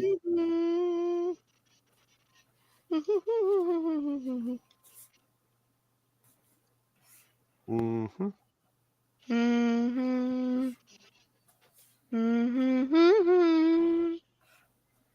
Does anyone really know Kitty? No, Is the game bugged? Yes, it is. I'm familiar with pussy. Yes, I think you have Oh. known me from longer than everyone else. And he's actually seen me in real life. Wait, what? I'm real. No. You're not a projection. Figment of Dorcas's imagination. We all are. True story. Yeah, this is all just inside Dorcas's head. Including whatever it was I was doing earlier. Oh, Yeah. so you're Truman showing us. Mm-hmm. I am the main character in all things. I give off MC energy. Oh, keeper of the clock. You have. I Been didn't know slacking. you were real. Followage. No boy has been following Dogs are that barking. Donkey for 4 years, 4 months, and 25 days, 4 hours. Okay, do followage for Kevin. Time marches on. There we go. Done. Does it though? For whom the bell tolls. Not that small. Whoa. Okay, Kitty. Ugh. Oh wow. I suck. Ah, I think we had similar ideas. Ooh, okay. that's different. I don't know what I was doing. Mm. Man, Ooh. everybody had the same idea except me. Wow. Yeah, Nice. Gray, I had the same idea. You guys all went That rogue also ones. works. Okay. Damn it. Yeah. All that talking about Wall Street got me I thinking mean, you stupid made shit. them actually make sense. I was like, whatever. just it's floating. The bird is actually like, what's happening? How's this thing? It's an old account. Yeah, so we all kind of have the same idea. His foliage won't work Okay. because it's an old account. Ooh, I can't wait to see what Fox Drew had for this one. 'Cause Whoa. I also it did is that, interesting. Dorcas. I did not also anticipate made that. Campbell. But you see, I Yay. did that, and then you see, then it took away what I drew, and then Oh, that's awesome. wow, great, Nice. that's great. Aw, Yeah. man. I'm off my game today. I like it. Now, I think you're on your game, man. Wow, that's a bit scary. I got it way wrong.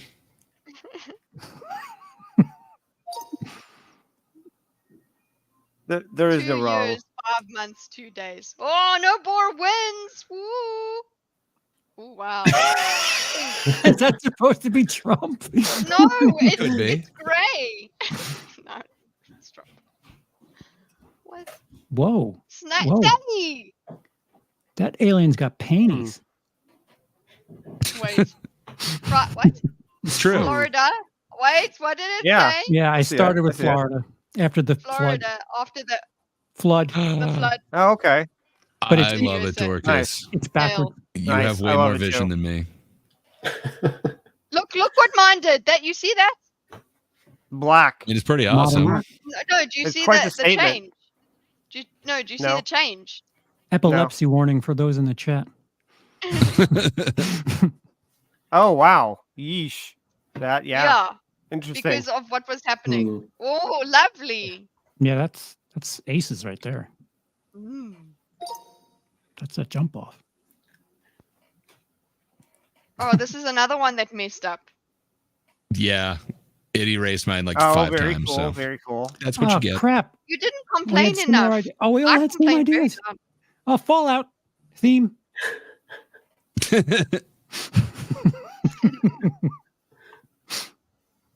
See, I got angry What? Whoa. because it deleted. Why did your cat have an eye growth? Me and Fox were had the same idea. I was going Alright, to do the never same mind. thing. I also started going down Yeah, there whatever. and Likely story. TLJ is fresh. Eagles fresh. Uh-oh. Nice. I love your derpy son. Oh my gosh, I love it. It's Tuck Booth. Blam! I love the way that the A didn't get finished. Yeah. Aw. Nice. That It's is a furry awesome. cat. Hey, face I feel like roll. I know that germ. Is that an angry pickle? Oh. Oh, Whoa. Nice. oh very cool. same. Okay. Ooh. Wow, you even got the shine on the eyes. Yeah. That's a Yeah. face to me. To you. Oh. I mean, I'm So just you drew a seeing it- table. That's Yeah. a face It's to a me. face so. to you, so here's There's a face there. I'm seeing it now. Ooh. Whoa. Hey. okay, both of those are awesome. Yeah. Yeah. Yeah. The theme Yeah, is good. stick-figure Good. I people. like it. I like it. See? Derpy Raiden. Yeah. Derpy Raiden. Of Very Mortal good. Kombat fame. Mm-hmm. The Kind of famous miss one Derpy of people Raiden. calling me General. Look, you're still General Delta in my phone. Ah. So this was Okay. good. Good fun. Nice. Good fun as usual. General. There you go. I'll call you that. I just got used to calling you Kevin, and now you're like, fine. Okay. Anyway, likely story. I actually need to get going, friends. Yeah. Same. Enjoy your Okay. wedding and your not wedding. Oh, What? yeah. Will You're going to a do. wedding? I'm going to my friend's wedding. Oh, fun times. Yeah. Does this mean we're not recording? We are our normal Mistborn time is tomorrow, is it not? So yes, still More on like- for Friday evening, Saturday morning. Okay. Awesome. More like pissed born, am I right? You were wrong, sir. Pardon. But I mean, I just like that it's a pun, so I endorsed it. Sorry. I don't endorse children, but I do endorse dad jokes. Exactly. Anyway, so that's what else is happening on your channel there, Dorcas, quickly before you run? Just the Mistborn stuff for the moment. Want to do more, working on it. Okay. Wait, we can go to Fox Drew. Okay, so I'm gonna be catching up on some media stuff, and I'm gonna be like Fallout and preparing for some stuff behind the scenes. So no stream today. My phone is broken. I still have to get all that sorted out. So lots of behind the scenes things happening, but nothing tomorrow. Okay. I am supposed to do the Dune thing sometime this weekend, but I might have to move it to next week because there is a public holiday next week, so I'll be able to spend longer time there. So I might be doing it next week.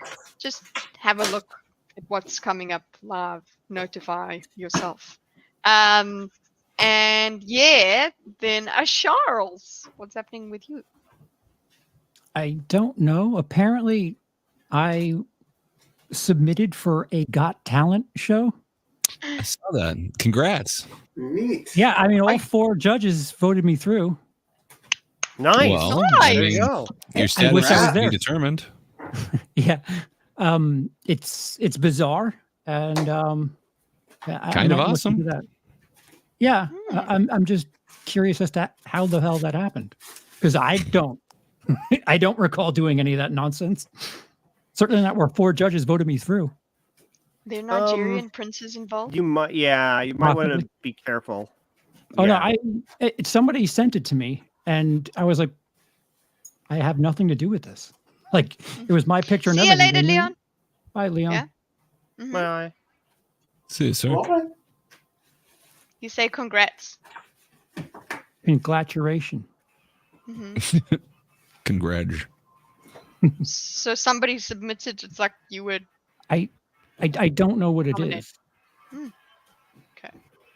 So yeah, I don't know. I'm Plus, excited. Gray brought something up, and I'm entertaining the idea of seeing what AI would do with my stand-up. It could be awesome, man. Very seriously. Very cool. You can train it off just your content, and then you could also put in like any shows that you've been on. That's still you, and that's still your comedy. It could be awesome, or it could be very horrifying. You never know. And if it writes better than me, I think I'll run into a wall. You should kill it. Oh no. Which isn't very hard, for the record. But the opening and closing will be stellar. We will see. It's true.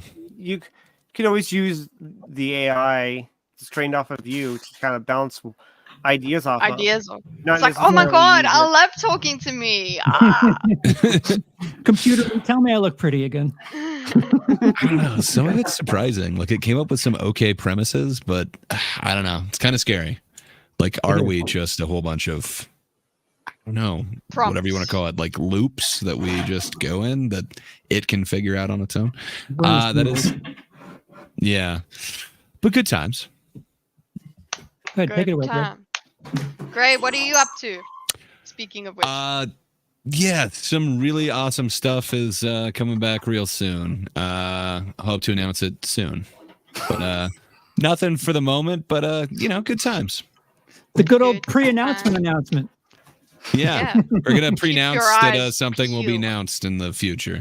Is we even real? We do. Yeah. We may be real. Speaking of which, this week has been real. I need to sleep. Oh, it's going to be so good. Okay. Go off, King. Have a nice live, everybody. Live. She doesn't even... Okay. Yeah. Okay, thanks. Bye from all of us here. Including Hydra, who's not here. And BMO, who's not here. Okay, thanks. Bye. Slow wave. What? How did you do that? You looked... Okay. He's had a lot of practice at it. He's a professional. Please turn it off.